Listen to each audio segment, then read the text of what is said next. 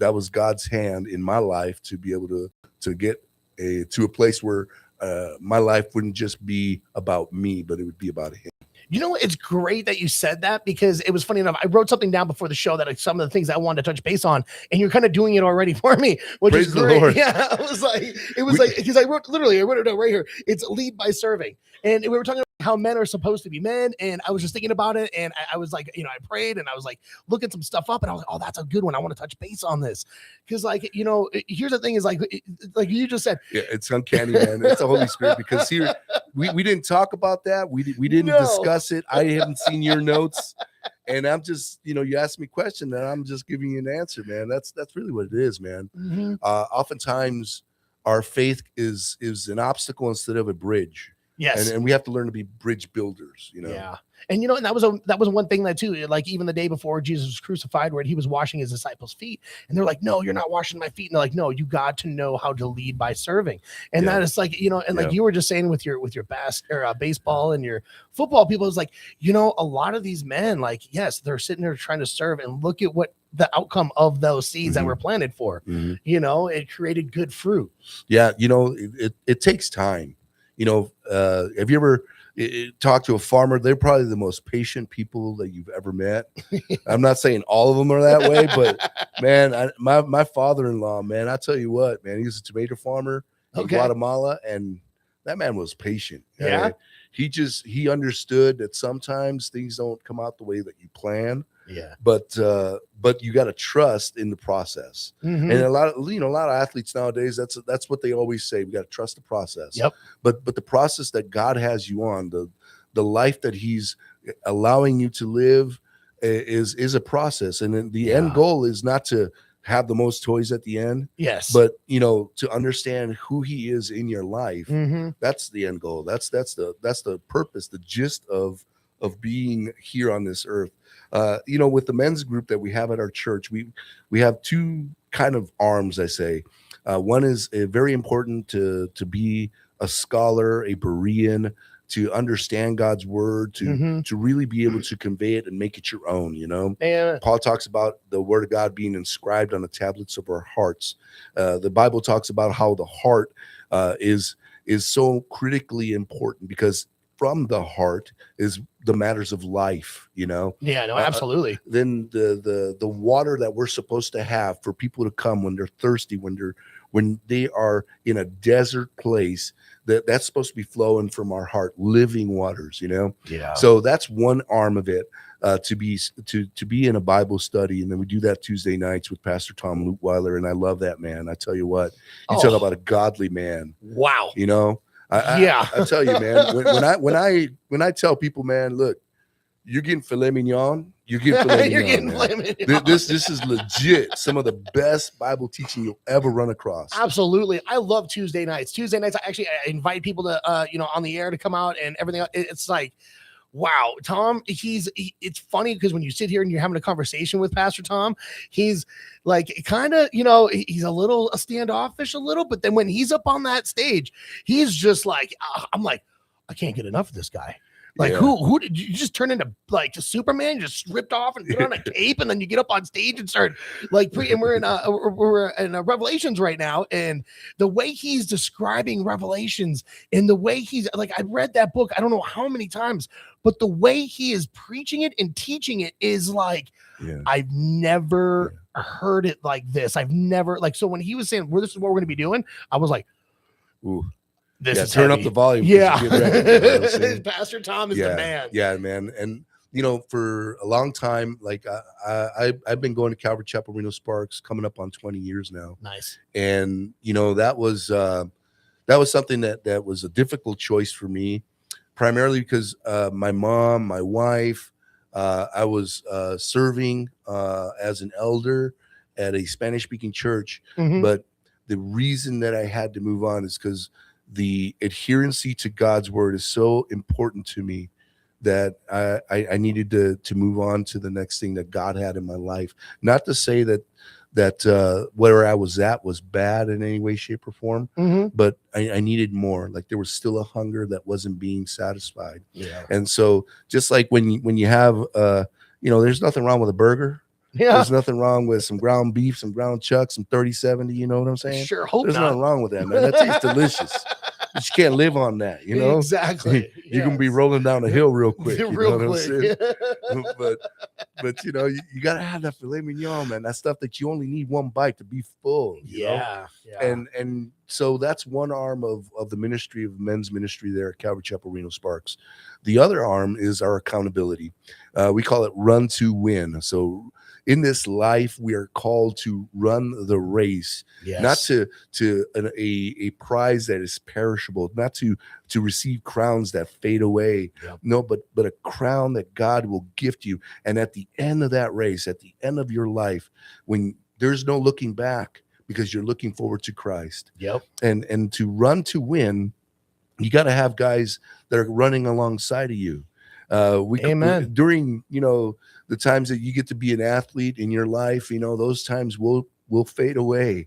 That they will be gone. Oh, absolutely. Before you even realize it, you're like, what happened, man? I used to be able to do this, that, and the other, and now you know you're struggling to get your arm up over your head. You know? Exactly. Yes. But you know, those are the things that you can't look back, because otherwise you're not being able to plow forward. And then what we look to is Mhm. Jesus Christ. That's the goal. That's the thing. And as you're training, you know, you got to have guys that are like-minded, that are going to hold you accountable, that aren't going to, you know, steer you the wrong way. Yeah. And then that's the second arm of our ministry, Run to Win. We call them laps.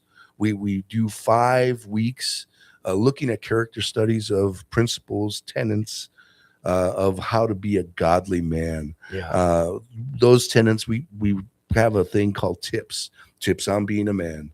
See, know, that's good. Yeah, and the T stands for truth, and you know, I is integrity, P is purpose. One of the S's is sincerity, and we add an extra S is strength. Nice. You know, those 5 things are the things that we believe are the core principles in order for you to be a godly man. You got to start off with truth. You know, if you don't have truth in your life, not that it's relative, but a true objective truth that will not change, truth that does not need to modify based on its surrounding, because truth, another way of looking at it, is reality. Yes. You know, what's the reality of the situation, you know? Mhm. And God's word, in God's word, it says, you know, that his word will not perish. Heaven and earth will pass away, but his word will remain forever. It even talks about how God himself says, I hold my word in higher esteem, of more importance than Yes. my own name. Yes. I mean, get that, bro. I mean, could you think about that for a second? You know, everybody talks about having integrity, having, you know, a word. Your word is your bond, right? Yes. But if your word is meaningless, then your character is in question. Exactly. You know? 100%. You know, that was funny because, like, you know, my dad was always telling us that all about growing up: integrity, character, and honesty. If you have those 3 things in your life, you're going to be a good man. And, you know, and I believe that because it's also, that's the same thing when it comes to God. He has that integrity. He has that character. He is honest. Everything that he has said to us has either been proven true or about to be proven true. Amen, bro. And that's the thing is like where people are like, you know, even the secular world, like, oh, well, the Bible's not real. I'm like, well, then prove it wrong. Yeah, you know, Prove they've it been wrong. trying. They've been trying. They've been trying, and They've they been can't trying. do it. They can't get it done. You can't do it. It's hilarious. So I was you like, you know, and I can prove a lot of things wrong with your scientists. Yeah. Like, you know what I mean? Yeah. So where's your mind going to be at? And that's where it's like everything about the Lord is Mhm. the way, the truth, the light. That's it, man. Like that's where he is. That's what it is. Yeah, you know, as we're walking through this lap, you know, we started off with truth, you know, Mhm. the importance of it. The overarching theme of the lap that we're in right now is, you know, should the Lord tarry, should he wait, should he delay his coming, you know? And I don't think he is, man. I think it's like all the signs are there, everything's It's coming. lining up. People are wondering, man, what's going on? Well, Oh, let me yeah. tell you, I got answers for you. You got to listen. Yeah. Yeah. You know, and I tell them all the time, you know, it's like they have that saying, right? You got an app for that, and I got a verse for that. Let me tell you. Exactly. So, you know what I'm saying? And then I got another verse to bounce off of that Yeah, verse. yeah. Like, I got verses for you. yeah, Brother. you got bars, I got verses. Yeah, Okay. So check this out. So when you look at truth, you know, and you know, this lap that we're in, should the Lord tarry, what should he delay his coming? What kind of church is he going to find? What are we as the men of the church now, Mhm. as Christ has called us to this season? What are we handing off? Yeah. You know, are we going to hand off the importance of Scripture, where our truth comes from? Is it the basis of our life? Are we living it out? You know, Yeah. those are all questions we are asking our men to look at. Now, integrity is, if you think about it, it's like uh, a solid piece, a surety, a sound surface, Yeah. to be whole, to be complete, not lacking anything. I don't know about you, man, but I got a lot of gaps. Yeah. You Oh, know, dude, who got a doesn't? lot of Talk gaps, about some man. potholes. Like, Yeah, yeah, bro. You know, they used to say in Chicago, you'll have the tallest building and the deepest pothole all in Yes, the sir. same block. Yes, sir. You It know, evens itself out. it Yes. just balances out, right? But here's the thing, that you know, because we allow the Holy Spirit to come into our lives and fill those gaps, Yes. then we're able to walk in integrity, to say, you know Mhm. what, this is accurate, this is true, this is real, this is what I have found to be true in my life, that without this, there's no way that I can meet you where I'm at. Yeah. You know, that's the integrity. The labs we just looked at was in Timothy, and then in Titus, we looked at the purpose. Yeah. What's the reason for the church? Mhm. You know, as men, we're called to be the elders of the church. Yeah. Okay. Now, a lot of times you'll get some pushback, especially with today's society, right? That, well, what about the women? There is absolutely nothing wrong with women. Women are women and men are men. Absolutely. Okay. Yep. Men, we have a role and a responsibility that if we were to fulfill that role and responsibility, Yep. maybe we would have a little bit different outcome. You know, so you're going to go back to, you know, men running things and men doing this. Well, if we knew how to run them properly, Absolutely. you know, Yes. if we understood to be compassionate, to be kind, to see the other side of the coin, you know, then maybe we wouldn't have this uproar and this uprising. Well, you know, it really stems back to the beginning. If you look at in Genesis, when things got out of kilter, because Yep. it started off perfect. Yes. You know what I'm saying? Yes, it did. I mean, we had a perfect garden. Yep. Everything was great. Yep. You know, nothing was lacking. No You know, sin. no sin. No You can eat nothing. whatever you want, not have Yes. a problem. There was just one tree. One to stay away. tree. One tree. That's one it. fruit. Come Just on. don't do that one. Come Don't do that on. one. Okay. Now check this out. When Eve was the first one to eat, but it was not attributed to her as sin because she Yes. was deceived. Yes. You see, now the man chose because she saw that it was good. She Yeah. ate of the fruit. Now, when she ate of it, she gave to her husband to Yep. eat, and he didn't say no. He didn't say like, "Hold on, baby, give me a second." No, he just said, "Okay, here Yeah. we go. I'm gonna take this bite out now." And instead of thinking to himself, God said no. Yeah. He forgot what the truth was. Yep. You know, he took his eyes off the prize. He stopped running that race. Yep. You know, and that's what happens oftentimes. We get taken out of the race, and then the shame that happened to Adam. Yep. That's what happened to him, man. And that's He- when they started hiding from God when he They was hid coming from down. God, man. They started putting on clothes. They started doing Yep. it. And you know, correct me if I'm wrong too on this too. I heard somebody say something like this, and I would love to hear your opinion on it too. Is the reason why Satan, the serpent, went after Eve before he went to Adam Mhm. was because Adam, like, you know, in relationships, like it says in the Bible, you know, it's, you know, Adam's God. the head. Yeah, he's Yeah. the head of the house, and yeah. then he's the head of the family, and he is connected to God. Mhm. And so, and the pure, right? Yep, So yep. he didn't go after Adam first because he couldn't get to Adam because Adam was still connected to God. But now he went to Eve and had her deceive her and had her eat the fruit, Mhm. and then had her deceive Adam, and that was the backdoor loop that Satan. Well, check went in this on out, that. man. The Bible says that Satan is like a roaring lion, seeking whom to devour. Right. Yeah, So that is not a concept that came up automatically. That's a concept that was from the beginning. Okay, so he is like a roaring lion, right? How do lions hunt? They go after the toughest and strongest antelope.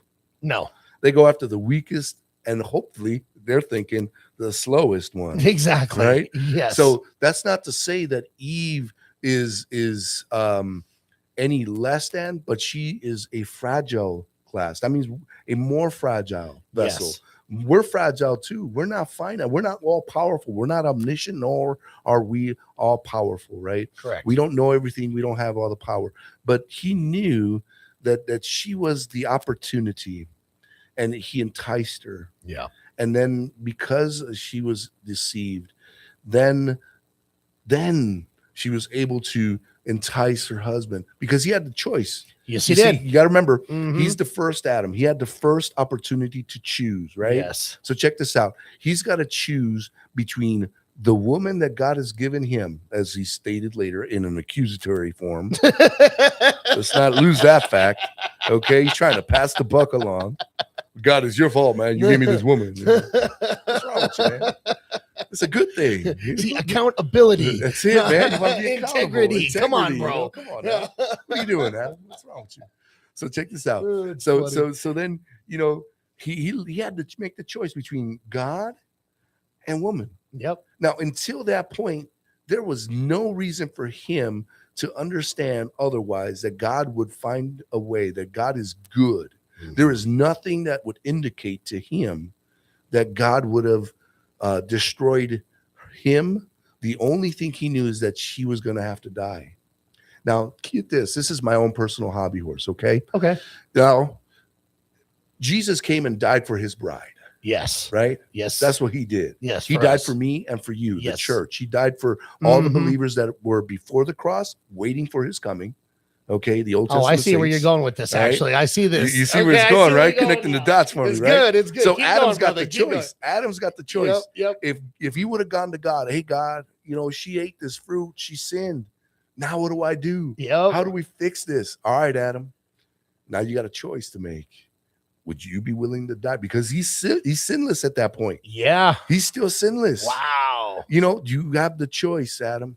Do you want to die for her? Do you love her that much? Are you willing to die for her?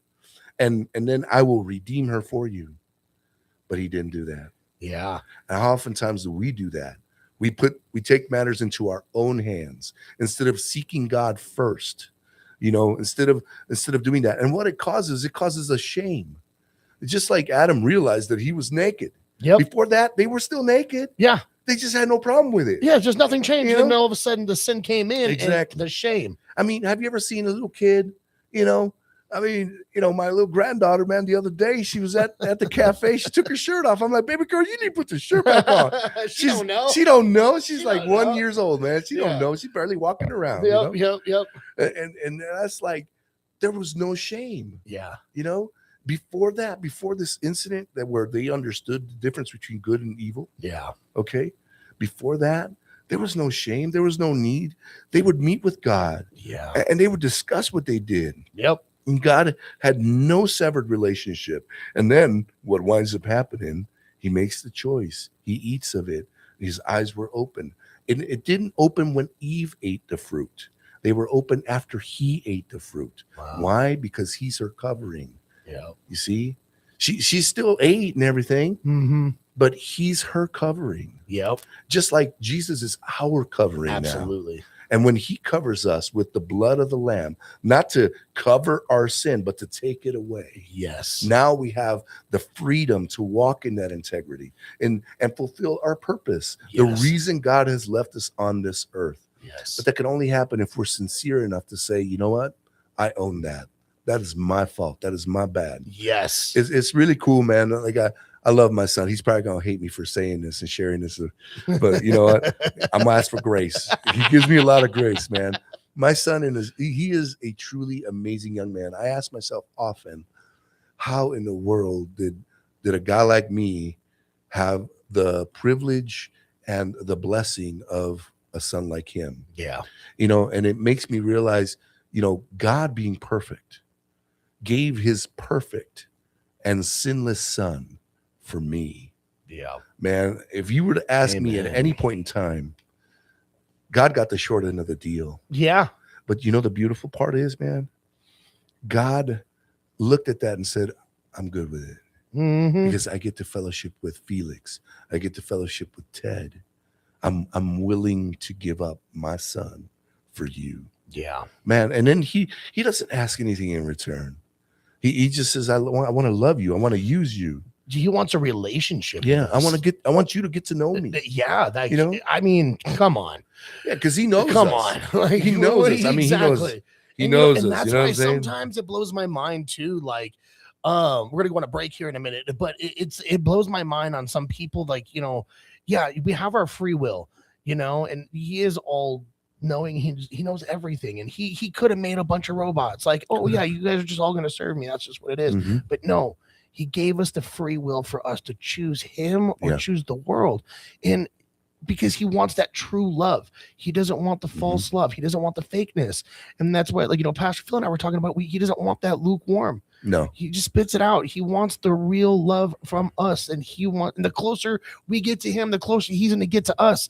And so it's crazy to me. Like, and that's why we sit here and we try to, disciple to some people like, yo, all you got to do is give them your heart. Yeah. Just give them your heart. Yeah, let him in, man. Let him in. Watch the beautiful things that'll start thriving in your life. And you know what?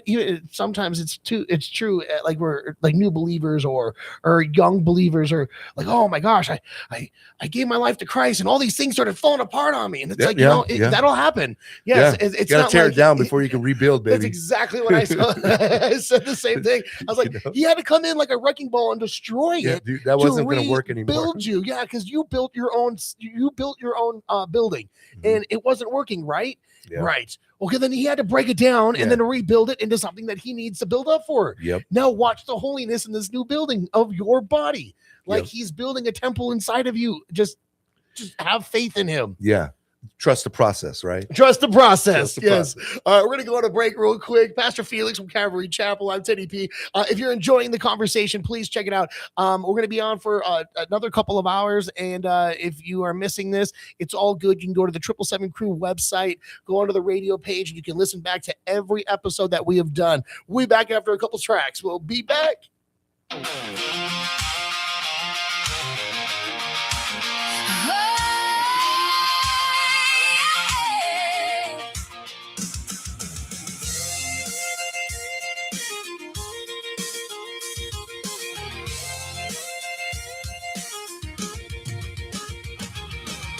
You came in hot with fire in your eyes. Turn the tables over, split the night in twice.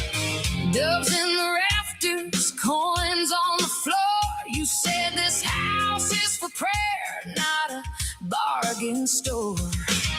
And every heart went still when mercy spoke so plain. You shook the dust from the door and called his name.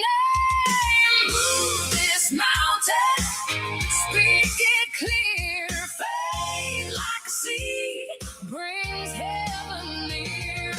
Move this mountain, call it done. If we believe, it will come. It will come.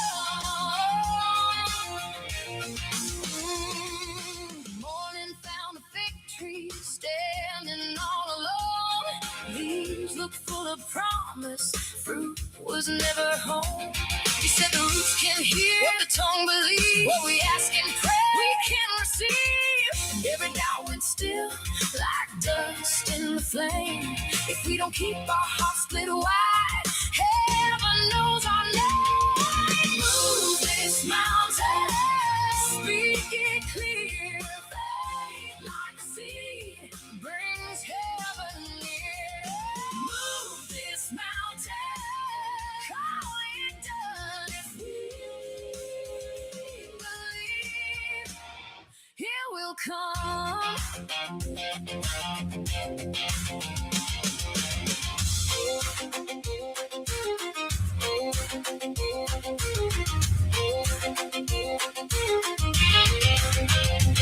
So here we are, hands open, eyes wet, not asking for a maybe, not living with regret. We lay it down, we let it ride. One word from you and the dead can rise. Move this mountain, speak it clear. Faith like a seed brings heaven near.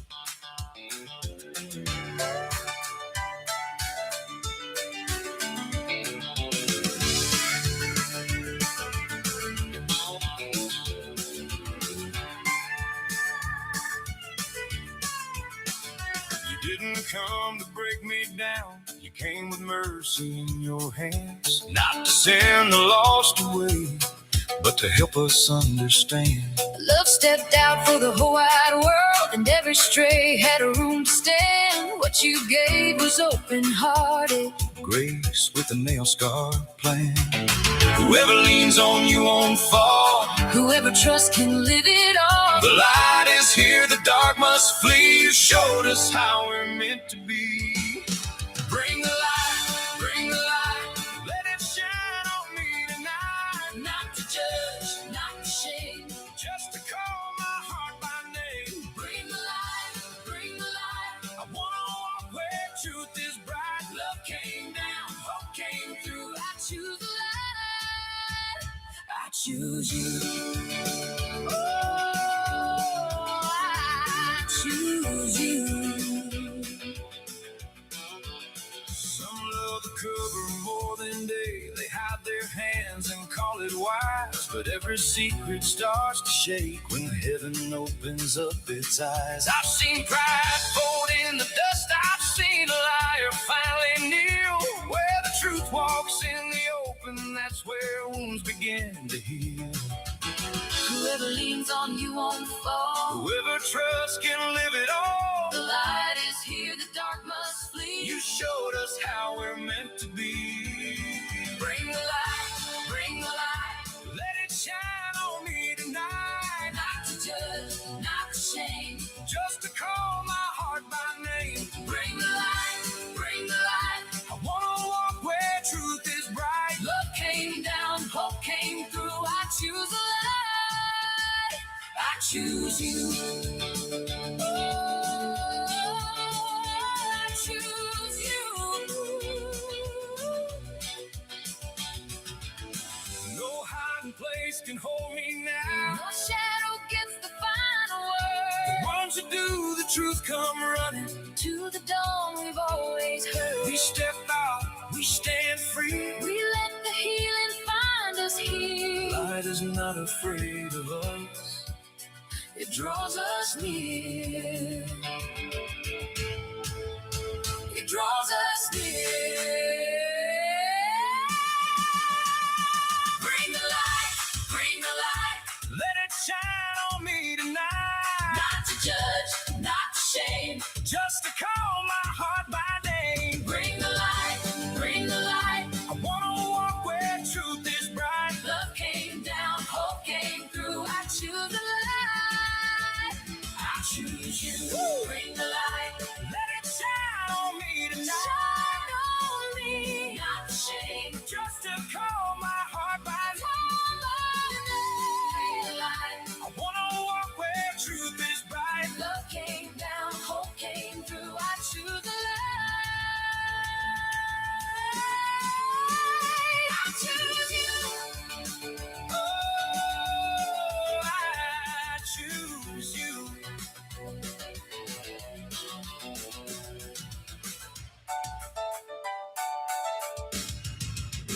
Oh, I choose you. Yeah.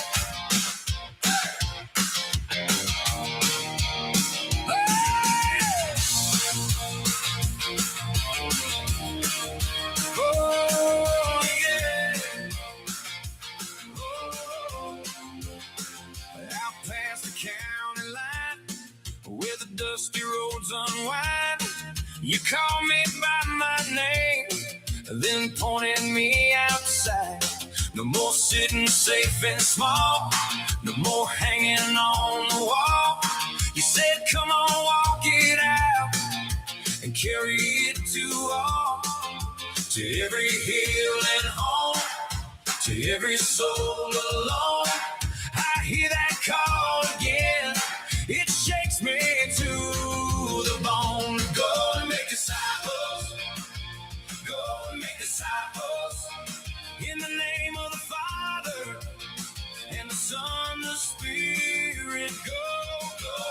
disciples. Go and make disciples.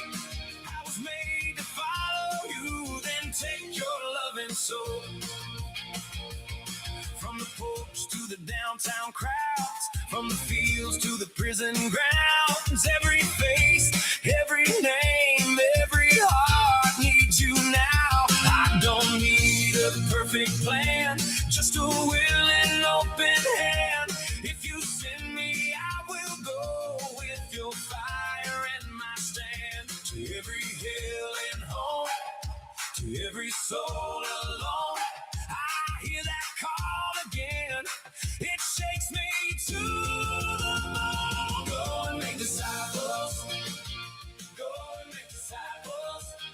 In the name of the Father and the Son, the Spirit. Go and make disciples.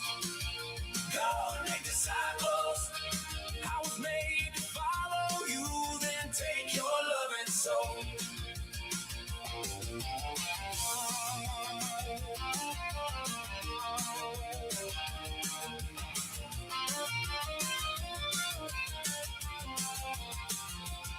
All authority is yours over every locked up door.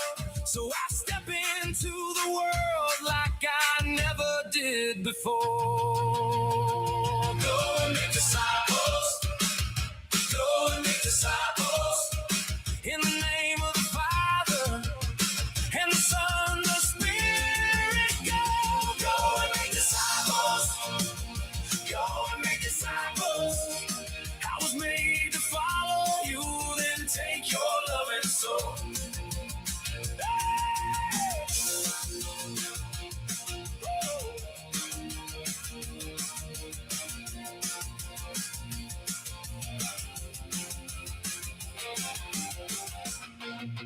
Go and make disciples. That's what he had said. Yes, it's the country version of the 777 Crew Radio. Thank you so much for tuning in.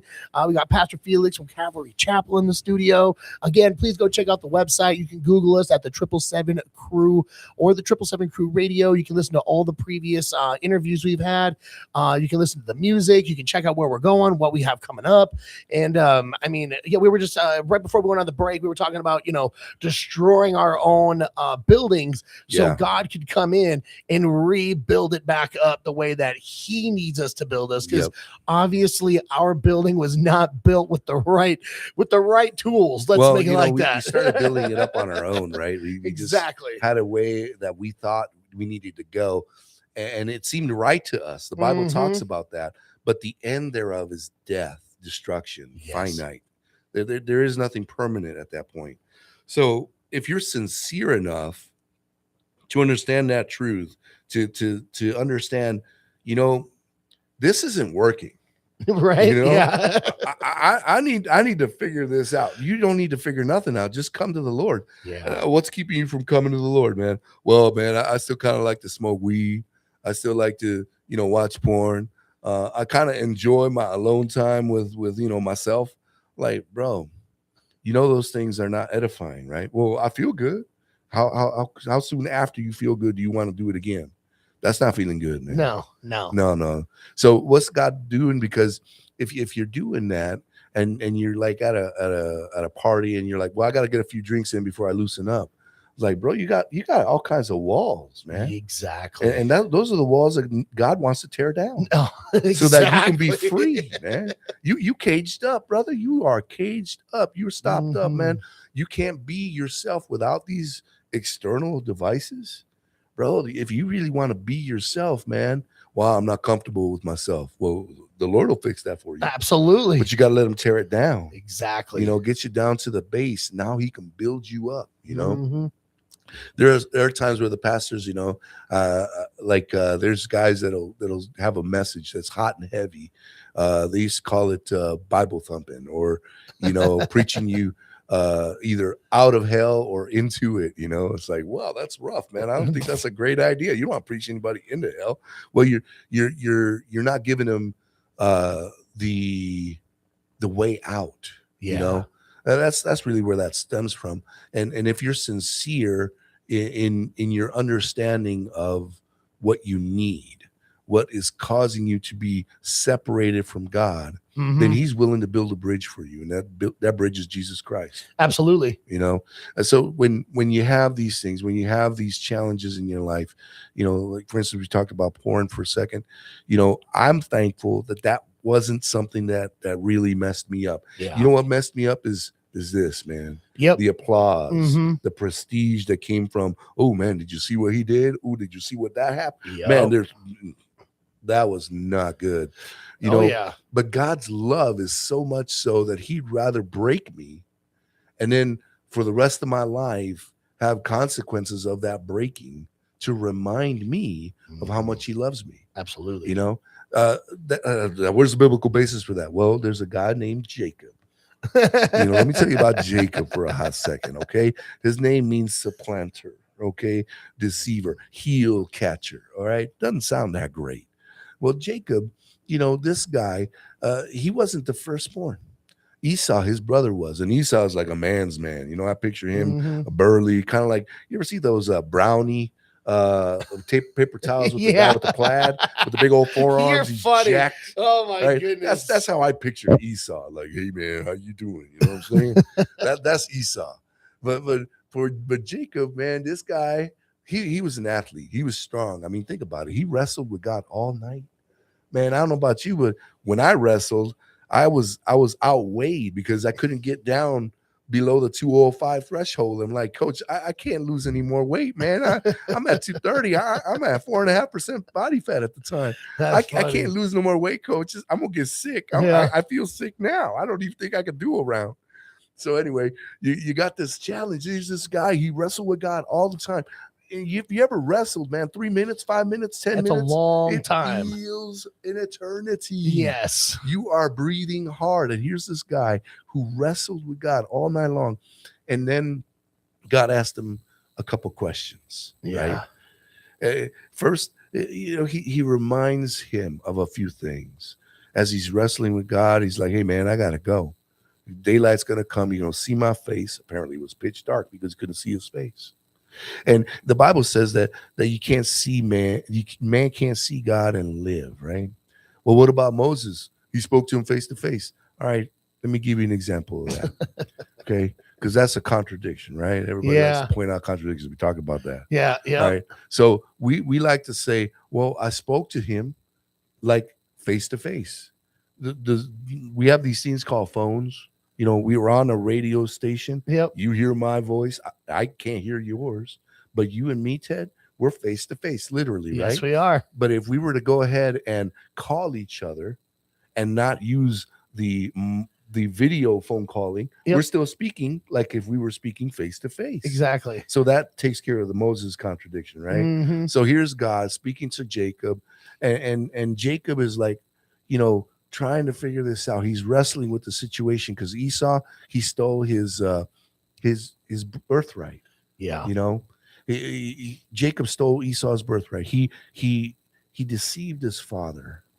He sent out Leah, his children, all of his goods to try to appease, because the last words he heard from Esau were, I'm going to kill you the next time I see you. Yeah. Okay, so now he's with God. He's sitting up there wrestling with him, and he's trying to figure out, what am I going to do next? Where can I run? And then as daylight's coming, he's not letting go, and he's like, all right, buddy. He touches his hip. Now, I recently had my left hip replaced, Mhm. and let me tell you, before that hip replacement, I had dislocated my hip. Oof. Yeah, it was unpleasant. I walked around on a dislocated hip for 30 days. Oh. And I admire Jacob because he was one tough hombre. Yeah. All right. Dang. Like, I'm glad that we have concrete and paved roads. Okay. It's level surfaces. You know, it hurt enough to walk on that. I couldn't imagine walking out in the middle of from the road from Fernley to Winnemucca, out in all that desert, Yeah. walking around on this. Nah, man, I ain't going nowhere. Yeah. Now I we're ain't just going chill nowhere. here for a minute. Yeah. Yeah, we're gonna sit here. I just want to die now. You know, take me, Lord. So Jacob, he's wrestling with God. He doesn't have any way. He's trying to figure out what to do. He's thinking, maybe I need to run. God then touches his hip. When the instant he touched his hip, he dried it up. And then God goes through these series of questions with him. You know, what's your name? Now, the last time Jacob heard that question, what is your name? Yeah. Was from his dad when he went in there to deceive him. Now he shows up with the soup, with the stew that Esau would prepare. Jacob shows up there and he's gonna trick his dad because he wanted that stew that his son would prepare. Yeah. Now Jacob knew that there's no way he can pass for Esau, Oh, yeah. you know. So he's got the stew. He's got like this sheep's hide on his neck. He put himself so he can smell earthy. Yeah. Okay. He's like, man, I don't know if this is gonna work. And then he comes in and he says, it is I, your son Esau. And Isaac was like, oh, his eyes were dim, he couldn't see well. What? It's like, wait a minute now. Come closer. Come closer. You know, who are you again? This is me, Esau. Let me smell you. Yeah, you don't you smell. like- You smell like him. Come here. Let me touch the back of your neck. Man, you are hairy. Oh my goodness. Yeah. You feel like it, but you don't sound like him. You sound like Jacob. Yeah. And he asked him, what is your name? It is I, Esau, your son. Now bless me. So God asked him that question because he wanted to bless him. Don't leave me, Lord. Don't leave me. He's hanging on to God by, I think he was hanging on to his heel That makes sense. catcher, Right? right? That's just me. He's hanging on to God. God's got to go. And then God's like, all right, what's your name? And then he's like, it's Jacob. He recognizes who he is. Oh, yeah. He owned who he is. You got to be sincere sometimes. Yeah. Own who you are. Yeah. Acknowledge, hey, man, I'm a conniver. I'm a liar. I'm a thief. I'm an adulterer. I'm just watching out for myself, man, but I don't want to be that no more. Mm-hmm. I don't want to be that no more. Please bless me, God. Yeah. And sometimes he's going to touch your hip. He's going to touch you and it's going to hurt and it's going to be a permanent mark Oh, yeah. for the rest of your life. Oh, yeah. And, I like to say, man, I keep cashing checks with a lot of interest, man, because I wrote a lot of checks when I was young. But, here's the thing. God has a way to meet you where you're at. And God met Jacob right there where he was at, asked him what his name was. He owned it. He was sincere with who he is. And now he said, yeah, you know what? That's not going to be your name no more. This was his blessing. You will no longer be called Jacob, supplanter, conniver, deceiver. No, that's not going to be you no more. Your name will now be Israel, governed by me, governed by God. That's cool. That's what Jesus does for us. Yeah. When we come to him at the end of our rope, we got nowhere to go because Jacob was stuck between a rock and a hard place. His brother's going to kill him. Yep. He came out with his army. And now, he's trying to figure this out. Ain't got nowhere to go. He can't go back because Uncle Laban's going to take him out. Yep. So what do? He sits alone. God meets him. It was God that reached out and grabbed Jacob. Yeah. He wrestled with him. It wasn't Jacob wrestling with God. Yeah. Yeah. Come on, Jacob, give in, baby. No, I'm not giving in. That's just me being silly, Yeah. But I could totally see that in my life. God would often wrestle with me. It's like, Felix, now come on now. No, don't do that no more. Oh, come on, Lord. I'm really good at this. I know you are, but that's not good for you. Exactly. You see, the problem is the enemy is going to tempt you. When we look at the requirements for a bishop, an elder, right, a pastor, so to speak, they're interchangeable.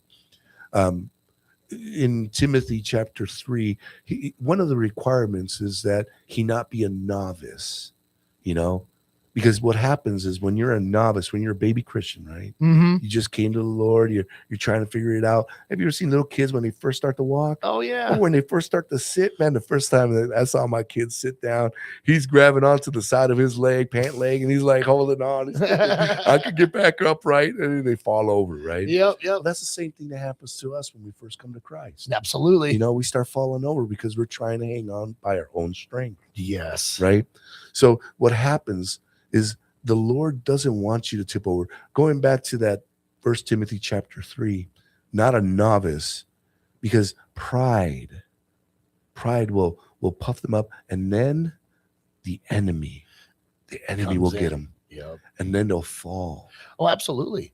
We were just talking about that at church, with Mhm. Pastor Phil, with Yeah. with when Egypt came in, and after the pride came in, and the pride, it was the first sin. It was Yep. the first That's sin. the root of all sin, if you ask me, man. Yeah, Pride. and that was like the reason why Lucifer got cast out of heaven, was Yeah, because of 'cause pride. I want to be like the Most High. Yeah, sorry, It was- bro. his pride was puffed up. It was like, they really should be worshiping me because I'm the one leading worship. Yeah, and he's It's like, Hold on sit now. down, bro. Hold on, bro. Like, Hold on. yeah, The reason we're here is to worship the King. You're not the King, bro. yeah. So yeah. that's what happens. We have these people that will try to prop up their own kingdom, and then forget about the real King. Exactly. The book of Matthew, the whole thing is who Jesus establishing his kingdom, what it will look like. I remember as we taught through the book of Matthew in the Spanish ministry, Mhm. I'm telling them these things. Pastor Phil taught it through. I was about 6 months after he did. And, just in all sincerity, I don't take his notes. Oh, okay. Because here's what happens. You get lazy. Ah. You know what I'm saying? Yeah. You start parroting. Mm-hmm. And then what you got to do is you got to break yourself of those things. Yeah. You got to make it your own. Yeah. You got to own it for yourself. Have it inscribed on the tablet of your heart. Yes. So that way, now when you share with somebody, you ain't got to look it up, man. You know what it says. Because you studied to find yourself approved. Exactly. Cutting the word of God straight. Oh, You know yeah. what I'm saying? Oh, yeah. But what happens is a lot of times, man, they hear this wonderful thing, this slogan, man. I like that, man. I'm gonna use that. Like, bro, do you know that you're swinging around a pretty big sword, two-edged? It says, That's that's the word of sharper. God. Yeah. And then that can discern between the soul and the spirit, that can somehow cut between the bone and the marrow. Bro, Yes. it even pierces to the intents of the heart. I don't want to be swinging that thing around without knowing how to use it. You know what I'm saying? Yeah, we were just talking about that last week at the men's group with Pastor Tom. Yep. Yeah, but the double-edged sword and the marrow. Oh, yeah, Bro. dude. See, if you don't know, you need to come out to Calvary Chapel on Tuesday nights at 6:30, and you Yep. need to come listen to Pastor Tom talk about all. It's Bro, amazing. I'm telling you, man. We have this hot dogs and hot rods on the 11th of August. Yes. So Mhm. if you got a hot rod, and then this is kind of me being goofy, right? It's like if your hot rod goes vroom vroom or rah rah, bring it out, man. Enjoy the time and fellowship with the saints, because Yeah. like I was telling the guys, man, it's like, bro, you restored that thing. Some of the guys have these books. I like the way you said this at church. communion? Yes, I like the Yeah. way you said it. So say it again. Say it So again. check this out. This is man. really good. So here's what happens, right? You have these guys that have restored these wonderful pieces of Americana, right? They I mean, sometimes these frames are so rusted out that they don't have anything. Yep. Yep. But they are able to, with man's hands, restore it to such a splendor, such a glory, and it's beautiful. Yeah. Could you think what the pierced hands of Jesus Christ can do with your life? Exactly. Some of us, all we got is dust, man. That's it. Mhm. We ain't got nothing but ashes. Yeah. But the word of God says that he can make those ashes beautiful. Absolutely. From dried bones, he can make and raise an army. Yes. And he has. Absolutely. And he has. has. It's proven. It's Bro, been I'm just proven. saying, man. Yes.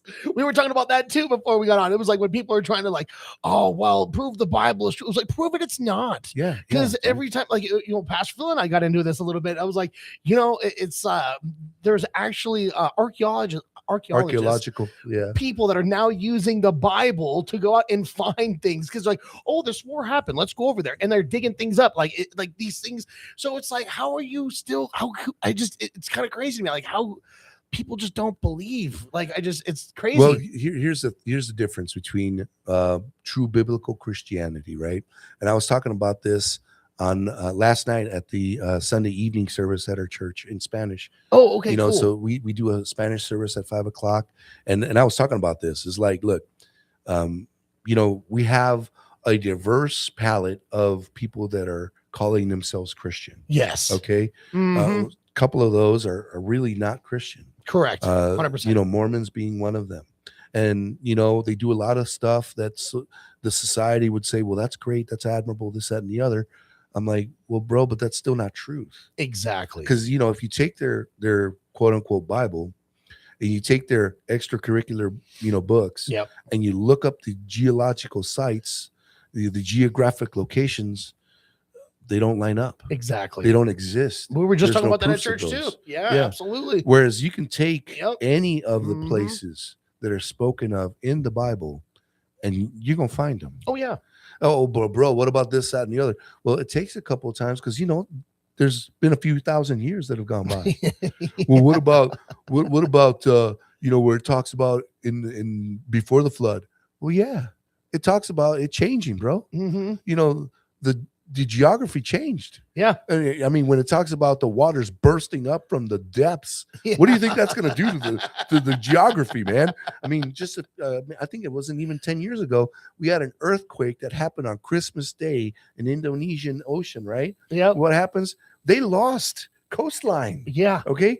Mhm. Before that, it was in Japan. Yep. You know, Japan. I remember they that one. lost 6 feet of coastline. That's crazy. You know, could you imagine that? Yeah. I mean, you know, your daddy will come in and be like, yeah, man, I remember the coast used to be out there, Yeah. you know, and that's just within the last 10 years. Oh, just wait till the big earthquake comes. Like, well, there used to be California on that side of the country. Now it's just Nevada. Yeah. You know, We're all going to have prime real estate at that point. well, we're going to be back here in just a few minutes. We're going to play a couple songs. Pastor Felix from Calvary Chapel. It's been an awesome time having you on. We still have one more hour left. Again, if you're just tuning in and you're really interested in what we're talking about, please go to the website, Google us right now, the 777 Crew or the 777 Crew Radio.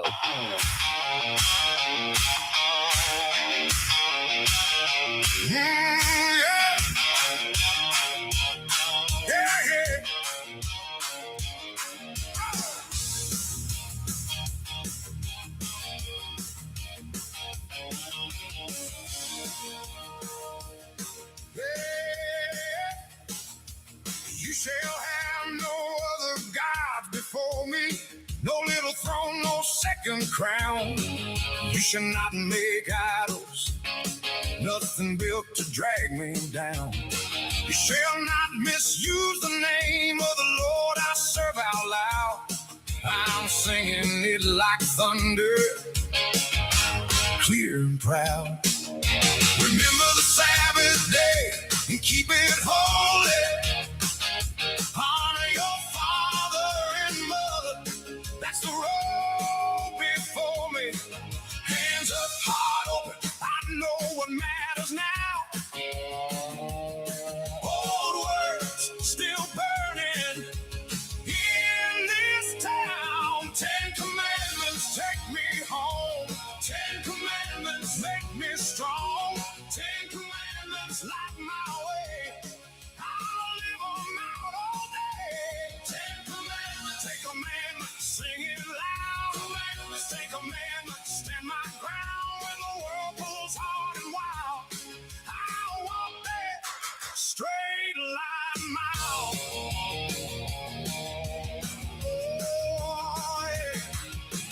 You shall not murder. I keep my fist held tight. You shall not commit adultery. I want a clean heart tonight. You shall not steal what's never mine to hold. You shall not bear false witness. I won't sell my soul. Remember the Sabbath day and keep it holy. Honor your father and mother. That's the road before me. Hands up, heart open. I know what matters now. Old words still burning in this town. 10 commandments take me home. 10 commandments make me strong. 10 commandments light my way.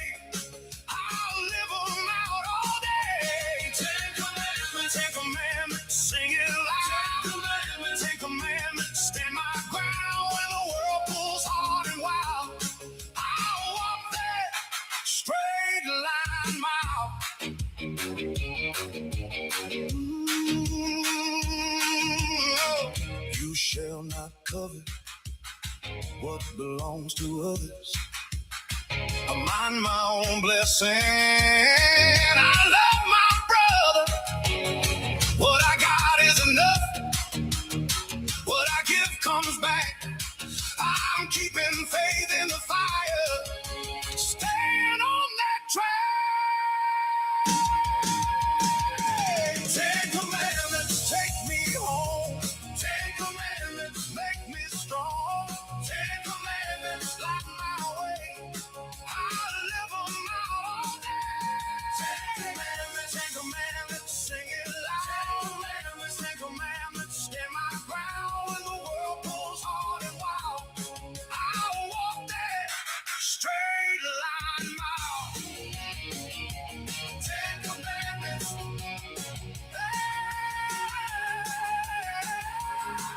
I'll walk that straight line mile.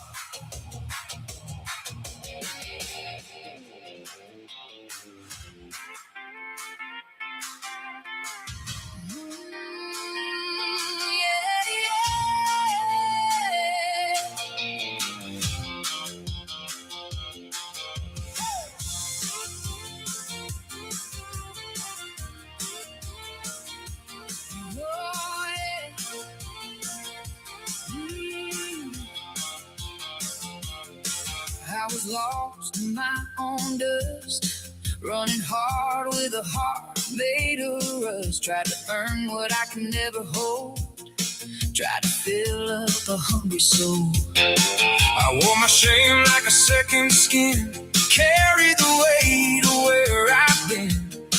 Thought the fall was the end of the line, then you stepped in right on time. You didn't turn your face away. You let me in the mess I made. One look and I could see love came for a fool like me. Yeah. God so loved the world. God so loved the world. Lifted me up when I couldn't stand. Put new life in these broken hands. God so loved the world. God so loved the world. I believe. Mercy came and rescued me. Now the morning feels brand new, like the sky got washed in blue. Every scar in my story says there is hope on the other side of pain. I was close to giving up, then your grace got louder than my fear and my luck. Now I know what forever means, a saving love that still reaches me.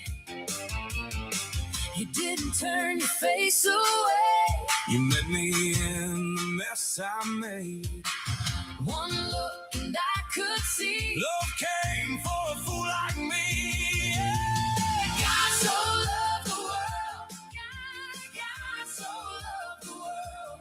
Lifting me up when I couldn't stand. Put new life in these broken hands.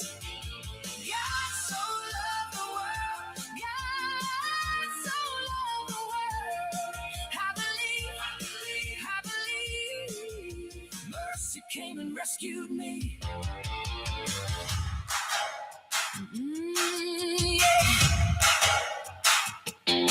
Not to shame me, not to break me, but to save me and keep me. You sent the sun to set me free, so I could live and finally believe. God so loved the world. God so loved the world. Lifting me up when I couldn't stand. Put new life in these broken hands. God so loved the world. God so loved the world. I believe. Mercy came and rescued me. Freedom came.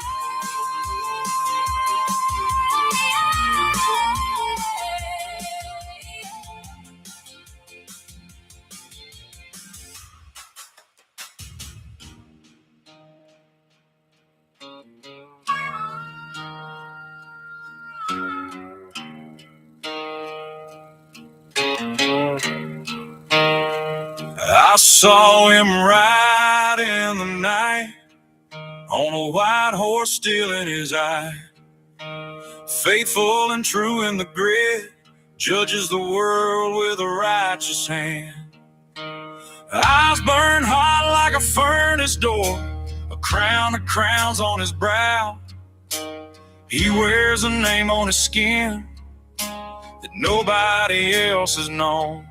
Blood on the hem, truth in the air. He don't back down, he don't play fair. White horse thunder,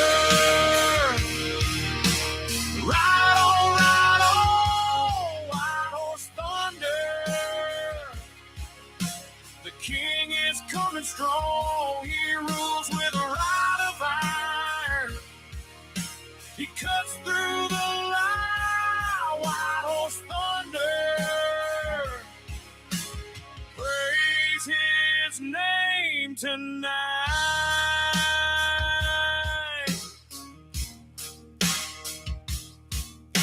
His robe caught red at the edge, not from this world, from the war. A sword from his mouth goes forth, and every false thing falls.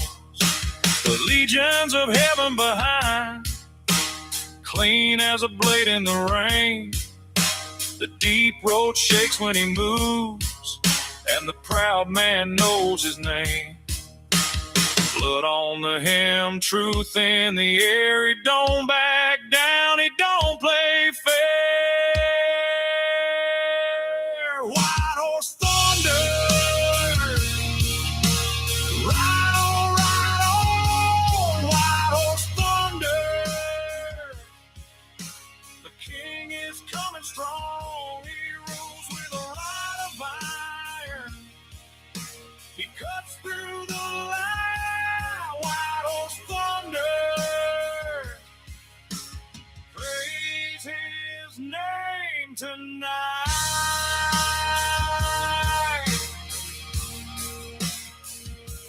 King of kings, Lord of lords, written bright where the dark's been torn. On his cloak, on his thigh, the whole wide earth hears the cry. White horse thunder, ride on, white horse thunder. The king is coming strong, he rules with a rod of iron. He cuts through the line, white horse thunder. Praise his name tonight.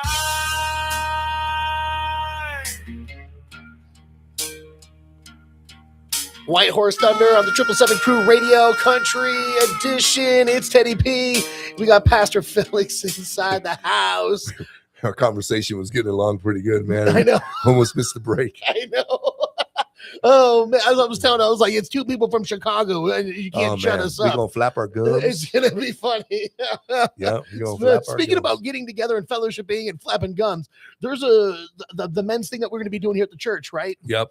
So in September, we have the men's conference. Mm-hmm. And, this year's theme is his integrity exchanged for my shame. The things that are keeping you from fulfilling your purpose, for fulfilling everything that God has called you to be.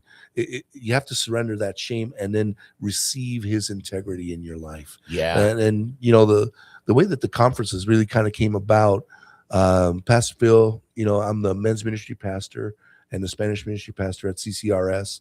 And Pastor Phil had asked me, hey man, I want you to set up a conference. Dayton is going to be our partner with this, but depending on how many people come out, we're going to work through that. So I was like praying about it, and I'm thinking to myself, well, man, a few years earlier, right as COVID is really hitting hard, one of the guys at our prayer meeting asked me, hey, Felix, this is something that the Lord put on my heart to share with you. What would be the hardest thing for a man in today's society? What's the hardest thing for him? And don't give me an answer. Don't tell me right off the cuff. Pray about it. Yeah. Immediately after he asked me that question, I know that the Lord put it in my heart is simply to be a man. Yeah. You know, 100%. just to be a man. You know, they say, well, you're toxic, you're this, that, and the other. Like, bro, God made me a man. I don't, you know, I need to walk in that truth. Yeah, absolutely. You know, the main purpose in my life is to be the priest. That means I'm going to represent God to my family. Yeah. It is my calling to pour into them godliness, Yes. you know, and to intercede on their behalf. Well, what's the biblical basis on that? Well, Job, he was given offerings for his kids in case they forgot. Yeah. He's interceding on their behalf. Absolutely. Yeah. Right? Because I remember he was like, yeah, we went through the book of Job at church and he was doing Yep. the sacrifices. He's like, I don't know if my kids are messing up, but hey, Hey, if they did, I got them hey, covered. here you go. There you Like, go, Lord. Here's my sacrifice for my kids. and that's man. beautiful. And that's part of it. You need to represent your family, intercede on their behalf before the Lord. You know, Mhm. the prayers of mothers are so wonderful because we see them in the Bible. You know, here's a woman who Hannah wanted to have kids and she couldn't. Yeah. You know, and she's there at the temple and she's weeping and crying so much so that Eli, the priest, as he's walking by, he's like, hey, you know, you don't need to be drunk at the middle of the day. And she's like, Lord, and she didn't What? like get out of pocket with him. She said, Lord, it's too early. It's too early for me to be drinking. My sorrow is not from drunkenness. Yeah. It's from the Lord. Mhm. And then he said this, well, may the Lord answer your prayer. And God gave her Samuel.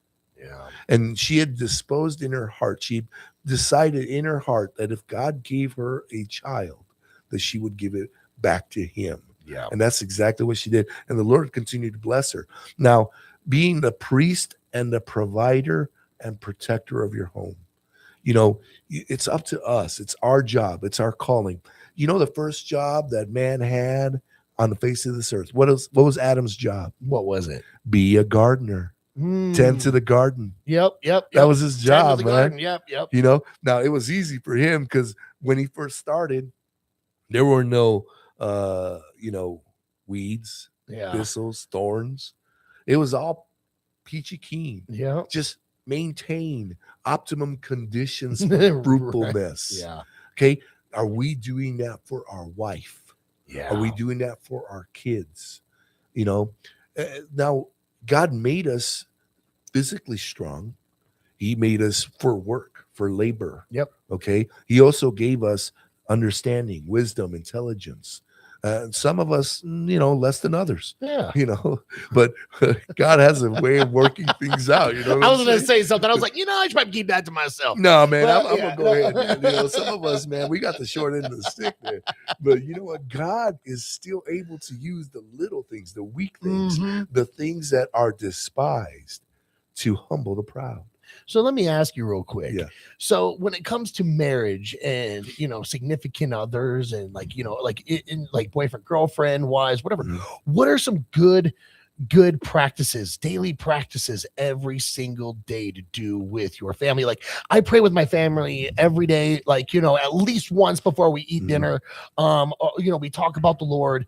We're doing a Bible study here soon. Like we're going to start picking out different books in the Bible to start going through. But what are some other good, like things like a daily practices, you know? Well, you know, in Deuteronomy, it talks about how we're to do that in our comings and goings, in our rising and sleeping, in every aspect. We're supposed to bring God into it. Yeah. You know, as a kid, my dad, I don't know if he had a fear of flying or he wasn't comfortable on a plane, but we drove everywhere. And it was like, dude, I you know, I love road trips. I love to drive everywhere. Yeah. But my kids did not appreciate it as much when I drove them from Reno all the way out to Chicago, Illinois. Oh, yeah, that's a more that's than a one good occasion. drive. Yeah, that's a yeah. good drive. At least it's Highway 80 all the way. 80 you all know, the way, one man. road down. You know, you know, I've driven them and I've dragged them. It was like the Griswold family Big vacation. Griswold. Man. It was like, you know, one thing after another. It's like, but you know what? Here's what I would bring into it is I would invite them to have questions. Yeah. And my dad did that for me. Now, my dad was not a godly man in any way, shape, or form, but I always look back at those examples that he gave me, Yeah. that he would bring me into his conversations. Like we would have this game called "What would you do if you won the lottery?" Uh-huh. You know, and if you ask somebody that, they're trying to be slick and be like, "Well, I'm going to invest part of it." If you ask a Christian, "I'm going to tithe," I'm like, "Okay, but invested in what? Yeah. How?" And then my dad would get down into the nitty gritty, and he would like, "Okay, if you want to open up an orphanage, how long will you be able to sustain it? Yeah. How long can you pay for those things?" And these are all things that helped me to have foresight in the comings and goings. As a parent, as a father, you want to equip your children with information that will help them have that foresight. Absolutely. And then a lot of that has to do with our command to be the priest of the home. Bring God into every conversation. That doesn't mean you need to Bible thump them all day long. Oh yeah. It's kind of hard for my kids, because being a pastor, it's hard for them because they're PKs, they're pastors' kids, right? Yep. But I tell them all the time, it's like, look, you don't need to be perfect. I'm not perfect. Oh, Have yeah, I ever nobody shown is. you that I was perfect? Like, no. When you exhort me, it sharpens me up. I give my children that liberty to say, "Hey, Dad, you can't be doing that." Yeah. I'll tell you what happened one time. I was at Mountain America Credit Union. I don't know if I'm supposed to be saying names like that, but anyway, that's where I bank. You're good. So I was there, and $20 whenever you get a chance, by the way, for the shout hook out. us up. Yeah. No, But anyway, we don't want to do that, but still, there's a time. Messing me up. It's all right, man. But we're from Chicago. That's how we roll, man. What do you want from me? We don't miss an opportunity to do that. But anyway, so I'm at the bank, and the young lady that set up the appointment for us to take care of some business there, she failed to mention that it was going to be a while. And I got stuff, man. we got things to do. Block stuff out. Oh yeah. And my son was like, "Dad, what happened to patience?" Oh, man, he hit you like that. He hit me, bro. Oh man. I'm telling you. And I was like, "Ooh, man." And that's all he had to say. Now, if you understand what you've poured into your children and the example that you've laid before them, when they hit you like that, you're like, "Oh man, I'm doing a good job." Yep. Because my son has the liberty to exhort me. Now, the word exhort, it gets a little bit churchy, and sometimes it gets a bad rep saying, well, that means, you're going to be calling people out. Like, hold on a second. Exhorting is actually to edify, to make you better, to bring you to completeness. Oh, absolutely. Because here's the thing is I tell people this all the time. The people that are in your life that are your hardest critics, the people that are really like hard on you, the ones that are pushing you, they're the ones that actually love you and care about you. Mhm. Because if they didn't, guess what? They'd be like, well, whatever, keep doing what you're doing. Yeah. You know what I mean? But that's not loving. That's not caring. And what's funny is about, like, even with kids, I don't even know if I should say this on the air, but my wife's son, he's actually a good kid, just needs better guidance. Long story short, like, he was at the house and he couldn't hold a job. He was drinking, he was smoking, he was doing all these things. And to the point where, like, it was like he wasn't going to school, couldn't hold a job. He blew up his car that his mom bought him, like all of these things. And I'm just like, yo, like, and I had to sit back. He's not even my kid. And I just like sitting there and like watching my wife going through all of this stuff. And I'm like, yo, babe, this is what you got to put your foot down sooner or later. You've given him all these options. You've babied him. You've done all of these things for him. You've taken care of him. He's a man now, and you have a 10-year-old daughter that you need to look out for too. Long story short, she told me, hey, if you want to live here, you got to have a job or go to school, figure it out. Mhm. And so he left, went to his dad's house. And this was like maybe 5-6 months ago. Mhm. And now I couldn't be even more proud of him. We kind of left on a bad foot, and I really hope that him and I can like redeem this situation, because at the end of the day, I was even telling my wife, I was like, he is a good kid. He is a smart kid. And this is why I'm so upset with him right now. Because you have high expectations. For him. Because I'm like, dude, you have so much potential to be doing so amazing things in your life, and you're throwing it all out the window. But you know what? He bought himself a car, and now he's looking at renting his own house. And I was like, babe, this is a blessing from God. Like, this is what see what happened. Like, he's out now. He's figuring out, like, dang, they weren't kidding. Now he's holding down a job. Now he's doing all these things. I'm like, and I couldn't be more happy for him. Yeah. You know, and even though like him and I aren't talking really right now, but I want to like go up to him and tell him, like, dude, I'm so happy for you. You know, but at the same time, like you sometimes, like what Pastor Phil said, sometimes you gotta come in, you know, you gotta do something about it. I say you gotta give him some calientito, you know, you gotta heat up that bottom sometimes, you know. Yeah, to get him off the stove. The chancla. The chancla. Yeah, The chancla voladora. Yeah, exactly. You know, sometimes you just gotta, you know, we used to say in Chicago, it's like the Board of Education needs to be applied to certain areas. Absolutely, You know? absolutely. But these are all things that are prescribed in the Bible that you bring into everyday life, to all situations. And if you do your job right as a parent, is to watch them fly. Yeah. You know, the Bible talks about how our children are arrows in our quiver. Yeah. You know, if you think about the archery example, right? Yep.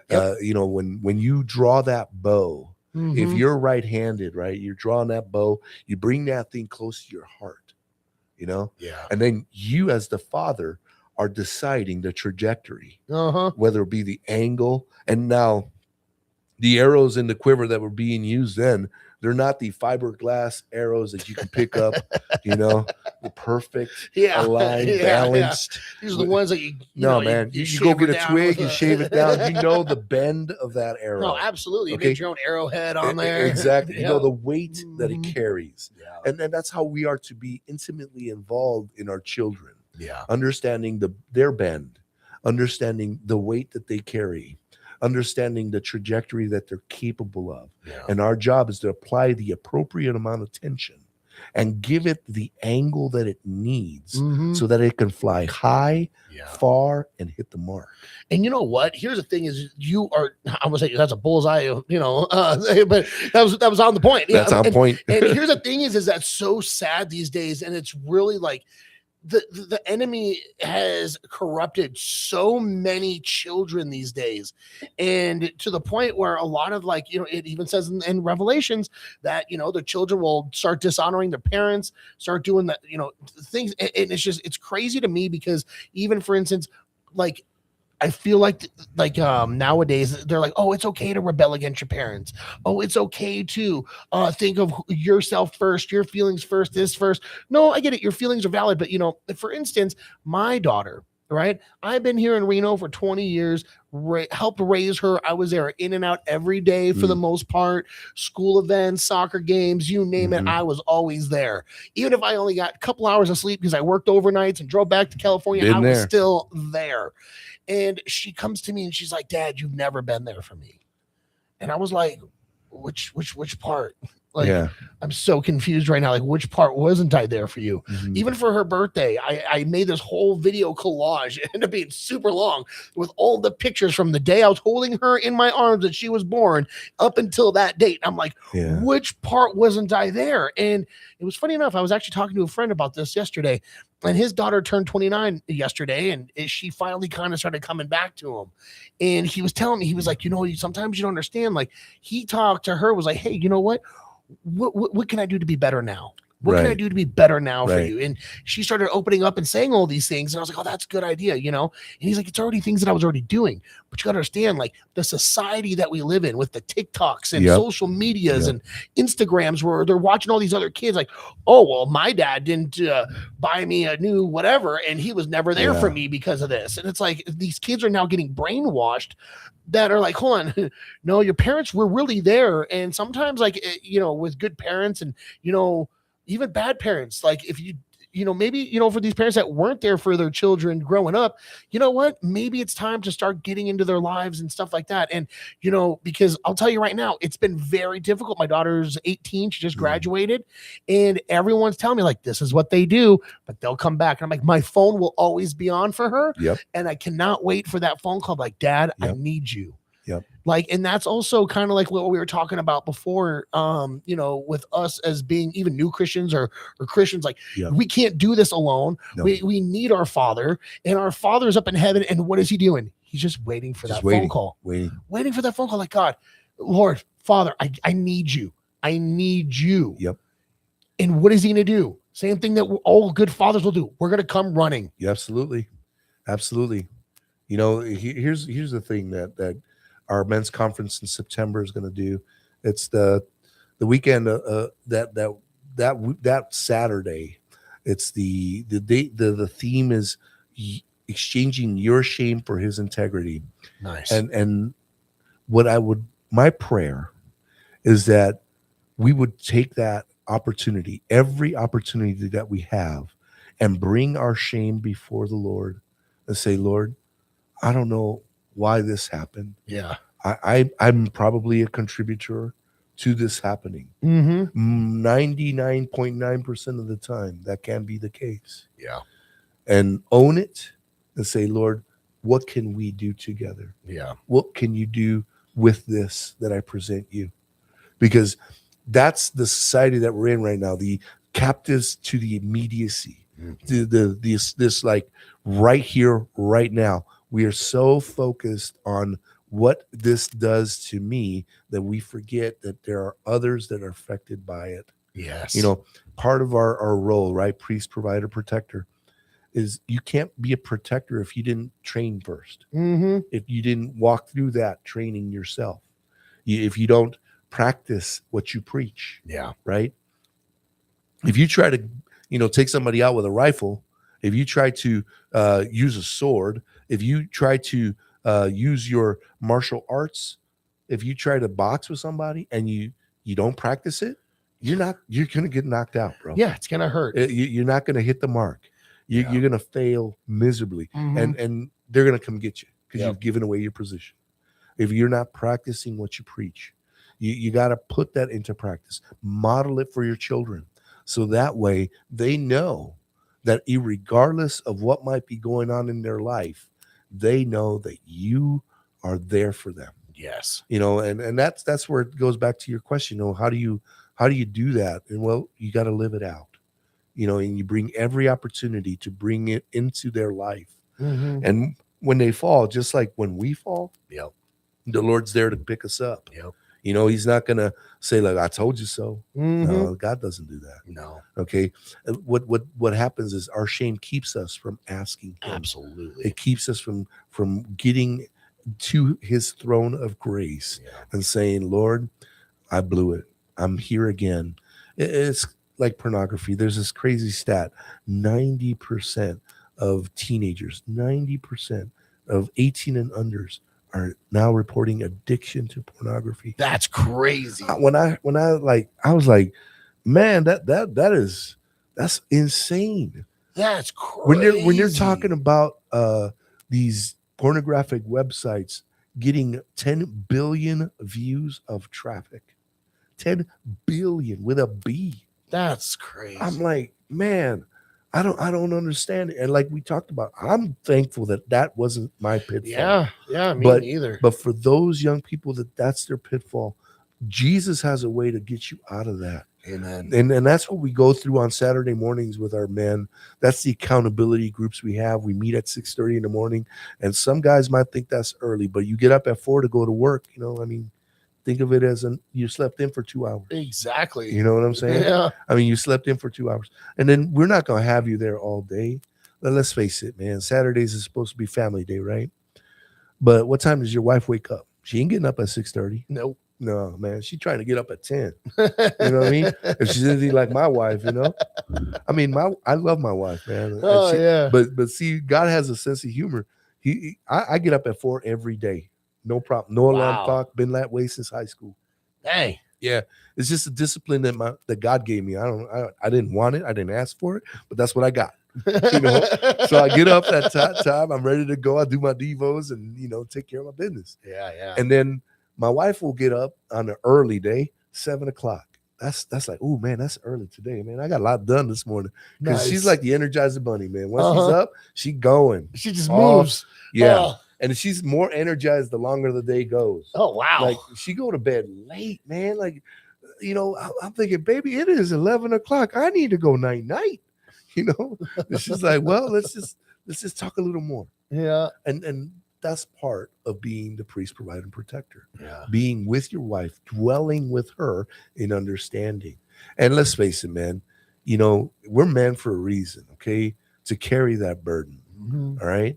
Now, I don't know about you all, man, but I enjoy resting. Okay. Oh yeah. But I'm gonna rest when I get to heaven. Uh-huh. Okay. The biggest problem that I have with the guys is that I have a hard time saying no. You know, if there's a brother that needs help, that needs my my meeting with him, Yeah. you know, me and my wife, we have an agreement. You know, God has called us to be a helpmeet. She's a helpmeet to me. She covers me when I can't be there. I love the fact that you were sharing with the kids, right? So, like you, I didn't miss nothing. I didn't miss if my kids had an event going on, I wouldn't miss it. Yeah. Wouldn't miss it because unfortunately, my parents didn't have that. Yeah. You know, because it was a Mhm. different time. I think my parents, it was interesting. They both went to the same game I played, and that was my worst game. It's my worst game. It was like It had to be. absolutely. It was the worst game, man. I threw 3 interceptions, man. Fumbled the ball twice. I don't even know how we won that game. I can't even because all I could focus on my errors, right? And my Yeah. parents were just happy to be there. Yeah. But I remember that, and it meant so much to me.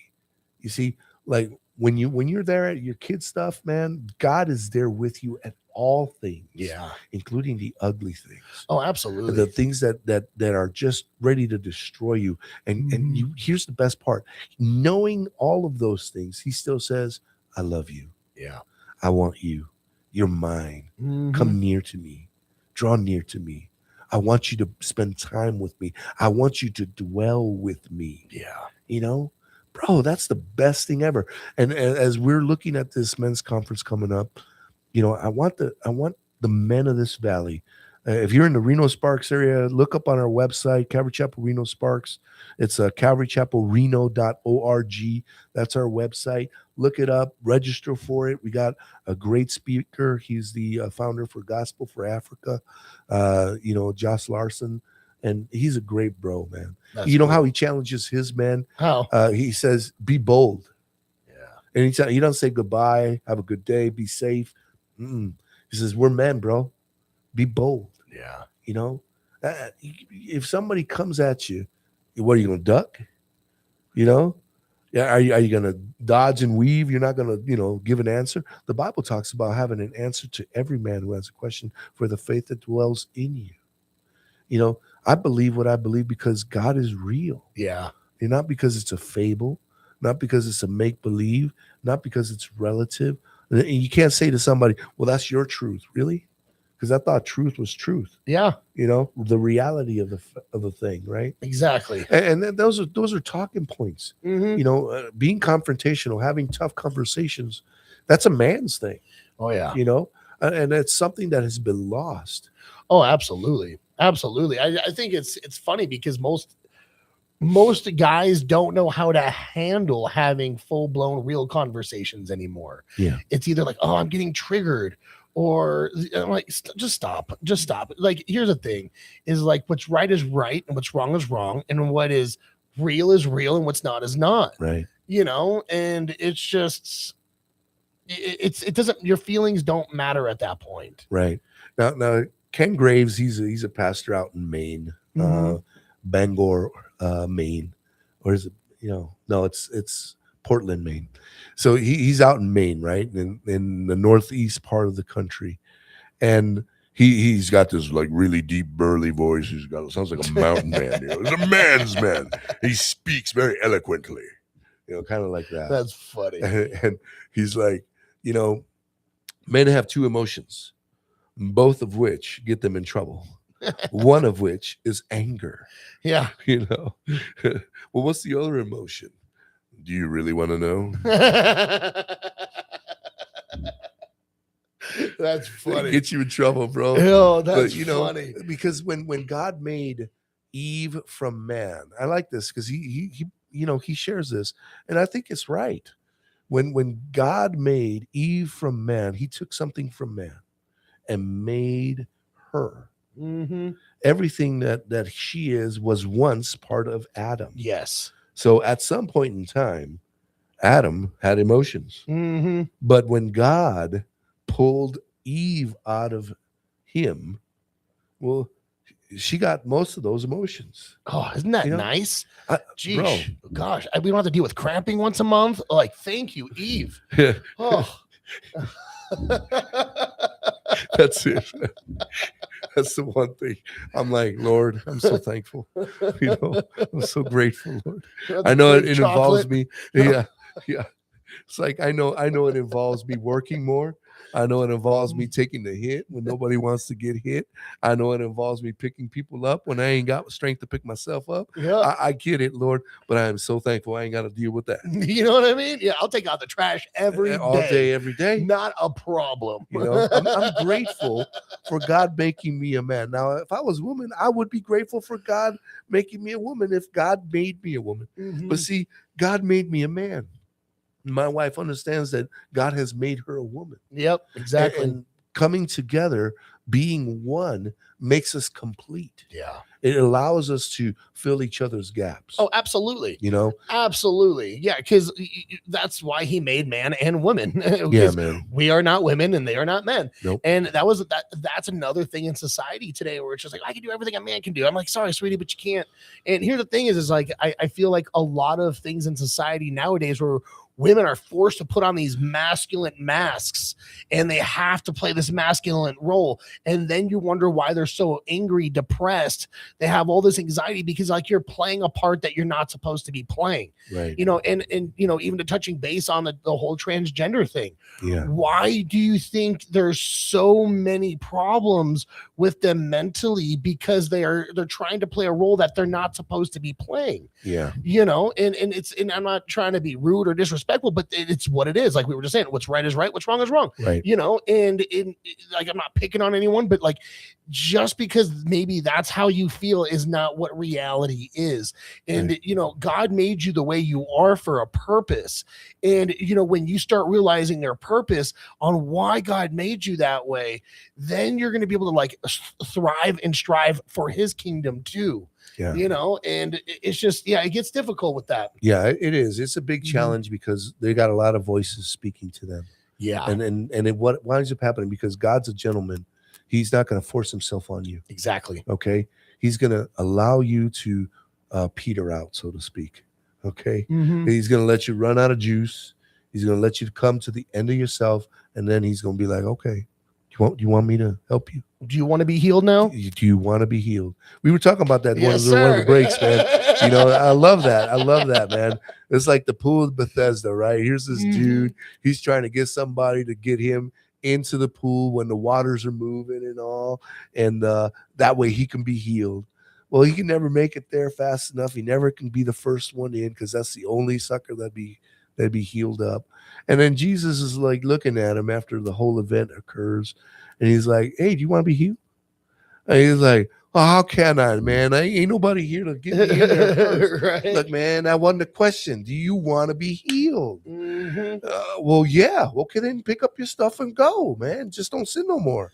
And Yeah. he's like, wait a minute now. And sure enough, man, he gets up and gets taken going. And he's just like, by the time the guy reacts to the whole situation, Jesus is gone. He's like, whatever, man. See you later. Have a good day. Yeah, you know, Peace. Yep. he drops the mic, man. Right. He's You like, know? we got other things Yeah, to do now. gots to go. Got more people to heal, you know. But Absolutely. those are things that we look at and we realize, you know, God is just an amazing God. Yeah. And it's his grace that covers a multitude of sin. But you know, and also too, like, you know, while you guys are doing the hot rods and hot dogs coming up here next Tuesday, correct? It's next Tuesday on the 11th. It is on the 11th. Okay. It's if you want to show up with your car, it's at 5:00. Park on the north parking lot. They're at 220 Edison Way. So I don't have a hot rod or anything like that. I drive a Nissan Rogue. That's definitely not old school car. But I am going to be taking my motorcycle out there to I'm going to ride my bike because that goes pretty loud, vroom vroom too. And yeah, so I'm going to bring the motorcycle out and we're going to have fun with that. You got Screaming Eagles on there, Harley? It's pretty loud. It's pretty Yeah. loud. Yeah. I mean, my buddy I was riding with the other day, he's got a Ducati, and he was like, dude, I can't even hear my bike, and his bike is loud. He's like, I can't even hear my bike over yours. I was like, I know, thank God. You're like, yeah. I was man, like, that's yeah, right. This I'd is rather- what a real bike sounds This like. is a man's bike. Yeah, It's like, yeah, it's like, yeah, let's get, gotta get that deep voice going. Yeah, get that going. You know? man. Yeah, so yeah, that's August the 11th. You know, we'll have hot dog for you. I know if you don't want the hot dog, it's all right, man. Don't worry about it. I'll eat it. You know, it's not a Chicago dog though. You know? I was like, is it Portillo's No, man, driven? I was like, I hey, wish, bro. if it was Portillo's, Portillo's hot dogs, man. whew, Out in Lombard, Illinois. That's the That- original, man. yes, sir. That's where you got to go. Yes, sir. Oh man, now Man, I'm hungry. bro. Bro, you ain't no idea, man. You know what the other thing I miss, man? Italian beefs, bro. Italian beefs, the wet ones, yeah, just dip it in. Yeah. Boom. But you know, if you've never had one, you better ask for dry and sauce on the side because it's gonna fall apart. Yeah, yeah. You know, if you've never had one, that's What way is to go. the what is it, the cake milkshake? Oh yeah, Portillo's. Yes, the that Portillo- chocolate shake. It's the chocolate cake shake. Don't do it. Just don't do it. It's too much, man. It's way too It's much. too much, Yeah. bro. Not to mention, you better have some suction power, man. You know what I'm saying? Because, bro, you're gonna have a hard time getting that through the straw. It's gonna be I mean, funny. legit, man. That thing is like, I got some pretty decent sized hands, man. Oh. That straw is thicker than my finger, man. You know what was sad is we were out in LA and I was driving out there and I was like, we ended up driving an hour and a half out of the way just so I can go get Portillo's. And I so bad.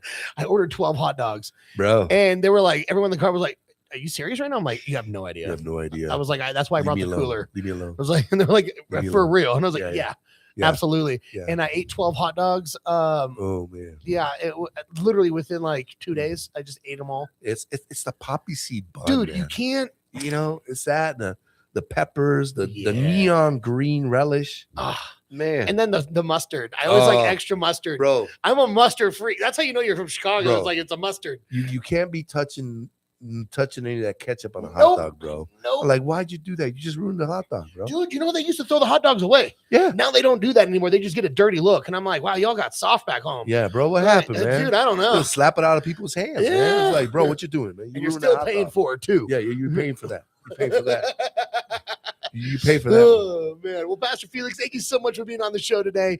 It's the 777 Crew Radio. If you missed the show, it's all good. We're gonna have it posted on later on this evening on the 777 Crew website. You can go Google us, the 777 Crew Radio, or just the 777 Crew. Go to the radio station page, and you can listen to our conversation along with so on with the last I think 5 other episodes. Awesome, man. That's cool, man. Yeah. We have time for a quick prayer.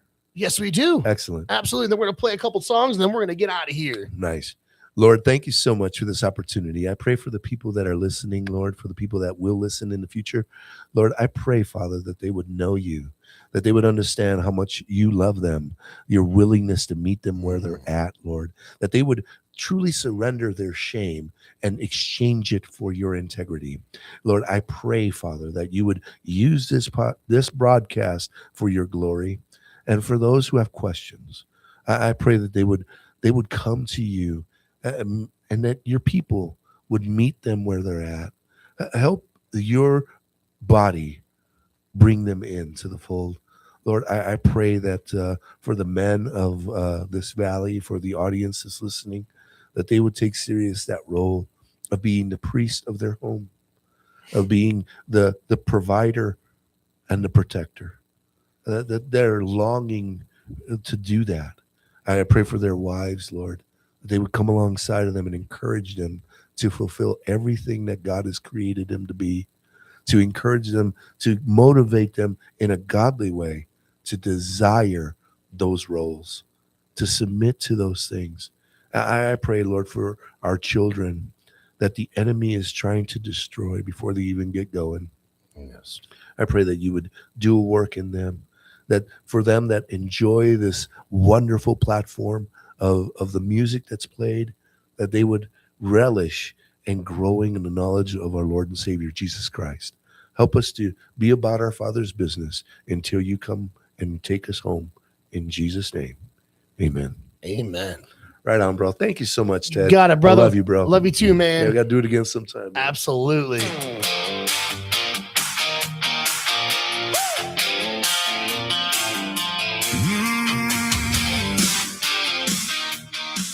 Oh, yeah.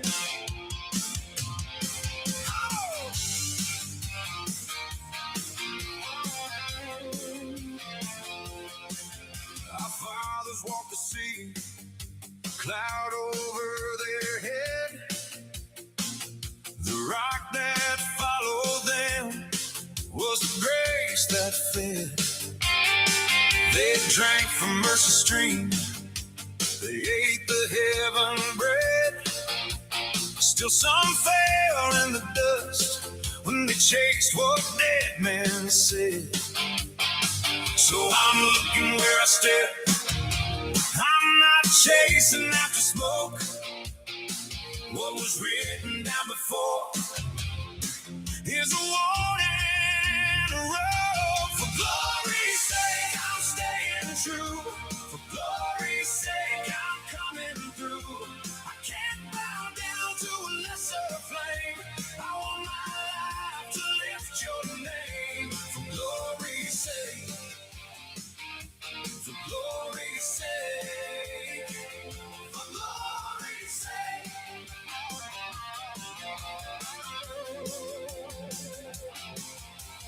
Table set in love, but hearts can split in two. You can't drink the cup of life, then dine with shadows too. Not every open door is a road that leads me right. I won't trade my freedom in for a chain dressed up in white. So I'm looking where I step. I'm not chasing after smoke. What was written down before is a warning and a road. For glory's sake, I'm staying true. For glory's sake, I'm coming through. I can't bow down to a lesser flame. I want my life to lift your name. For glory's sake. For glory's sake. For glory's sake.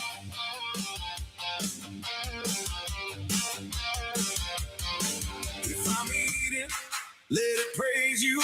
If I'm drinking, let it sing. If I'm standing, if I'm serving, let the whole world know my King. Not my own, not my gain, not the rush, not the fame.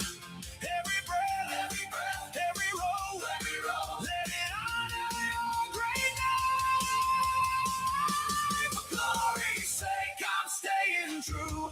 For glory's sake, I'm coming through. I can't bow down to a lesser flame. I want my life to lift your name. For glory's sake. For glory's sake. For glory's sake.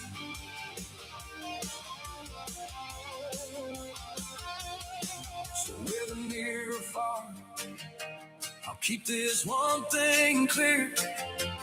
Do all for God's glory. Let it rain out here for glory's sake.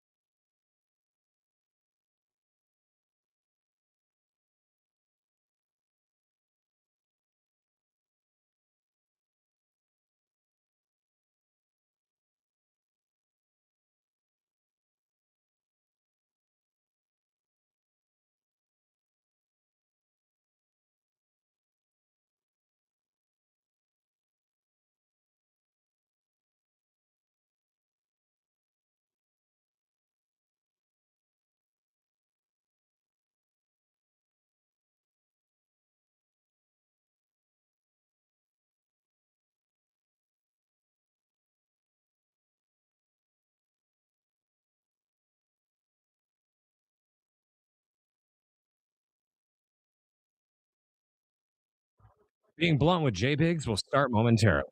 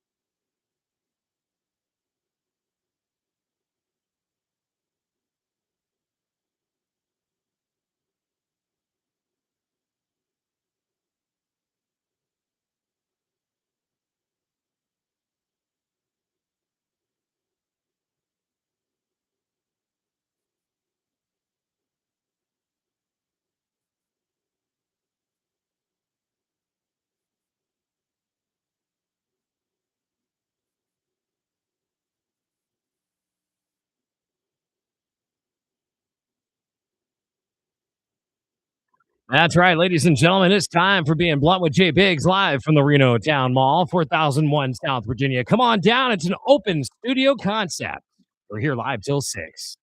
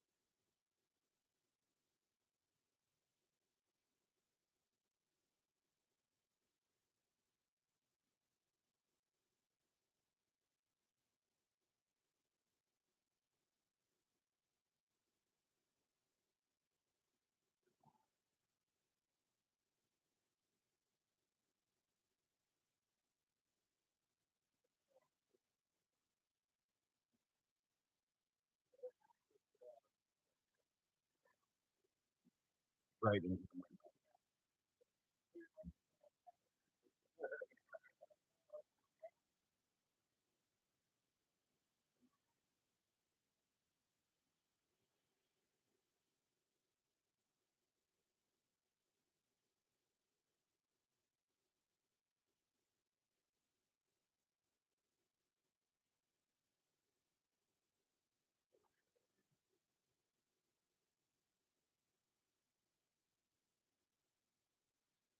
That's right, ladies and gentlemen, stand back because Being Blunt with Jay Biggs is live on the air right now. I can't believe it.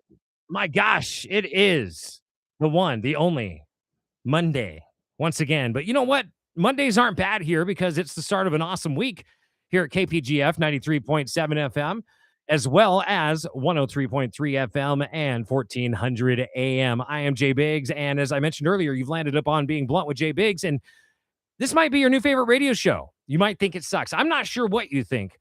I do know for a fact I'm chilling here on the air and having conversations with my friends that no one else is here in Northern Nevada. So I greatly appreciate you joining in during your drive home, which may have been a great day at work. Maybe you're getting ready to leave work. I don't know. If you got anything you want to say to us, well, just get online right now. Facebook.com/BiggsBlunt. We are over there and checking out the feed because don't forget, we do the 420 roll call each and every day. So if you'd like your name or business mentioned, you just have to drop it on the feed at Biggs Blunt.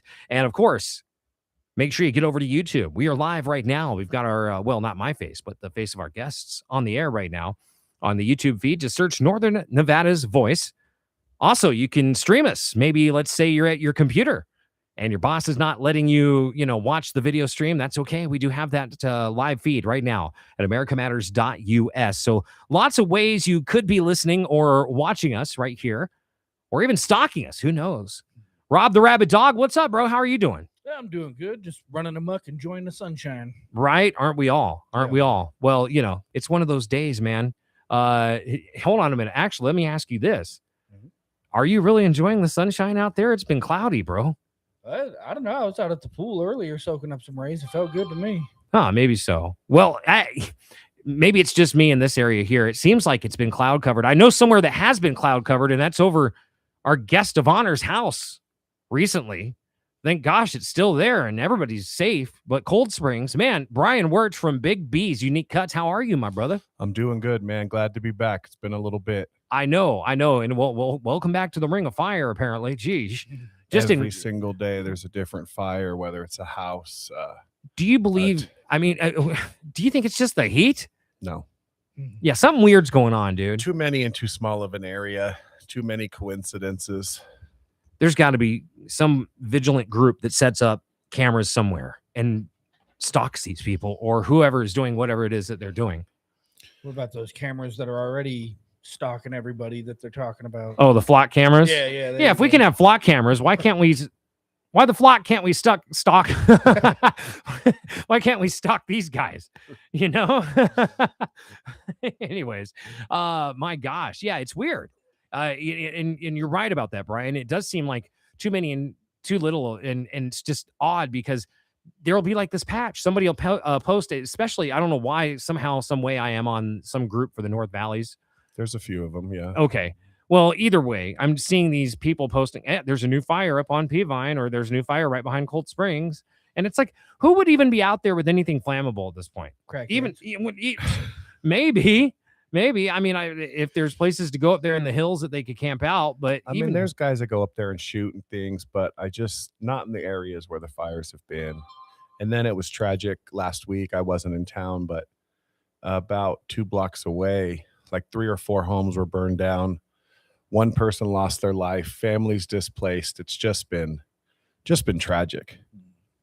Well, yeah, absolutely. And what did we have? Evacuations right now. I was trying to think of what other Spokane, Washington. Mm-hmm. That place is burning up right now. That's kind of surprising.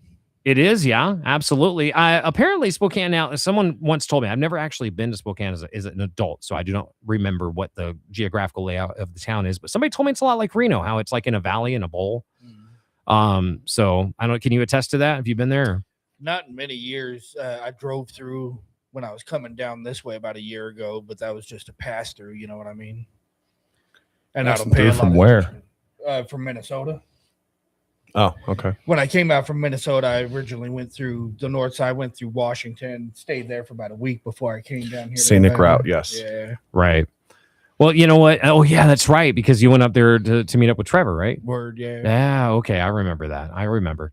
Well, speaking of meeting up with homies, Grayson Negra Neho Lee will be here this coming Friday. He's living out in Ferntucky now, I do believe. But he's doing an awesome job as our website designer. Once again, I do want to say I'm very proud of this guy and the website he's created for our station. And if you have not seen it yet, I dare you to find a cooler website for any radio station in Reno, if not the entire world, because if you go to it right now, it's completely interactive, about as easy to navigate as possible. You can almost be blind and do it. Just doesn't have Braille, but yeah, just get over right now to northernnevadasvoice.net, northernnevadasvoice.net, and that's Nevadas with an S. Yeah. All right. So no apostrophe in that. Anyway, so but yeah, we're don't forget, we're only 3 minutes away from that 420 roll call. So if you want your name said, you have to go and drop that name or text me or whatever it is. 775-360-0692 is the number to get a hold of us.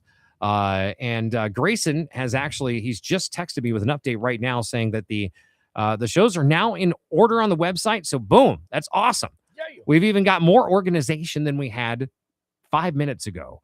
So Listening to you live and direct and making things happen. I guess I love him for it. Thank you, brother. Grayson Negra Neholi.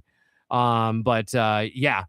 Anyway, so lots of things happening here on the station, including we had our very first Rock in Reno live rock show on Saturday night. So excited for that. That was about as awesome as it gets. More roll call people coming in. This is awesome here. So yeah, please, whatever you do, just, check out all the different plethora of shows that we got going on here at the station, because it's not just me and my blunt talk. No. It's a lot of things going on here. And what I mean by that is, well, if you go and check out the list right now at northernnevadasvoice.net, you will see all the different programs that are up and going and what they are all about. And I'm telling you right now, there's about 25, maybe more, maybe 30. I don't know. Somewhere around there are shows that are all my friends, people that I care about or know, and people I know for sure are passionate about what they do a show about. And that's the beautiful part of that. So, please, whatever you do, go over and check those out.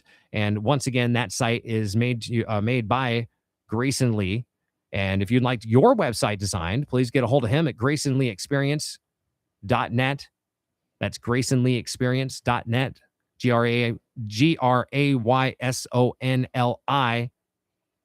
experience. .net. I'm not going to try to spell that out right now anyways. well, anyway. But also get a hold of him on social media. Grayson Lee 2007 on all social medias. And that's, don't forget that Lee is L-I, because he's part Japanese. He's got to keep it Asian, right? Anyway, so it is what it is. I know what it is right now. You know what it is right now? It's time. That's right. It is time. And I will say that, well, we're about 10 seconds away because, yeah, we do it each and every day at 420. And it is 420. There we go with that 420 roll call. And thank you once again, ladies and gentlemen, to everybody who sent in requests today.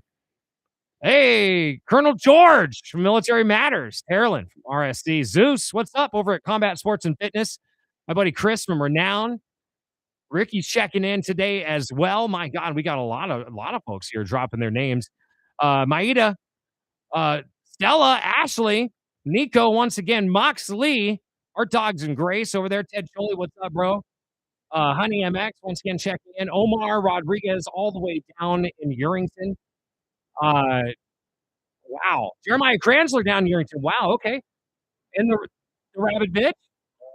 Yeah, we got check-ins, man. So it's happening right here today on the show. We also got Aaron Rodgers, Bill Conrad, Eddie Floyd, Troy Regas checking in with us, Ryan West from The Reach each and every Thursday here on the station.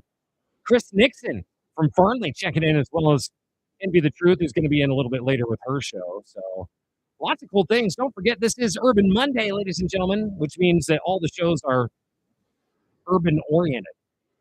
That are happening right here each and every Monday night, and that is between 6 and 9 o'clock as Luck Pita kicks it off and Envy the Truth. And we end it with Faces of Success Radio, which is with Pearl. So anyway, well, there we are. There was our 420 roll call, which continues to grow each and every day. At least we get one new person. That's all I care about.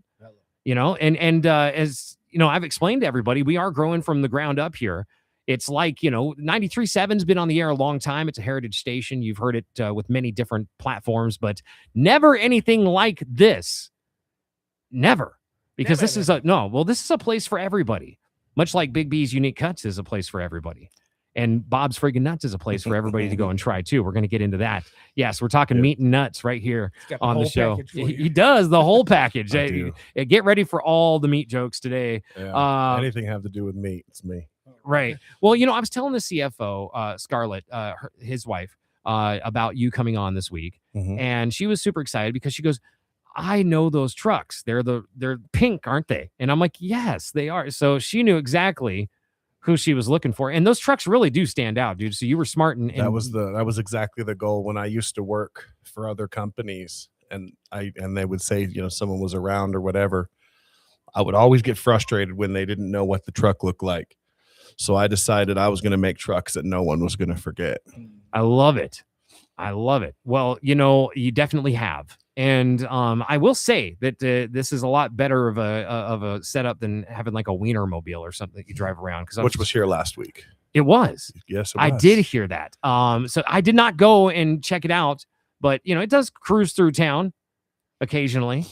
It should really stop by the week after Burning Man. It might be able to fill something. Anyway, but with that being said, man, we are going to be talking all about meat and your company, Big B's Unique Cuts, and where you service and what you have and all that kind of good stuff. So let's start off with just telling everybody how Big B's Cuts came to be. You did mention earlier that you worked for some other meat companies here in town. So did you have an experience with them or something that you were just like, I want to do a better customer service relationship?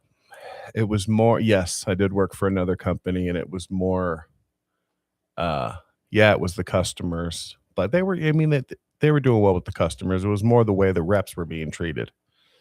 Right. That I just kind of I was having a beer and said, I can do this better and I can treat people like human beings and I can treat people the way they deserve to be treated and I can do it bigger and better. There you go. Here we are. And it's Big B's Unique Cuts. I love it. Well, a lot of people mistake for whatever reason think that you might be a barbershop. I do. It does happen a lot. And That Rob, was me in the beginning. yeah, he was like, "What for a guy with no hair? You sure have a lot of barbershops on." Yeah, no, it's not just Rob. It does. Well, it goes with a lot of things, dude. I mean, here I was thinking, if you weren't this guy with like such little time, I was going to try my best. I have it in my book. I'll prove it to you. I was going to try to convince you to come in here and do a show where you only play unique cuts of hip hop.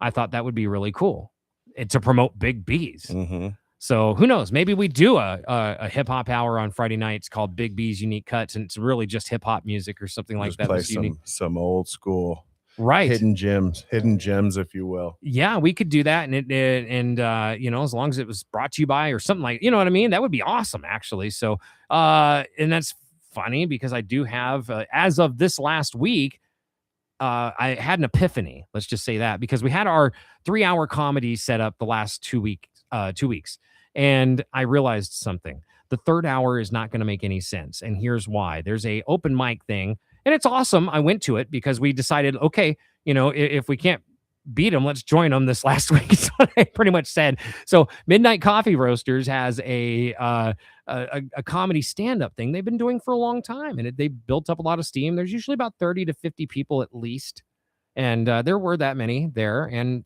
with it being Hot August Nights and Wingfest, I was kind of surprised by how many people were there. But Midnight Coffee Roasters in Midtown, and so anyway, went over there and checked them out because the show starts at 8:00.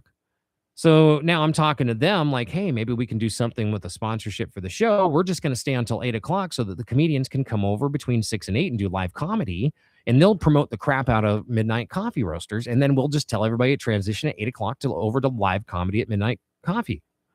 Right. So seems like a nice funnel for the comedy clubs here in town. And so we'll see. But that's the big one here in town on Friday night. So staying on till 9 o'clock didn't make much sense. However, that now means that I am with a spot open between 8 and 9 o'clock on Friday nights. That might be a perfect spot for some old school hip hop or R&B to cruise Yeah. into your weekend with, right? Some unique cuts of it. Anyway, here I am on the air making things up, but Hey. dude, sometimes it works, right? This is how I actually came up with the name for my show. I was sitting right where you are, and Eddie Floyd was right next to me, and he said, "Jay, what's the name of your show going to be this coming Saturday?" And I said, "I don't know." And of course, I'm just thinking to myself, like, what are some things about me? And I'm like, I guess you're gonna get blunt. It's being blunt with Jay Biggs. And he's like, I think you just named your show. I'm like, wow, I guess I did. That's crazy. And here we are. It's Some of the best things come with no thought at all. That's Right. what I was gonna say from that flow state. Well, it's funny you say that because yes, that's exactly how I tend to think that these shows work.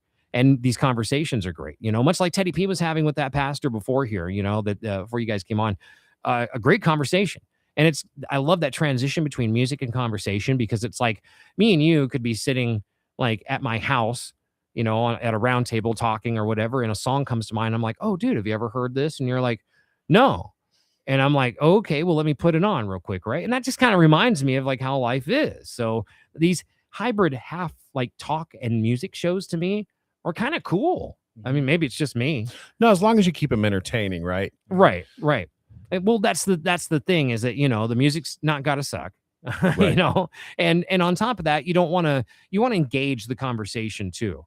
Like I always tell everybody, it's sometimes less is more, for us to sit here and just go, what now versus, hey, playing Wiz Khalifa another level, that puts us on another That level. is a And good song. it is, right? It is. See what I'm saying? And nobody's playing that on air. I wonder if that actually is I don't even know where I came up with that. It's a classic. It's a hit. Well, it is. And that beat, I don't know if it can be beat. And I'll have it's to one of listen to Too that Short's one. hardest verses. I mean, he's got a lot of them, but Yeah. I was just listening to Too Short on the way here. Were you? Yeah. Well, I wonder if there is actual clean version on here.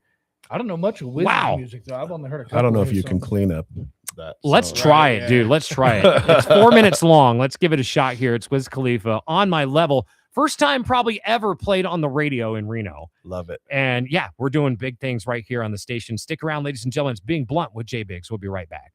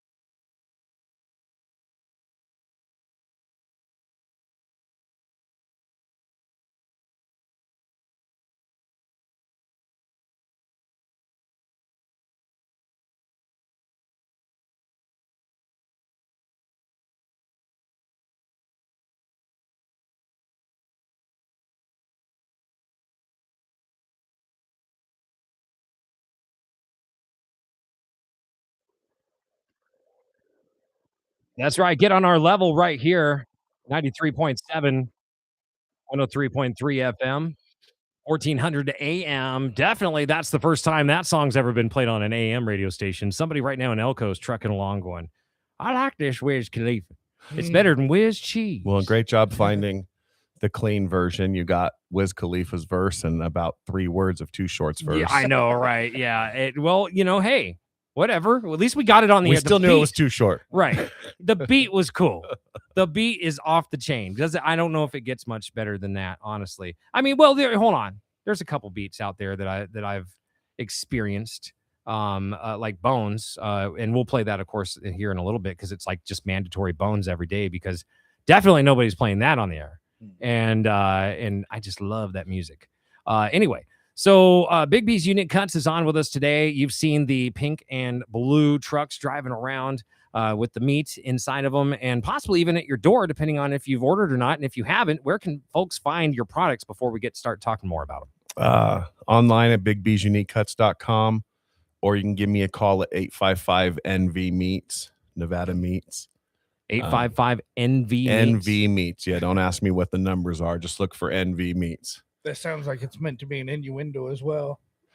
Well, I You mean, can envy his meat, we're in Nevada and it's a bunch of meat, so Yeah. but you can envy his meat. you can envy my meat. I love it. Well, with that being said, let's hear a word from our sponsors real quick. Thank you to them. Whether you're a business building your brand or just someone who wants gear that actually means something, Neo City Creative has you covered. Custom apparel, embroidery, stickers, laser etched gifts, all done in-house right here in Reno. For companies, we handle your team outfitting and branded merch. For everyone else, we make the stuff you actually want to wear. No minimums, fast turnaround, real people behind every order. Find us at neocitycreative.com and follow us on Instagram and Facebook. Neo City Creative, your brand, your style. Well, listen up, Reno. When your name's on the line, you want it done right. Sign and design shop, we'll make it shine bright. 'Cause your image, darling, it ain't just a kiss, it's a direct reflection of your business. That's right. Each and every hour is brought to you by Sign and Design Shop Reno. Thank you to Roland and Cheryl at the corner of 4th and Eureka. Go down and check them out as we are hanging out right now with the one, the only, Brian Wirch of the infamous Big B's Unique Cuts, man. I'm loving it. Hey, we have not only meat that is frozen with you guys, but we also have fresh meat that you sell as well through your other company. Do you want to talk a little bit about that? Bob's Freaking Nuts? Oh, sorry, I had my mic off. You're all right. Bob's Freaking Nuts. We do 20-foot packs of pepperoni in about 26 different flavors. There's me and 2 other besides Bob that created the sticks. That's been a real big hit in Northern Nevada. The next time you can catch us and come try it out is at the Gun Show. Ooh. Nugget Big Show. The end of August, 21st, 22nd, 23rd. We'll be right there in the back of the room, straight across when you come in. Free samples, good American natural pepperoni sticks in all different flavors. 20 feet of meat. It sounds like you might be thinking to yourself, like, how can I carry out a 20-foot long stick of meat? But it's not quite like that. It's 10 2-foot sticks. Yeah. Correct. So, and of deliciousness. And I bet you can't eat just one. It's like nuts and honey. Bet you can't eat just one. No, No. I ate a ton of it. Dude, I was working at the Sportsman's Expo earlier this year as the announcer for that. Yes, sir. And you guys had that event going on. You were, you were flying between 2 cities that weekend, doing work. Salt Lake City. Yeah. I was there for half of the first day. I got to see you, say what's up, but then I had to run. That's about it, man. But I finally got my chance to try the pineapple teriyaki, which, dude, is just, I don't know if it's like it kind of reminds me of the Great Backwoods. It's just like Hard to find. you can find Great Backwoods, but dude, a pack is like $50. Right. Like what? Right. We definitely travel around. We were in Klamath Falls last night, and we're leaving to Ogden, Utah tomorrow morning. Wow. So we're all over the place. Well, you also have a business with Teslas, Cybertruck rentals and stuff. Do you I want to do. talk about that? TahoeLuxury.net. It just keeps getting bigger. Up in Tahoe, huge fleet. I have I personally have a couple brand new jet skis and a Cybertruck in the fleet, but there's a lot of good stuff.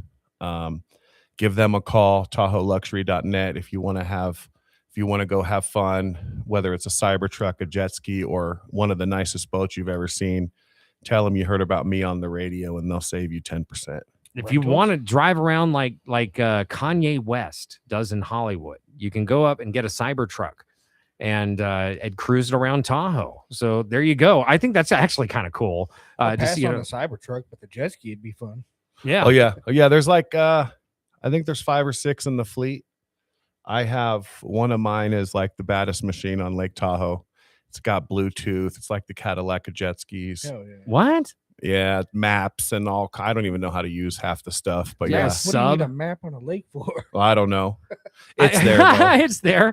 It's like, Yeah. dude, you know me. I would find some way to put 2 12s on that. Right. Right. Well, it's got 2 8s. It does does? have Wow, 2 8s, dude. and it's supercharged. It's 10 What? million horsepower. I got it up to 73, but I'll tell you, anything past 50 on water is just That's too choppy damn and scary. Too fast. Too fast. Well, okay, so number one, once again, where do people find this crazy thing? TahoeLuxury.net.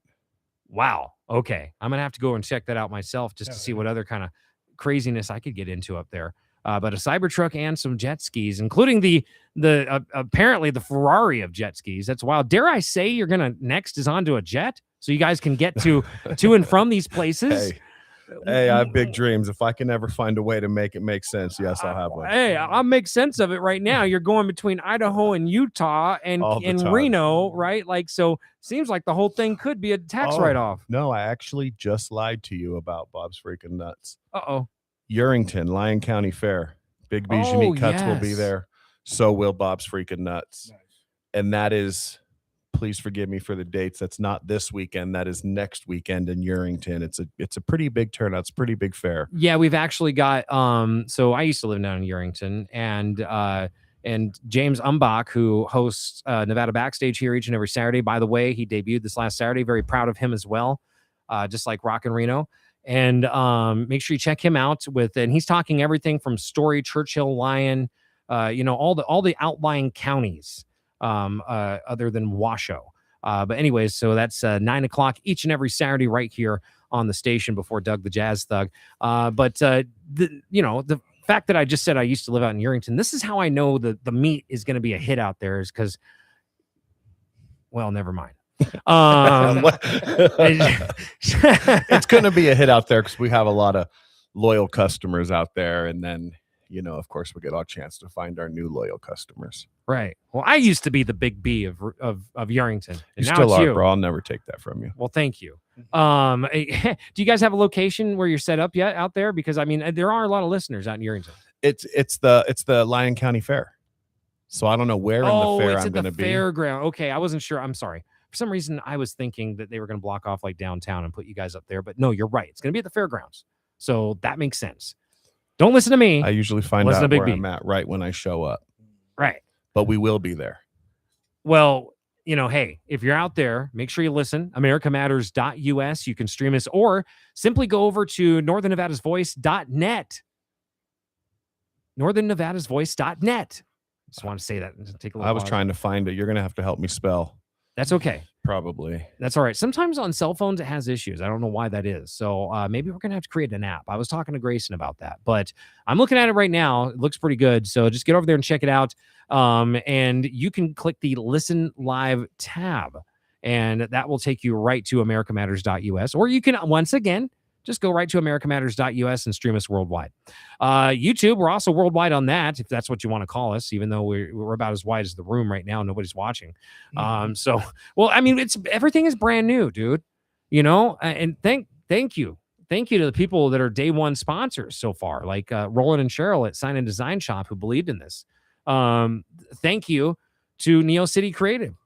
We just had James and Jay and Ashley, aka Stephanie, on here, and it's funny because I actually ran into Jay and Stephanie at the Midnight Coffee Roasters too. Oh, okay. Yeah, so they were sitting right in front of me, so I thought that was kind of cool. But I didn't even notice them there. I wasn't paying attention, I guess. yeah, they were right there in front of us, dude.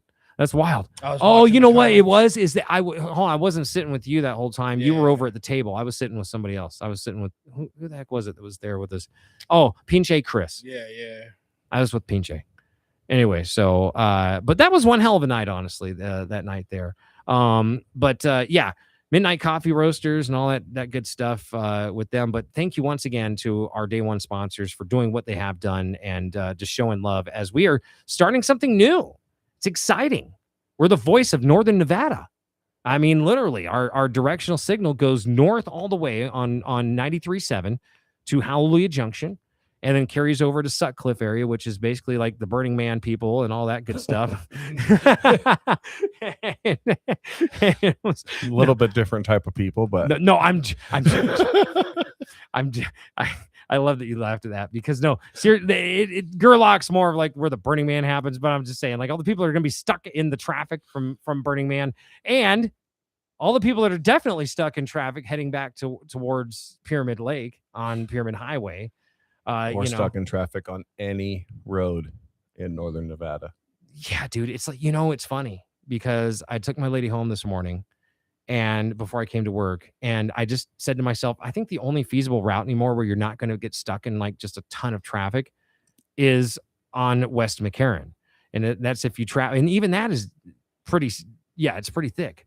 So I traveled from here to Northwest Reno on that route.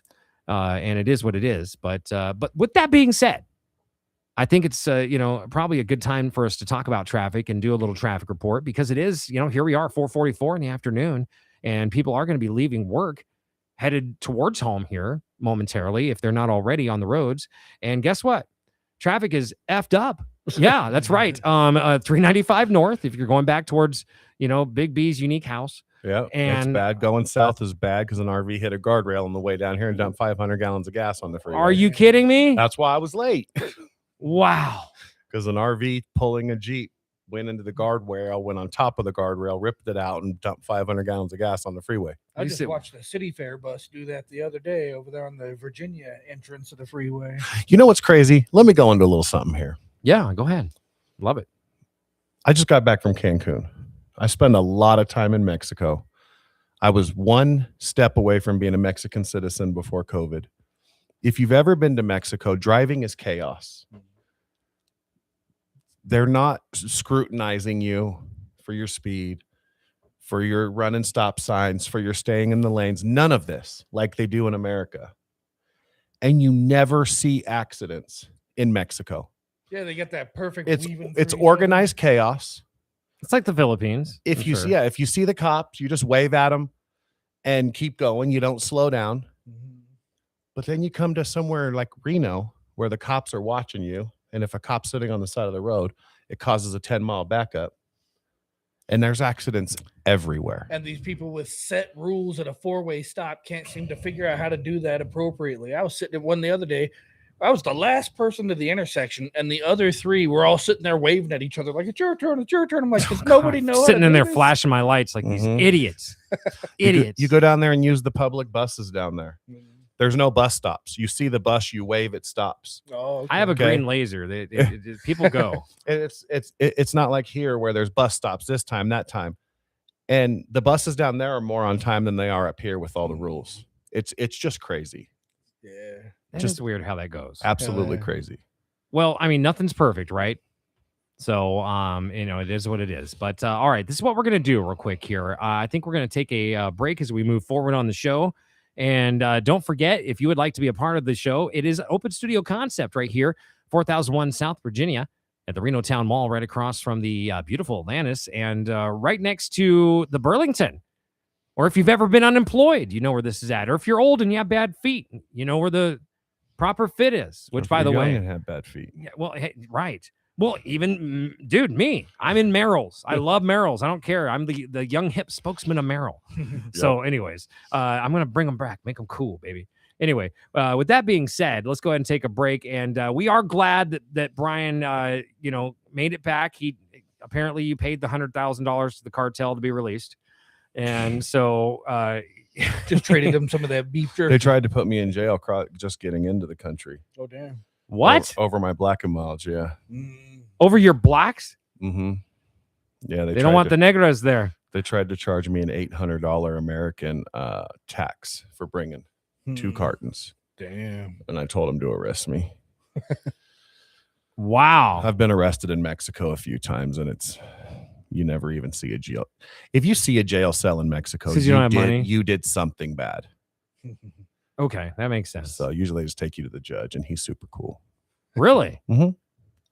And he's super rich. Anyways, that being said, Yes. we'll be back right here on Being Blunt with Jay Biggs. We're going to take a break.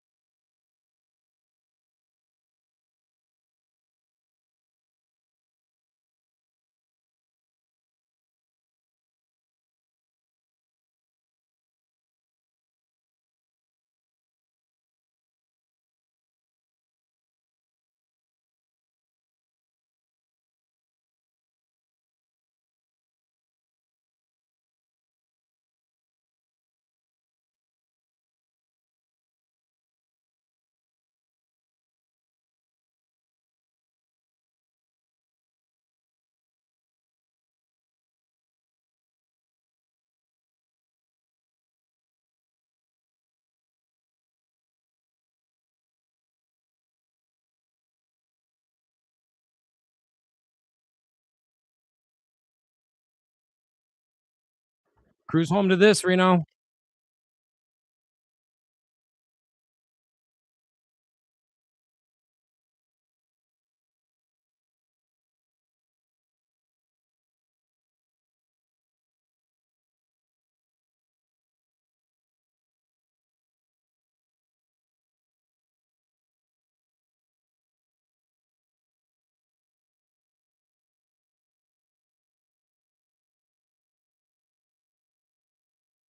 KPGF 93.7 FM, Sun Valley. KNNR 1400 AM, Sparks. K277DL 103.3, Washoe Valley.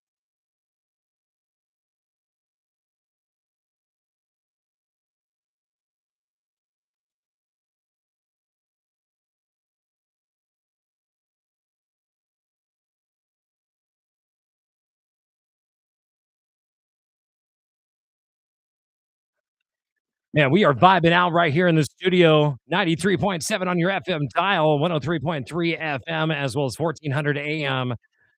Playing and saying things you are not allowed to on any other station in Northern Nevada because we are Northern Nevada's voice and we have freedom of speech, which has made it to the airwaves right here. Thank you so much for being a part of our day and letting us be a part of yours. There we go. Hey, that was the midnight. We move forward. And yeah, I like a wide variety of music. Just like I like a wide variety of friends. And I like a wide variety of meats. Yeah. Yeah. Yeah, absolutely. So, Big B's Unique Cuts, our special guest in the house today, as we are kicking it here with my buddy Brian, the owner, and we are talking about this, not only his amazing meat company, but also his amazing rental and his amazing jerky. And how about your amazing family too, dude? Shouts out to your family who's been really throwing you some love, man, and just helping you out. It's become a family business, right? Yeah. We have so the girlfriend and I, we have 7 kids, none together. You just said girlfriend. That's not your wife? No, we've been together like you gotta rock her up, bro. Almost 7 years. You gotta rock her up. So yeah, we have 3 of our kids working for us. Love it. 4 actually. One of them, my son Chris, is on the road. I love that you've mastered the art of children because I've always been like, you've got free employees, you know, like. Oh no, they're not free. Oh, what? Oh no, they're harder than they say. Work with your wife and kids. Don't ever. Work with your wife actually, and you're kids. dealing with all sorts of issues. You get to go to work and leave that at home for a while. I get to go to work and deal with home at work. Right. Well, yeah, I guess you're right. Well, at least you get to go home to somebody now. I get to go home to an empty house. Oh no. Yeah, that's okay. Well, not every day. Maybe once. Once a week or so, I get to see my new girlfriend. Because we're just working like insanely crazy hours, both of us. You know, she's like out of the Gigafactory, and I'm here, and I'm doing like 6 12-hour days, dude. I mean, seriously, all of these are such new radio shows, all of them, except like maybe 3, and it's Valerie and Teddy and the guys on Saturdays, but everybody else is pretty much brand new. And so I'm literally in here running the board, doing exactly as I'm doing right now, but just on all these other shows. Except I tell them, make me shut up. Don't talk to me. Act as if I'm not here, because otherwise this is going to be the J Big station. And I can only stand so much of myself. I mean, you're a pretty likable guy. I tend to think, but it doesn't always, I guess, reflect the case. In short doses. I guess we all want to think we're likable, right? Right. But hey, 2 hours, I think that's doable. Yeah. That's why I was like, I don't want to do 4 hours a day. That's just, a little bit too much. But with that being said, we just getting a text here from Teddy P with the shout out. Hey, Pearl, also, I want to give a shout out to Pearl with Faces of Success Radio tonight, who is doing her show from 8 to 9 o'clock. And she held the all-white gala at Baldini's on Saturday night, and that was in tribute to Marvin Gaye. And so some really awesome things going on here, bringing some culture to Reno. Could you believe it? We actually had enough of a population to have a Marvin Gaye tribute here in town. I thought that was kind of cool, Brian. Absolutely. Reno needs that. Yeah. I was seeing a billboard. I think the Temptations, Yeah, I've seen that one. Yeah, and then there's that Brighter Days coming with a lot of different hip hop artists. What I was curious about with the Temptations is any of them the original members? I'm not sure. I thought they'd all be dead by now. Well, You know what? Yeah, that's a but. look but at the Isley brothers. Yeah. Ron Isley is still, he sits down now, but he's still. So did Ozzy. yeah, you're right about that. Sorry, actually, turn my own mic off. How did I do that? Anyway, well, Ozzy, that guy, I mean, performing literally till almost the last day. So some of those dudes, man, I mean, it's like, like I love Eddie Floyd, and I guess I'm calling it an inevitable conclusion here, but I feel like every dang day on a Wednesday or Thursday, I could come in here and see the guy slumped over the mic. I know he loves, I'm serious. The guy loves being on the air, but he's done it for 50 years. That's what he knows. I don't blame him. It's routine for us. Anyway, it is the top of the hour, 5:00, halfway through the show. Don't forget, it is Urban Mondays, which means we have Urban Roots right here in Reno, and each and every Monday you can check out Luck Pita at 6:00 right after my show with Stamped. And today we do have musical guests coming in. We got the Jack of all fades. He's coming in to talk, I guess, about barbering and also fading people. You want to catch a fade, Rob? Maybe show up. And I blew my shoulder out, so I'd rather not at the moment, but if I have to, I will. And I'm a little tired today. You're right. He's like, I'm good on that. Hey, also Joshua Rodriguez is going to be in. He's a musical performer here in town with the hip hop album, and some R&B on his stuff. So Luck is going to check that out. We're going to play the songs here tonight, and we are going to either stamp him or not stamp him. I guess you got to find out if Luck Pita, who's been in the hip hop game here in Reno for over 20 years, if you want to get stamped by him, well, this is the place to do so. Anyway, also right after him, Envy the Truth in the chair. It's going to be barbershop talk and some hip hop right here on the station. So make sure you go and check that out between 7 and 8 o'clock. Then from 8 to 9 o'clock, as I mentioned, who I was talking about earlier, Pearl with Faces of Success, who did the all white gala. And once again, thank you to everybody who went out there. Miss Jackie, our winner of the tickets last Monday, she went out. She texted me a picture of her and her sister. And Marvin Gaye's, I'm sure it was like his sister or something like that was there. Anyways, all the pictures I got to see of the white gala looked awesome. So I'm really happy that we had that event here in town. And hopefully Pearl throws more of those. That's her calling too. She stopped her just much like me. I'm in the radio business now. Pearl has stopped and went into doing events here in town. So we're both kind of taking leaps, doing some things. So that's awesome. Anyways. We are having a great time here with Big B's Unique Cuts, Rob the Rabid Dog, and dogs like me, for sure. Oh, yeah. Do you remember the bacon that he gave us? Yes, I do. That was pretty good stuff. I that's want good some stuff. more of that. Yeah, we are going to have some more. I will say, I'm sitting here hungry already as it is. yeah, dude, you know what? I'm pretty sure if you're still sticking around during the next shows or two, I might send you out to grab some food. Right. It's feeling like that. That's my bad. I did not eat earlier, and I should have when I had some time, but I just I had other things going on, dude. So many sticks in the fire.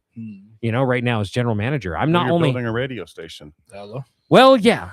Now I wish the owners' wallets knew that, but yeah, I'm a tad bit stressed out just simply because I'm having to do everything apparently, and that's okay. Manager. Because nobody will care or do it. Or take care of it like you will. Yeah. Well, you're absolutely right. And, even the owner told me that. And I'm like, well, yeah, I guess you're right. Because this is my baby. And, it's just like I told them, if something were to happen to me, I'm pretty sure all the shows that I brought on board would be gone too. So it'd be a completely different radio station. This wouldn't be like if Bill got let go at Sunny and the next day they're just on to whoever. And so in the morning, no big deal, right? Yeah, it's not happening. So because I'm in here running live shows, literally, it's the only station in town. I swear, I solemnly swear to God out there, if you can prove me wrong, please do, please. But I know you can't. There's no other station in town that is doing live radio between 6 a.m. and 9 p.m. Monday through Saturday, every day. And all local artists too. Right. Luckily, on Saturdays, we start at 9 a.m. actually, because that gives me time to sleep. Because I'm here 9 to 9 every day running shows just like this, and in between making calls, hoping that somebody believes in the station. The way that Brian believed in my show when I went to Saturday mornings back in January. Yes, sir. And he was my very first guest. And so, and dude, you've had some tremendous success since then. I don't think it's any of our doings, but man, just the karma of coming off of you showing love to people who need it. So, dude, thank you, number one, for being, a supporter from day one as well. Absolutely. Whatever I can do. Well, we've got some really cool things happening here, as I mentioned at the station. And, if someone wants to support as well, please go over right now to northernnevadasvoice.net and scroll down to the very bottom and check out our sales packages right now. We are doing a sales package. It's $1,000 per month. $1,000 per month. And we already got 2 sponsors on board, Sign and Design Shop and Neo City Creative, to where if they give us that, you get 1 play every hour of every day for an entire month. So, man, it's like, who do you know to get that kind of a deal? That's like $1.40 a spot. And then if you break it down to 3 stations, it's like 46 cents or something like that a spot. I don't know. It's nothing compared to what other stations would rape you for. And, I think we're going to change radio and do some really cool things, but go and check out our sales packages. There's also another one for $500 a month where we will play 3 days a month, or I'm sorry, 3 days a week for the whole entire month versus the 7 days for the 1,000, right? So different packages for everybody, but only 2. So it's very simple. You don't have to sit there and go, well, they said that I'm going to have a commercial that plays between 9 in the morning and noon. I guess I better listen and hope. No, you're going to be able to hear it each and every hour of every day on every show. So that means let's just say that you want to advertise with me here on Being Blunt with Jay Biggs. Well, that's great. But you're also going to get play on Nathalia's show on Fridays, where she's speaking Spanglish. It's the #1 Spanglish show in all of Reno, guaranteed. There's no other Spanglish shows in Reno. So we have that going on Fridays. Latin Fridays, much like it's Urban Mondays. Latin Fridays, Latinos, we're honoring them. We're playing Latin music. We've got Veronica Cortez, the lunch lady from Sun Valley, representing with the Sun Valley show, basically, late lunch. We've got Natalia on air. We've got sports talk that day. We've got comedy that comes in on Fridays. There's so much going on, right? But then you're also going to get that commercial that somebody might listen to, the Military Matters show, right? Maybe they're a veteran and they care about military matters. Well, they're going to hear your commercial as well. Maybe they like hip hop. They're going to hear it on hip hop. Maybe they like country. They're going to hear it with Dizzy Dawn on Saturdays, damn it. So, there's a little something for everybody. So, again, it's a mixed bag of nuts. And as I've said before, and we're all crazy in our own way. We're radio's island of misfits. But I will say, I am proud of this crew so far and what we've done in 2 weeks, dude.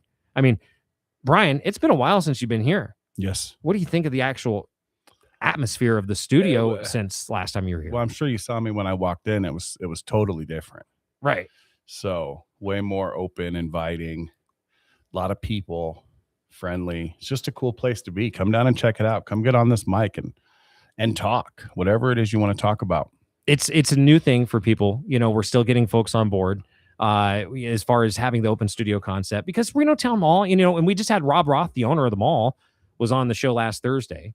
So he knows, that the mall needs some revitalization. So he was saying anything we could do with younger events or people, if we need to use the common area out there, if there's something that we could bring people in here to do, that's great. And believe it or not, actually, if you go once again to northernnevadasvoice.net, scroll down or just click events, and it's going to drop you right to the events page. But we do have our first event, quote unquote, here, and that's going to happen on August 30th at 2:00. It's the Cyanide Cup from the Beyblade Association, World Beyblade Association. And do you know what Beyblades are, Brian? No, I don't. It's like basically like battling tops. Oh yeah, I see you on the Facebook. Yeah. I'm sure anybody that pays attention will see those little. Yeah, they're everywhere with the little arena, a little like blow up. Yeah, exactly. So so there they are. Go and check them out. The Cyanide Cup is being held by the World Beyblade Association, and it's actually up on their website. So people from all over the world will be able to compete in these events, but they have to be qualified through the World Beyblade Association. So it's the Reno Revolution Beyblade Club as well. that you're going to want to go and find them on Instagram. Much like Big B's Unique Cuts. Are you guys on Instagram, or I'm is it just not. Facebook? I'm not. I'm on Facebook, and quite honestly, I don't really post much on there. Just because of some reasons with some other companies and stuff, Right. I can't really put too much out there. Well, there's some haters, I know, and I will say that unless you have some haters, you're not doing anything right. Right. Haters aren't going to hate on unsuccessful people and unsuccessful companies. So, Right. You don't want any problems with a zero. You Right. know, like what's the Right. point of that? You know, I get it totally. Well, you know, I mean, you as well have some ties to the hip hop community. yes, sir. And was it did you grow up in Palmdale? I did or- grow up in Palmdale. And Come funny back to me. enough, I've known Afro Man for about 15 years, but I did not know him in Palmdale. Wow. I Okay. met him in Reno. Did you ever think of the kind of success that this guy this last year was going to have after the trial, man? I mean, like No. it's blown up, dude. No. And you know what? He deserves every bit of it. You know, they always say pay your dues. And I'll tell you what, I've been around Afro Man when he was driving a 3-wheeled van, you know, What? The himself, 3-wheeled van. in like the old minivan, you know, just trying to, you know, book shows, you know, Right. in the very, very roots of his career.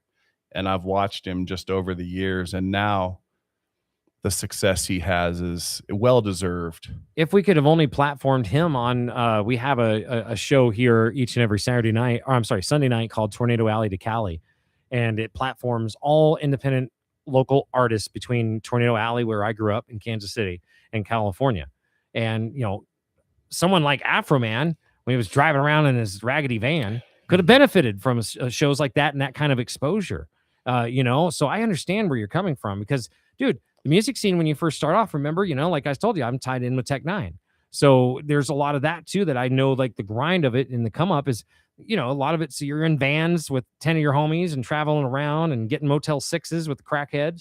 You know, it's just, Yep. you know, that's part of it. But also on top of that, you know, a few other rappers as well, other than Afro Man. Yeah, I have connections to a lot, mostly Bay Area artists. Right. Um, Did you used to throw events? Were you security? What is it that tied you into these? Or you're just such a damn gangster, bro. so actually, I think like where it all started. I think where it all started was meeting Mickey Avalon in the Cal Neva in Lake Tahoe in the haunted, you know, the haunted hallways underneath where they said that Oh, Frank yeah. Sinatra went. Yeah. And then from there, I just started meeting people and getting close. And, you know, now we have like real life relationships, you know?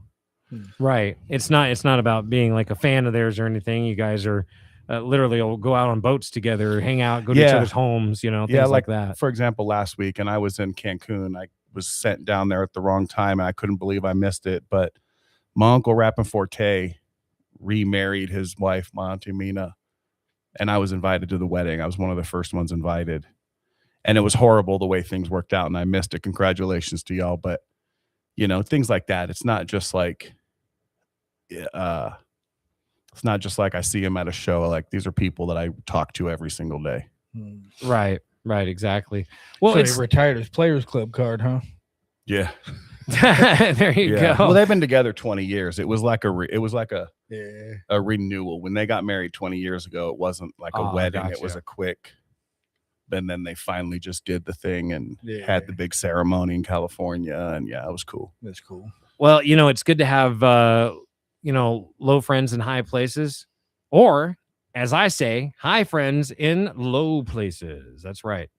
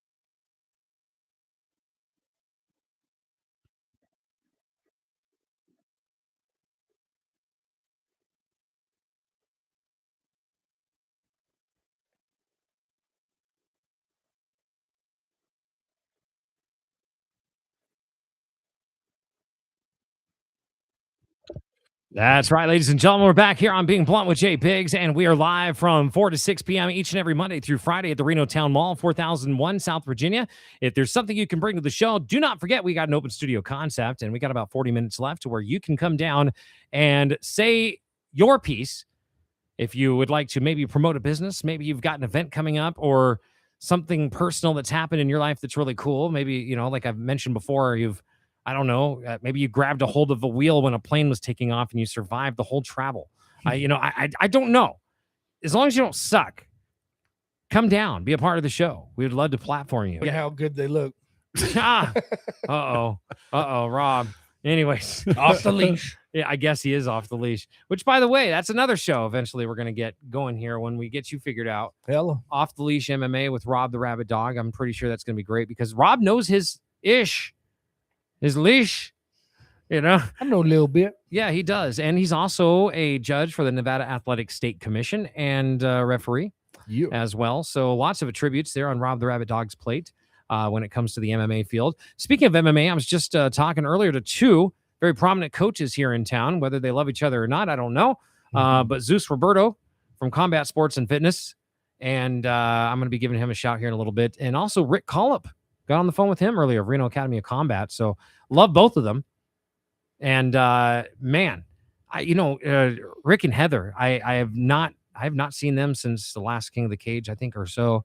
And just every time I see them, it just reminds me of a different time in life because I used to take my kids to their gym to train MMA when it was on Mill Street. You know, and Zeus was still just rolling around on the mats there with them.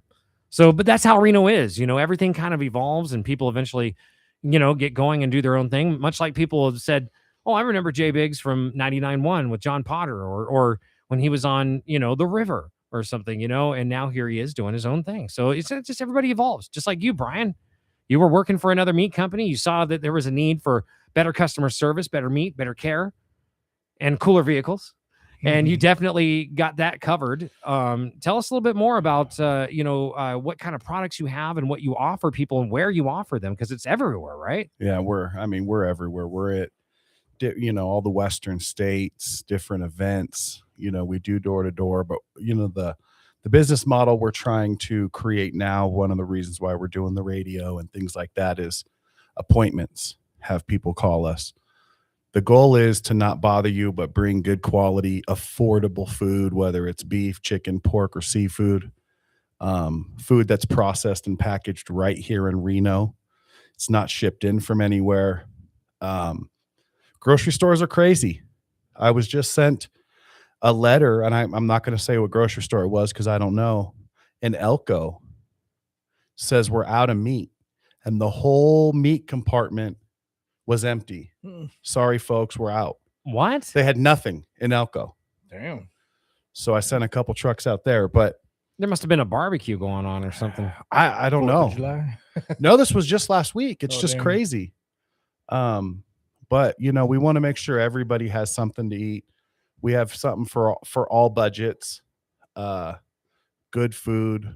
If you can't afford, a lot of variety packs, but not everybody can afford, to stock up all at once. We tailor to that. Just whatever we can do.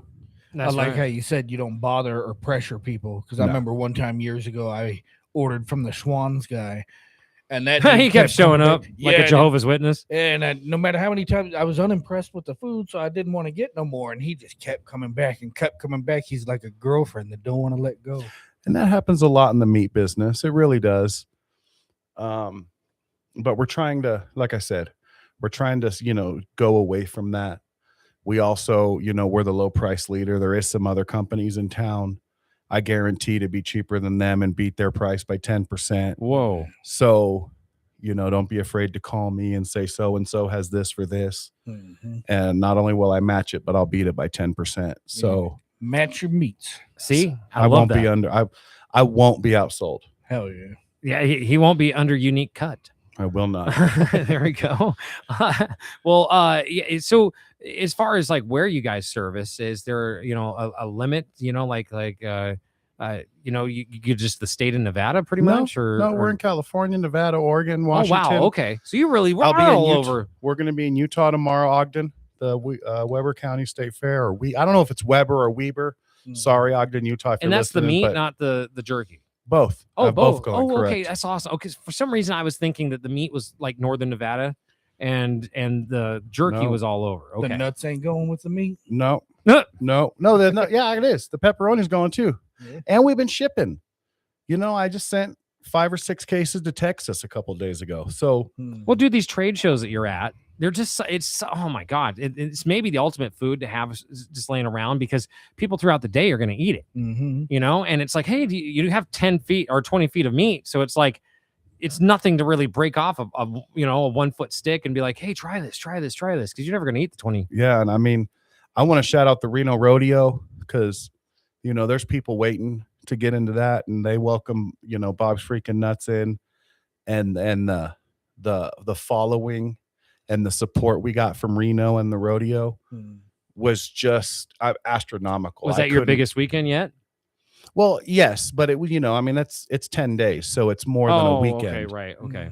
But yeah, they welcomed us with open arms, and it was just, I couldn't keep enough food there. Nice. Wow. So that was incredible. And as I mentioned, the way the packs are set up, it's compact to bring around with you. They fold up, and also when you get there, their crew is also very lively and very nice. And if you ask them politely, they will hook you up with as much, of the tryouts as possible. Mhm. All the different kinds of meats. He usually has about Don't sample just one. Right. I think I had 12 flavors at the rodeo. I was gonna Sample say them it's all. at least 10. At Yeah. least 10. Yeah, there is. And once again, and just in case maybe somebody's just tuning in for the first time this hour, what are the flavors that you have? Oh gosh, right. Well, the ones we make, I mean, from teriyaki, pineapple teriyaki, Howlin' Habanero, Dragon's Breath, barbecue, honey barbecue, Memphis style barbecue, dill Cheesesteak. pickle, Philly cheesesteak, Bloody Mary, strawberry, root beer. Root beer jerky. It doesn't sound great, chorizo. but man, it's It's Well, that's what I amazing. thought about strawberry. Is like, I don't know. Strawberry is I'll one try of it. the strawberry is one of the best sellers. I'll try it, but it doesn't sound so good. Chorizo is amazing. I cut it up and put it in like breakfast burritos. Oh, there you go. So There you go. I mean, there's a lot. That makes sense, man. That makes sense. And what are we looking at cost wise for these things for people if they So it's about $2 a foot. okay. But That's if not you bad. compare it to, Yeah. the stuff you get in the stores, it's very comparable, Oh God, yeah. but made right here in the U.S. I would say that's even better. I bought a beef stick this morning. It was like almost $3 and it wasn't a foot long. Right. No, I was gonna say, dude, beef jerky especially is out of this world stupid expensive right now. Yeah, hell yeah. Mhm. Oh, and another thing I want to point out about these about Bob's nuts and his jerky is that it is not greasy. It is not greasy jerky. You can hold these things up against your shirt and they're not greasy. That is the one of my favorite parts of these things. And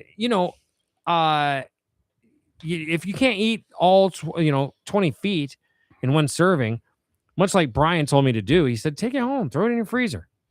When you're ready to eat it, just unthaw it, and it takes like about 2-3 minutes out on the counter and it's good to go. Mhm. And sure enough, you're right. But I got a little bit too, like, hey, I need to hurry up and eat this. So I ran it under warm water. I Why did don't you it. just eat it frozen? Well, I don't know. It was fine. To me, it did the job. It unfroze it and Or do the fat guy trick and roll it in your hands for just about a minute. well, I'm Native American. I don't want to start a fire. It's treat it like a Be Legit blunt, like the big long yeah, one. Yeah. Yep. Which is funny but true. Man, I'm so excited. Luck Pita in the house tonight.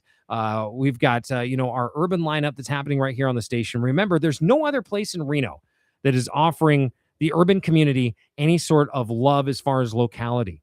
And what I mean by that is that all the other stations that do urban music in town are completely pre-recorded. They suck and they're AI. And there is no people that are giving opportunities to anybody that's local. And that's sad to me because there's so many good local artists. So many. Yes, there's a lot of cool things that are happening, in this area as far as music goes. If you haven't explored, let's say, the Get Money crew yet, well, there's a bunch of hip hop artists right there that are awesome. The Get Money crew, the Pita Gang. That's where Luck Pita comes from. So, that's all love and stuff right there. But yeah, we've got just so much stuff going on here. Where are people going to be able to find you online, Brian? BigBsUniqueCuts.com with 2 G's, no apostrophe. BIGGBS uniquecuts.com. Okay. And once again, you deliver. We deliver. Yeah, we do in-home appointments. So you come out and show your meat in home? I do. Okay. Because the health department gets on me if I show my meat in the street. No, this is true though. This is true. Anyways, all right. Well, with that being said, let's jump into some more music right here. It's just another day on the station. You know, we're always doing things and having conversations that nobody else is.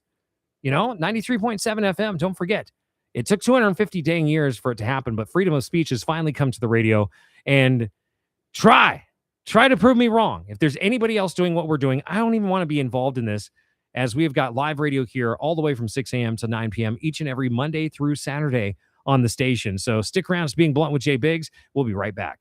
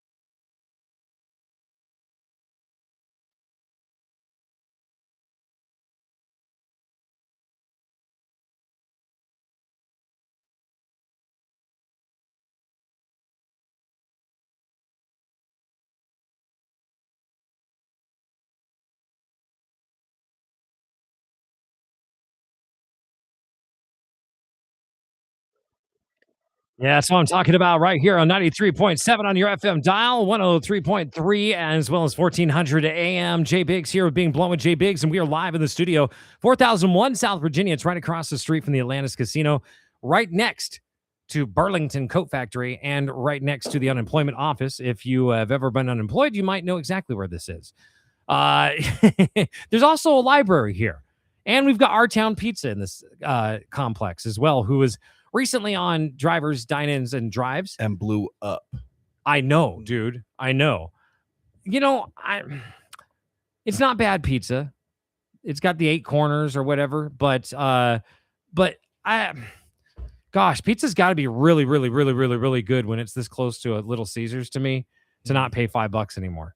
You know, for pizza. This is how I feel, right? So it's good stuff. We were just talking about it with the guys earlier about Chicago pizza. Right. You ever get a chance to go have some real Chicago pizza? What's the closest thing you've ever had in Reno? To Chicago pizza? Yeah. Nothing. Really? No. Now that's just essentially the deep dish, right? Chicago style. Yeah. It's a little deeper But than deep it's a dish. little bit deeper, and Yeah. like the sauce is on top, and Yeah, see, I it's got real one thick. when I was in Chi-Town. That was one of the things I wanted to try, and I went and got one, and I wasn't too impressed. It was good, but it You wasn't didn't go that to the right great. place. Yeah, I need to find the And right I mean, spot. there is, if you go down to Vegas, you know, one of the biggest pizza outlets in Chicago is Giordano's, and there is one in Vegas, and it is good. It isn't Chicago Giordano's, but it is good to give you the experience. But you got to go. It takes about an hour to make. Really? So you're sitting and waiting for a while. I would have to check that out. That's okay. Yeah, I was at the airport once in Chicago. So I lied earlier when I said never been to Chicago. I did touch down at O'Hare. It counts. I guess. You know, I did like a selfie video from there eating some crappy little pizza that I got at some pizza spot inside the airport, which was not good. The pizza, it reminded me of like the bonfire pizza that you get at Maverick, honestly, now that I look at it. So I had 2 hours. I'm like, should I take a quick Uber to somewhere? And I'm It's like, not quick if you're getting Chicago pizza. You need an hour and a half. right, for it to cook, right? Mhm. Right. So yeah, essentially I'll probably just order one here at home. There used to be a place. It's where Anna's Taco Grill is now over in Northwest Reno at the corner of Mayberry and McCarran. It used to be called Bear's Pizza. They had a pizza that was at least 4 to 5 inches thick. And it took it literally said on the menu, please call 1 hour ahead before we cook this. Yep. And so I went with some family and friends there one time. We didn't know it was the hour wait. So what we did is we just ordered some appetizers, sat there and chilled, and we got the pizza an hour later, and it was the most delicious thick sliced pizza I think I've ever had in Reno. But gone are those days. Mm-hmm. Who's your favorite pizza now? Papa Murphy's. That was so out. I don't. That was random as can be. I don't know if I can answer that because there's a lot of good pizza in Reno, but just to shoot one off I don't even know what I would say. Well, I like Rick's at the university. Mm-hmm. Rick's has this thing called pink sauce. It's half white sauce, half red sauce on the pizza, and I love it. But you know, and then they have the pizza there is called the Uncle's Boy that I like. But also I'll attest to, of all the things at I think it's Godfather's Pizza, the one that's still over by Reno High School, the final standing one. Yes. They have the taco pizza there, Yes. which is phenomenal. I don't care what anybody says. That pizza is so delicious. And it's the only one that I would recommend there. Grimaldi's has a weird thing where they apparently fly in New York City sewer water to not sewer, but like New York City tap water to make the pizza. And that's their special ingredient. I don't know. I rarely ever order pizza. And so, but I will say, oh my God, of course, duh. I'm thinking Reno and Sparks. Now I got to, let's move to Sun Valley again. Buy Right Pizza. Veronica Cortez is listening. Yes, absolutely. Go to the corner of 7th. This is all new to me. I've been there one time. 7th and Sun Valley Boulevard, or is it, what's the name of that? Clear Acre. No. Or is it Sun Valley Boulevard? Sun Valley Boulevard. It and is. 7th, Okay. Yep. Yeah, it is. Okay. Anyways. But yeah, go over there and check them out. And Veronica is serving up pizzas. As you enter into the Buy Right Market on the left-hand side, you will see her pizza stand, and she has got the bomb and the least greasy pizza in all of Reno. I just went in there like 3 or 4 days ago. I needed a sparkling water. I'm not over there much. And it's funny you say that because I walked in there to get water, looked over, saw it, recognized the name, and told Amanda, I said, I've never had it, but they are everywhere and everybody talks about them. So now I'm going to have to go in and Oh, I love that. try it. Oh my gosh. So yeah, we're gonna have to do it. And you know that Buy Right place is known for how many drinks they have. They have about 17,000 drink coolers, you know. So it's like, what They're do you want everywhere. what do you want today? Anyway, but yes, go and check that out at Buy Right. If there's one pizza joint I definitely want to give the plug and love to, it's them. And Veronica, who's here with our late lunch each and every Friday. She's on the screen in here right now. Is she? Yeah, it just changed, but yeah, Her she pretty was. face. Anyway, all right. So, ladies and gentlemen, don't forget we are chilling here on the air till 6 o'clock, and then we have our Urban Mondays coming up with Luck Pita, Envy the Truth, and of course, Faces of Success with Pearl happening tonight at 6, 7, and 8 o'clock, respectively. And we will be done with our live shows till 9 o'clock, or after 9 o'clock, and we switch over to the Salem Network, which the Salem Network has a lot of talk radio. Might not be your cup of tea. Maybe it is. Who knows, right? That reminds me of back in the day in the, what was it, 10 o'clock when the TV stations would go off air. And cartoons were only on Saturdays. Right. And you had to wait. And if your mom was mad at you and you were missing those Saturday cartoons, it ruined your whole week. Yeah, Well, if someone's calling me from a 310 area code number, I've had that twice during the show. West LA, Santa Monica. That's what I was thinking, 310. Long Beach. Yes. So yeah, it's I will be giving you a call back as soon as we get off the phone here. Maybe it's Nia Psych. I don't know. Mine's So I know she's out there. 661. Good old Palmdale. Really? That's Mhm. right. Yeah. And I wouldn't know this because I accidentally called you at 4 o'clock in the morning. I feel like such a jerk, dude. You know what? Talking about building stations and going back to dedication, a lot of people, yes, you did accidentally call me at 4:58 this morning. But see, the phone didn't wake me up because at 4:58 this morning, I was at my office, at my warehouse, listening to music, doing my paperwork, planning this week when nobody bothers me. Right. That's, 5 o'clock every morning. I'm at the office, whether you're there or not, I'm there. I love that. Wiring whatever I'm doing. Right. But that's what I was doing That's- this morning that's- when you called me at 4:58 Are you serious? Dude, I was laying with my lady in bed. and you called me. And no, I have music that plays. I thought of you, Brian. Well, I thought of the meat. He had the meats on the mind. They had the meat on the mind. And yeah. And so essentially I think we rolled over and accidentally, because the screen was on, somehow like our shoulder or something touched it, and it gave you a call. So I do apologize. I also called my buddy Joel Ross. So it wasn't just you. You weren't Okay. the only victim. So you just get to sit there and listen to the background noise for a couple minutes. Well, no, it hung up. And then I texted him. I'm like, good morning, bro. And then I don't know, it was 6 hours later when he actually woke up. He's like, hey, what's up, dude? You text me? And I'm like, well, yeah, because you called me. And then I looked, I'm like, ah, Well, you were rolling around wrestling in bed with your girlfriend. You called me. Right. that was, dude. Okay. That was not because of any action. That was during sleep. At that time in the morning, I was out.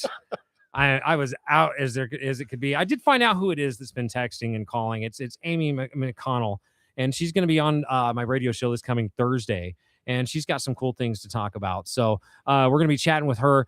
This week's actually lining up pretty well. Tomorrow, Oswald Intox is going to be in to talk about the Riffs and Rhymes Festival that's coming up in I love September. Oz. Yeah, Oz is cool, man. Very close friend of mine. Really? Yes. I did not know you and Oz know each other. I met Oz back in 2010 at a Cottonmouth Kings concert. That sounds about right. I was there with the Kings, and he was opening for the Kings. Really? Yeah, and we were hanging out at whatever casino that is right there. That's crazy. Now it's the Get Money crew that opens for the Kings. Yep. That I is just hit up Oz a couple of weeks ago. He had a flyer what looked like he was putting on a fighting event, and his opponent dropped out. Yeah, he's having someone's back So to haters the will hate. beef, Someone's hating yeah. on him. Yeah. So I didn't know what it was all This about. is and great. I saw his opponent dropped out. So I was just like, hey, I'll fill in for you. He's like, you want to fight me? Hell no. I was like, no malice or ill intent. Just the show go on. I'll fill in. I'll fight you. right. That is great, dude. That is hilarious. Oswald is gonna catch a fade and unintentionally from Rob. I just thought he was putting on a show. I was like, shit, I'll help save the show. That was okay. That is hilarious. Well, hey, at least it shows your dedication, Oh, right? So that's all good right there. Man, yeah, Oz is gonna be on with us tomorrow. Maybe even Tall Trevor from Rocket Reno, who had a very successful debut show on Saturday. Once again, I'm very proud of him and the band he had on.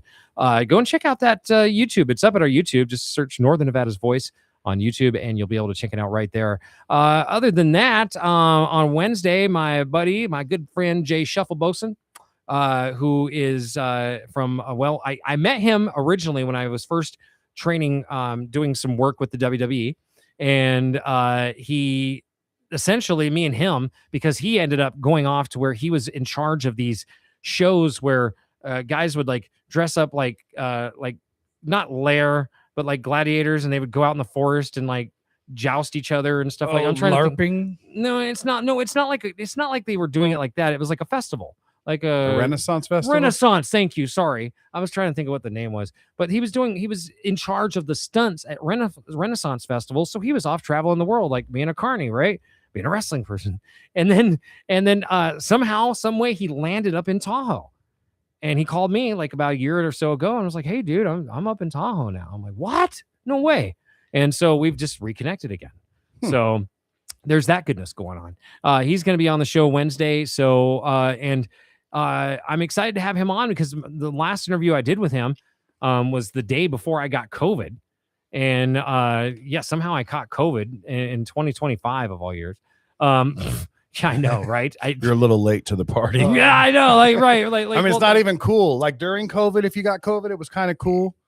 You're 5 years. Right. Now No, you're now just a nerd. I am a nerd. I'm a nerd. That's great. No, somehow, some way, it took me that long to catch so it was like, whatever. I caught the COVID, as we would call it. Remember all the people that would say, "Oh, I got COVID before you even knew it was COVID." Well, Jay Biggs is, "I got COVID after nobody can catch COVID." Yeah, nobody even cared. Yeah. It was People like, didn't even know what COVID was. oh, they anymore. treated me totally like it was the flu. They totally did. Now it's to the point where it's just like, although if you see people in masks in their cars alone, feel free to point and laugh. Now it's lettuce. Now you can't eat lettuce. Well, what? We haven't. Oh, yeah, that's You right. guys live under a rock. Lettuce is I giving do. people explosive diarrhea, and they're being hospitalized. I heard that was contained Bell. to Taco Bell. Well, damn, I just ate Taco Bell yesterday. You did. You sure enough did. Let me sit over here. Imagine Rob just starts exploding. Yeah, the windows would look worse than when Shanimal was running shows. Right. Anyways, oh my God, that is crazy. Wow. Well, make sure whatever you do, you go check out Big B's Unique Cuts. We won't And give you explosive diarrhea. they will not. It's all natural. There's nothing in the meat. No hormones, no GMOs. No pumps, no dyes, no hormones, no antibiotics, no COVID shots. Yeah, It's is it free range grass fed though? We do have some grass-fed, grass-finished. The majority of it is grain finished. I was kind of being a smart ass there. But Well, I was just answering your question, my friend. He wants the wood grain. Mhm. Anyway, but seriously, you guys got so many different kinds of meats, and what I mean by that is that literally one time, some of your employees pulled out boxes and started showing me, "Oh, this is the seafood box, and it has all these different things. This is the steak box, it has all these. Here's the chicken box. Here's the pork box." I mean, what are all the products? Because we got a few minutes, so just tell everybody what it is exactly. So we got cases. We got 3 different steak cases. One's just, your average everyday family size cuts. We got a case full of roasts. We got a real high end case. It's a choice and higher case with some real thick 2-pound T-bones. We got a case that's got about 70 servings of wild caught fish, different types, ahi, halibut, things like that. We got a shellfish case. It's got 3 types of shrimp, lobster and scallops, chicken. Chicken's just chicken, but it's all natural free range chicken. Pork, ribs, tenderloins, roast, things like that. And then we got like bacon and some specialty stuff. 2.5-pound pieces of cold smoked salmon. like elk or bison at all? I can get it, but it's very not everybody eats it. Yeah. So we kind of tend to just deal in the stuff that most people eat every day. Right. Right. Well, in you guys aren't in the sense where you have a bunch of different products like a Schwann's, right? It's just meat. Just meat. Yeah. Okay. I'm like Schwann's without the ice cream. But damn it, those silver bars are so good. They are. Well, I mean, they're out of business now. I think they've changed their name to Yellow, but you definitely can't hate on their ice cream. no, that's it. Yeah. Those little mint bars. Oh god, those things are so good. You know, just like earlier today, I was thinking about this because you say we have state cases, right? So just earlier today, we have on each and every Monday between 1 and 2 o'clock, we have state your case. So you can go from state your case to stake your case, and you can get it through Big B's right here on Mondays and any other day because 7 days a week you're working, whether it's Reno, Idaho. Give me a call you're this right. weekend. I'll have a team. I'll have my teams here in Reno. I'll have a team in Napa, California. I'll have a team in Ogden, Utah, and I'll have a team down south of Vegas in Arizona. Someone wants 4 cases in Amagosa Valley right now. Nice. Let's get it over there. There we go. And don't forget, you know, you might be a customer of some of my competition, and you know, give us a try. I won't go any further than give us a try. I'm 10% at least cheaper than them, and come on over, try it out. Right. Hey, that's all you can do is plead your case. Because hey, I mean, I would like to think that people want to eat healthily, and if you look at these meats that are in the stores today, when you hear what Brian's talking about how they're not, you know, no hormones, no dyes, and all that kind of stuff. You know, these meats that we're seeing that are like red in the store, usually it's because of a dye. Plum juice. It was actually just on the news. I have the video here on my phone. A company in Florida it's the companies that go to the Tractor Supplies and try to sell you 40 ribeyes or 20 ribeyes for $40. And there was actually a scientist bought this case and laid it on the table next to I forget what store, but it was like a Trader Joe's or something. And it was leaking too much blood. And he goes, if you look at here and, you know, at how much blood is on the bottom, that's indicative of plum juice. And I mean, this was a scientist. That's where a lot of these steaks, you know, they'll take old dairy cows, that can't produce milk, or cows that might be stressed out, and they pump them with plum juice, and that's what gives them their color and their flavor. Dang. Yeah, if you go to some of these like Wagyu farms in Japan and China and these places, Japanese Wagyu, right? They literally have people massaging these cows, playing music for these cows. That's why it's so damn expensive. Mm-hmm. See, every time I go to the sandwich, the Capriati's, and they have the Wagyu beef that's $4 more. Just think of how many massages that cow got. He was More than I'm getting. He had more waggooing of the tail, I guess. I have no clue. Anyways, all right. Well, once again, go ahead, Brian, and give all the places that people can get your meat and possibly have you come out to the house and give them a demonstration. Just call us, 855-NV Meats. Rings right to my phone. I'll set up to have someone, whoever's closest, come out, show you what we got. You don't have to buy. And you know what we do is if you call us and we come out, once we show you what we got, we give you a free slab of bacon, whether you buy or not, just for giving us your time. So you can't beat it. Hell No. yeah. You can't beat his meat. you cannot beat my meat. I love it. That's true. All right. Well, hey man, thank you for seriously being a part of everything and being one of my major supporters on Being Blunt with Jay Biggs, dude. You know, it means a lot. And I'll come down anytime. I love sitting here with you. We're both so busy, we hardly get to talk, even at 4:58 when you hang up while I'm answering. Oh God. So, you know, I'll come down and rap with you anytime. Well, I love it, man. It's all for passion. You know what I'm saying? That's what this whole thing is. And so that's kind of what I'm going to lead out with here. Bones off the album 2 Million Blunts. It's passion. It's Being Blunt with Jay Biggs. Thank you so much. Real quick before I do dip out, I did want to remind everybody. If I can go here real quick and just federal data now shows that more Americans now use marijuana on a daily basis or near daily basis than smoke cigarettes or drink alcohol daily. Yes. Yes. Thank God. I'm sorry. But alcohol remains far more popular for overall occasional use. And, you know, I think that's the stigma of it, right? So, you know, again, as I say to everybody, you know, it's no big deal if I'm your employee, Brian, at the end of the night, and I say, hey, let's go grab a beer, Big B. Okay. What's the difference now if I say, hey, Big B, let's go smoke a blunt? I don't think There there's isn't. any difference It's at better all. actually, and Mhm. I love like like my parents, or those people that are like 50 to 70 that lived 3/4 of their life where weed was illegal, and you hand them the blunt and they're trying to hide it and make sure no one Oh, can I know, see. right? And I'm like, y'all, we're out of that now. It's like the people that like when I used to hate this back in the day, the people that would smoke, they had to pinch it. Like just because it's weed, right? Like they couldn't just hold it like a damn cigarette. Right. You had to be like, like obviously like hitting the joint. And it's like, dude, come on, like I don't know. Anyways, but I love that- the closet weed smokers. It still cracks me Oh, up. I'm sure there's a ton of them out there. This is one general manager that isn't. I don't go into the bathroom and turn on the fan. Don't worry. Anyways, all right. I'm going to get off here before I stay on all damn day. Luck Pita is next if he ever gets in here. He's got some guests. So hopefully we'll see him shortly and we'll get stamped. Otherwise, we are going to have Into the Truth in at 7 o'clock and 8 o'clock Faces of Success with Pearl. So stick around here. It's Passion by Bones, 93.7 on your FM dial.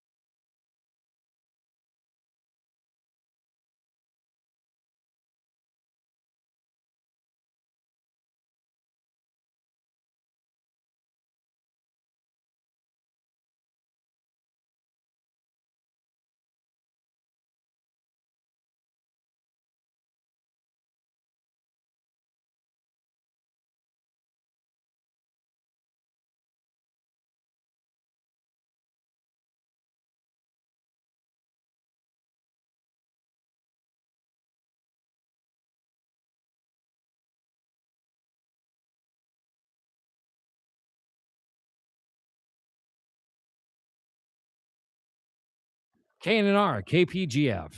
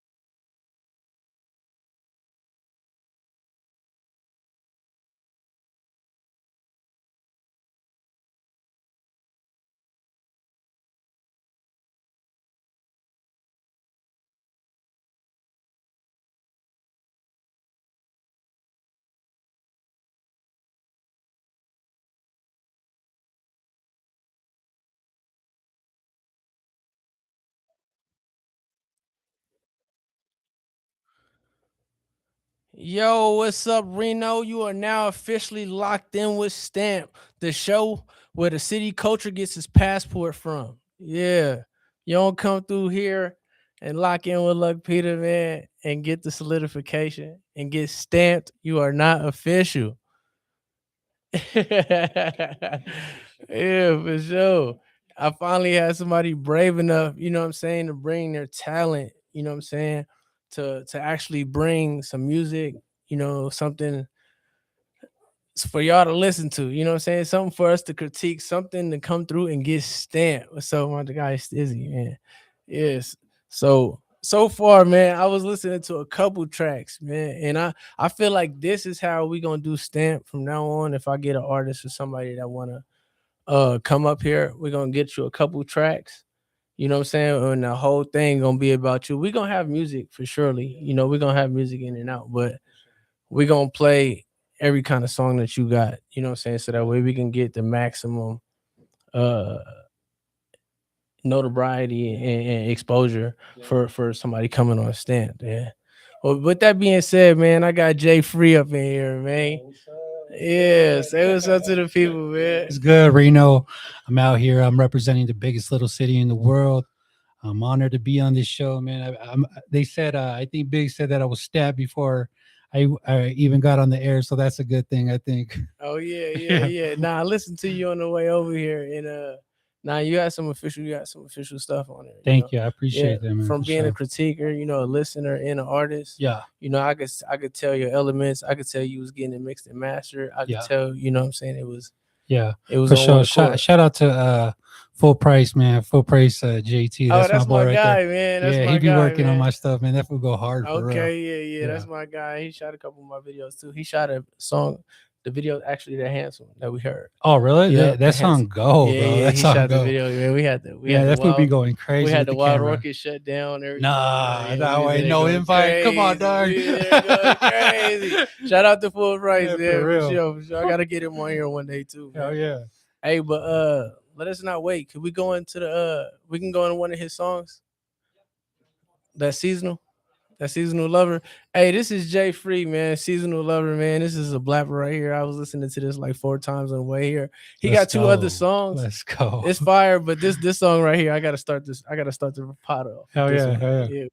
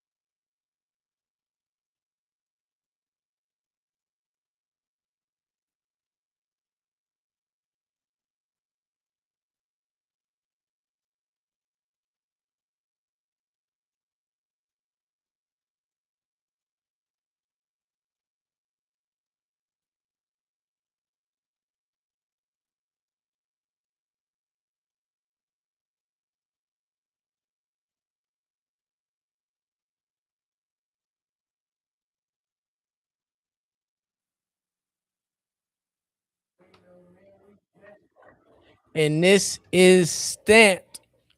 Are we playing another one? We good? Oh, okay. That was it. Hey, yeah, man. But we up here with Jay Free, man. And he got some heat, man. Oh, how long you been rapping out here? Out here, bro, I started like in 2020, like when COVID hit. Okay. So I went like for a year, maybe a year and a half, and I kind of stopped. Yeah. Because some, life happens. It be happening. I kind of like was, pondering whether I wanted to strive to kind of like chase this Gotcha. passion, right? Because money's a factor, you know what I'm saying? As an artist, like you paying everything out of pocket. No, most definitely. So I kind of like stopped for like 2 years. And then I don't know, it's like, you try to let go of your dream, but your dream won't let go of you. So you'll sit there and tussle. So the dream one, pretty much I'm back at it. Yeah, and I'm going hard again. And you know what I'm saying? I'm just like, I'm pretty much all on board, you know what I'm saying? That's fire. That's fire. Now, Yeah. most definitely, I think, the money gonna get spent anyway. So you might as well spend it to where it could come back. It's doing music and being an artist is two different things though. Yeah. When you just doing music, that's when it's really gonna cost you. right. But being an artist and understanding you're an artist, you have to figure out a way to navigate to make it pay you. Right. You know what I'm saying? true It's that, it's bro. not just as easy as like waiting for somebody to pay you. You know what I'm saying? That's like a job. right. But when you're an artist, you have to create something so raw, or you have to put yourself in so many platforms right. or on so many things yeah. to the way you can generate some income from it. Because True I ain't gonna that. lie, when you spending money on it, you're gonna be thoroughly invested and you still gonna go hard. right. But when you start to see it reciprocating, oh it, no, it yeah, sparks facts. it sparks a whole Yeah, other it gives you animal hope, man. in It you. gives You you know what I'm hope, saying? for sure. And I be telling a lot of artists, like, you don't have to be stinking rich. You know what I'm saying? yeah, Like, no. if it could supplement your income and you could just live off doing music or whatever it is, like, you can always scale.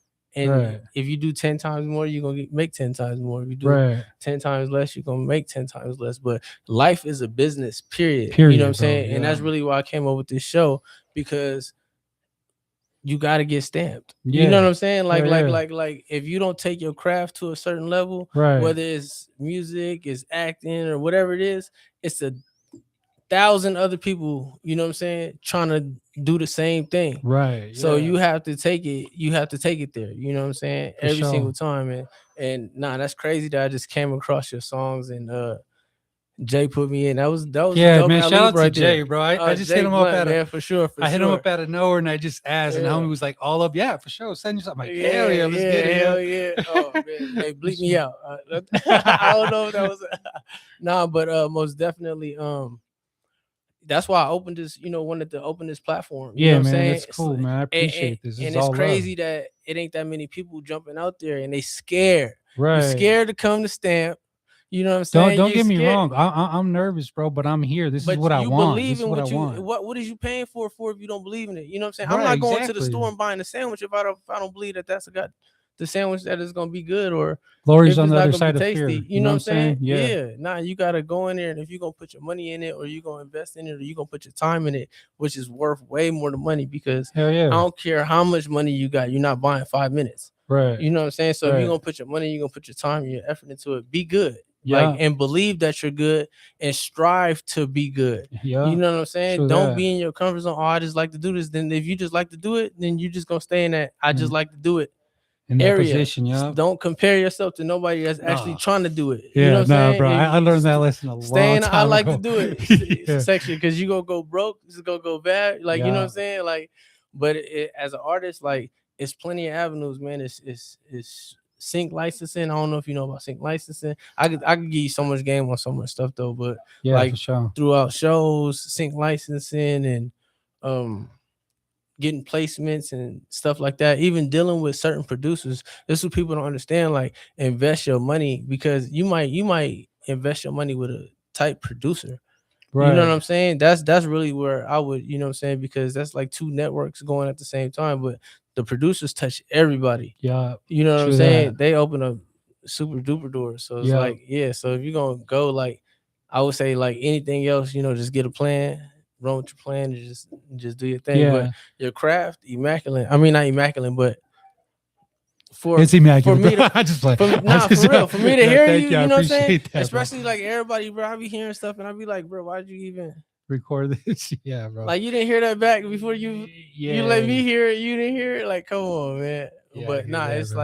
like the production, like, and you going, you paying, and you spending your money. You believe in what Yeah. you're doing, so you getting it done right. You know what I'm saying? I'd Yeah. rather have 5 songs that's done right than to have 100 songs because we're just doing them. Right, right. Like, you know what I'm saying? You Yeah, got to make sure they're definitely. shoppable. You got to make sure it's, you know Well, what I I'm saying? try to aim to like kind of like it's I say it's like a feel good music, but also at the same time kind of like a conscience, Yeah. like make you think, and you know what I'm saying, give you a good vibe.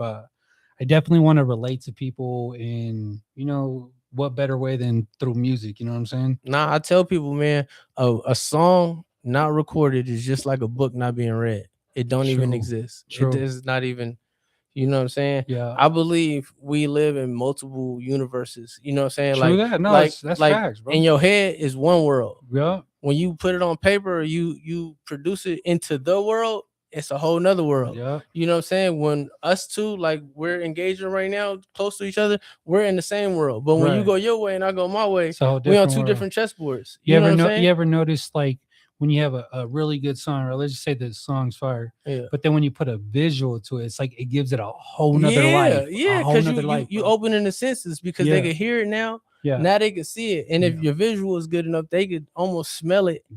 Yeah. And all of, you know what I'm saying? Taste it. So as many senses as you can touch, you know what I'm saying? Facts, When bro, facts. you crashing on something, man, it is what it is. Well, what's Yeah. other than that seasonal that you sent in? What was another one that you think the listener should listen to? I would definitely put on Waves. Waves. Waves for sure. You trying to spin waves one times, man? I think Jay. Biggs is a little busy ordering some food. So. Yeah, it's all good. Could we play the J Free Waves? We'll be right back, man. J Free.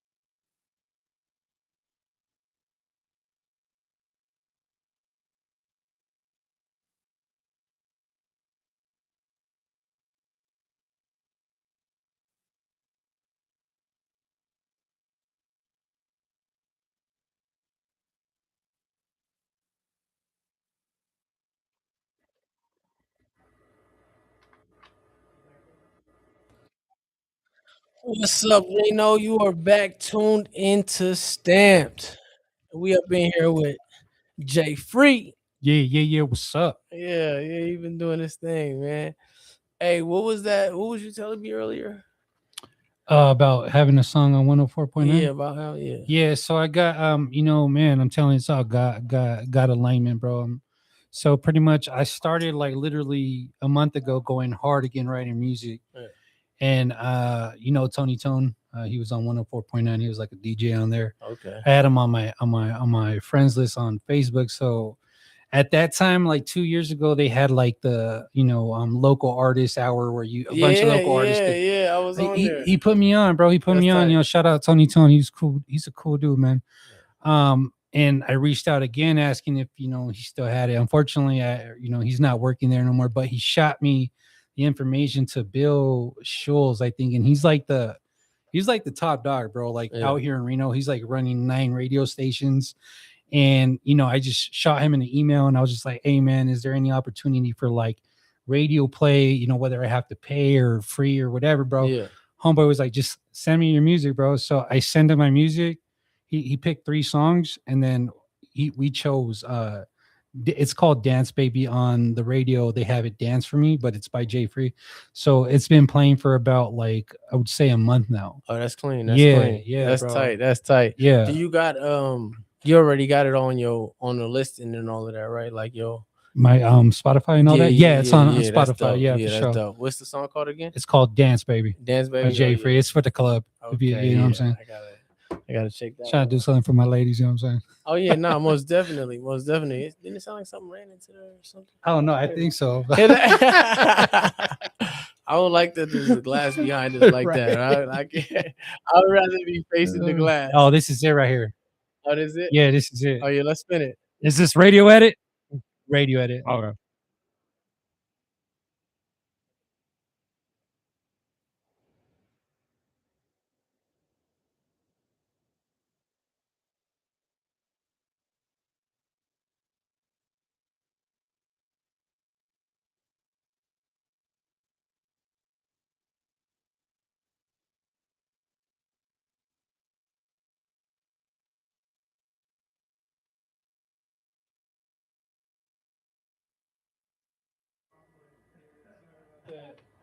You just gotta hit the cough button.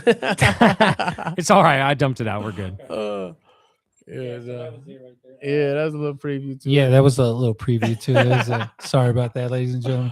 Nah, they didn't hear it. Oh, they didn't hear it? Nah. Okay, cool. That ain't that bad, man. Nah, it It was wasn't that bad. yeah, they only heard it one time. You might hear it 3 or 4 times at their mom's bedroom tonight. Most definitely. But yeah, shout out to everybody that's tuned in too, man. We're on 93.7, we're on 103.3, and we're on 1400 AM. If y'all want to tune in, man, this is KNNR KPGF. Tune in. But if y'all we back with Jay Free. Yes, sir. Artist I just learned about, I haven't heard his name, Roman or nothing. I honestly, Jay Blunt told me he had somebody that has some music. He sent me like 3 tracks. I was like, I ain't gonna listen to these until I'm on the way to the station. For sure. Because I don't want my algorithm in my brain to be all messed up. Yeah. Play one. Oh, okay, now it's actually good. Yeah. I try, man. I really do try. Yeah. I played another one. I said, oh yeah, ever since then. I think he sent it like a couple hours ago. And I accidentally played Seasonal Love. Yeah. Seasonal Lover. Lovers, yeah. Yeah, on accident. Like when you get the email, Right. it was one sticking out, even though it said like 3. Yeah. So I tried to just click it so that way I could download it, and it played. Oh, okay. And it slapped. I was like, Yeah. okay, For So sure. I was slapping it for hours. I went from saying I was just gonna slap it on the way up here to slapping it for hours. Yeah, I So, appreciate that. yeah, That's make love, sure. man. Yeah, Thank make you, sure bro. y'all go out there and check out Jay Free on Spotify's, Apple Music, Deezer, all platforms, man. I just want to let y'all know, man, there's a couple of Jay Free, so Oh. I'm the one with the blue LA hat. So just search for the dude with the blue LA hat. That's me right there. I got my music there. Sereno certified. He says, No, bro, no. I'm just from Los Angeles. I moved out here like in 2010, but I love it out here, bro. It's this is home for sure. LA dog. tight too. Man. I love No, LA. LA dope, bro. But I mean, I just feel like this is more kind of my lifestyle, my pace. You know what I'm saying? So yeah, for sure. What about Frankie Foreplay or whatever his name? Homeboy, have you done that concert yet with the Frankie Foreplay? I don't know Frankie Foreplay. What's the dude from Baldwin Park you're doing the concert with? Oh, you talking about Forte? Nah, he talking about Lefty Gunplay. Oh, We already did this show. Yeah. Oh, that how show was dope. that? It was dope. It was dope. Was he cool? Yeah, it was cool. It was that's cool. what's up, man. He's got to Cool be. hell. That's what's That was up. in Utah. When was that? I thought That was Salt Lake City, Utah. It was last like week. 2 or weeks something? ago. Oh, okay. Yep, 2 weeks ago. I did that show and then drove back here to do this show the next day because it was actually a Sunday show. Grinding, man. okay, that's That's what's the up. bro. I mean, It if don't you don't stop. If It you don't don't move, stop. it's not gonna come to you. Yeah, that's how Like, it is, I don't bro. care what you like. I've never seen a dollar bill get up and walk to somebody. Yeah. I've never seen You nothing don't. that you actually want to walk to you. You know what Yeah. I'm saying? You have to walk to it. You gotta do what you gotta do. You know? Yeah, for sure, bro. I feel that. Yeah, that's why we saying, about like the difference between just doing music and being an artist. Because if you want the outcome, you have to do. You got to put in the work. You man. have to. You have to. Ain't no one gonna do it for You you, have to. dog. And if it's not jigging for you, or if it's not going your way, you have to figure out a way to make it go your way. It's nobody else's responsibility. You know what I'm saying? I just want to say something, man, just to anybody who's, on this road to, trying to pursue music and being an artist. I would just say stay focused, like keep your eyes on the prize, man. Put anything that is delaying you from, pursuing it to the side, push to the side, whether it be drugs, whether it be women, whether it be alcohol, anything. I'm telling you, man, don't waste your years and go after what you really want. What you really want. That's what No, most definitely. Yeah. And I always say, man, if life is life, then use it. Like, just because you can't make happy music because you're not happy right now, then make some sad music. 'cause you're sad Yeah, right people, now. there's Like, sad you gotta people know what I use- need to. You have to use every part of your experience. Yeah. You can't just use it when I'm up or when I'm doing good. Because that's the problem with a lot of people. Like, if they not up, their pocket's not right, they don't feel up and they don't feel right. And you have to like put some initiatives to take you out of that zone, because if you constantly keep in that zone in your brain, your body gonna follow suit. Yeah, bro. Like, you know what I'm saying? You have to constantly facts, bro. be moving and grooving too. Like, even if you think I can't afford to, I don't feel like doing it today and not doing it today. Like, Nah, ain't no when you way. don't feel like doing it is when you need to That's do the it. That's best when you need time. to do it. Yeah, Because it's a habit. Like, yeah, man. I read this dude, like, even when he didn't go to the gym, like, even when he didn't feel like going to the gym, he still drove up there. Yeah, And then by him driving up there, made him get out the car and And go go. to the gym. Yeah. But if you sitting at the house and saying, man, I don't want to go, you're more likely not to go. right. So at least if you are lagging or wanting to get somewhere, and take you at least physically go there, and then you might put the work in once Right. you get there. Sure. You know what I'm saying? Yeah. Yeah. Put yourself at least in a position, you know what I'm saying, to where you could physically go there, Right. and then now you gotta put it in work. Yeah, to now do you it. can just drive off to McDonald's. You know? Nah, but for real, man, if like when I don't always want to go to the studio, or I don't always want to go to, you ain't got a hit, or you ain't got. Bro, I would love to go to the studio every single day, but you know what I'm saying? It's like I don't have an unlimited amount of money, so You it's gotta kinda- buy one. You gotta buy Dude, one. man, yeah, You I gotta know buy what you're one. talking about. That's Yeah, it. You just gotta buy one, and that way you can wake up at any time of the day and record. And yeah, like, it'd be sometimes I know you probably had a dream or something. You can said something on the yeah. woke up, it was gone. Like, I done it for sure. But no, yeah, invest in yourself, bro. That's literally like the cheapest investment you can make. Because once you get the home studio and you learn it, you don't have to learn how to mix and master. You can still send that off.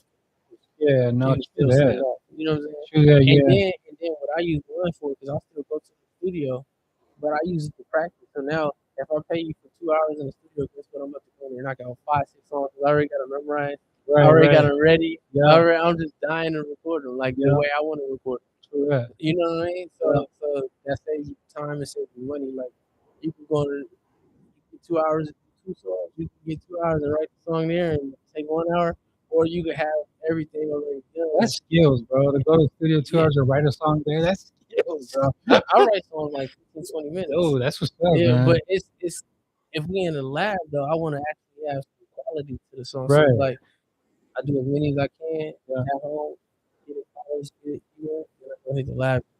Maybe looking at me hot like I scammed them. Like you know what I'm saying? I don't trip. I got my own beats. I got everything, bro. Just press record and then Yeah. you ready to mix and master that joint, create it. Like, hey, you just came here to find songs. Yeah. What's wrong with you? Oh, 2 hours. That's what's up, man. Most definitely. Let's speaking of some music, man, let's get some thick one. Can we listen to thick one?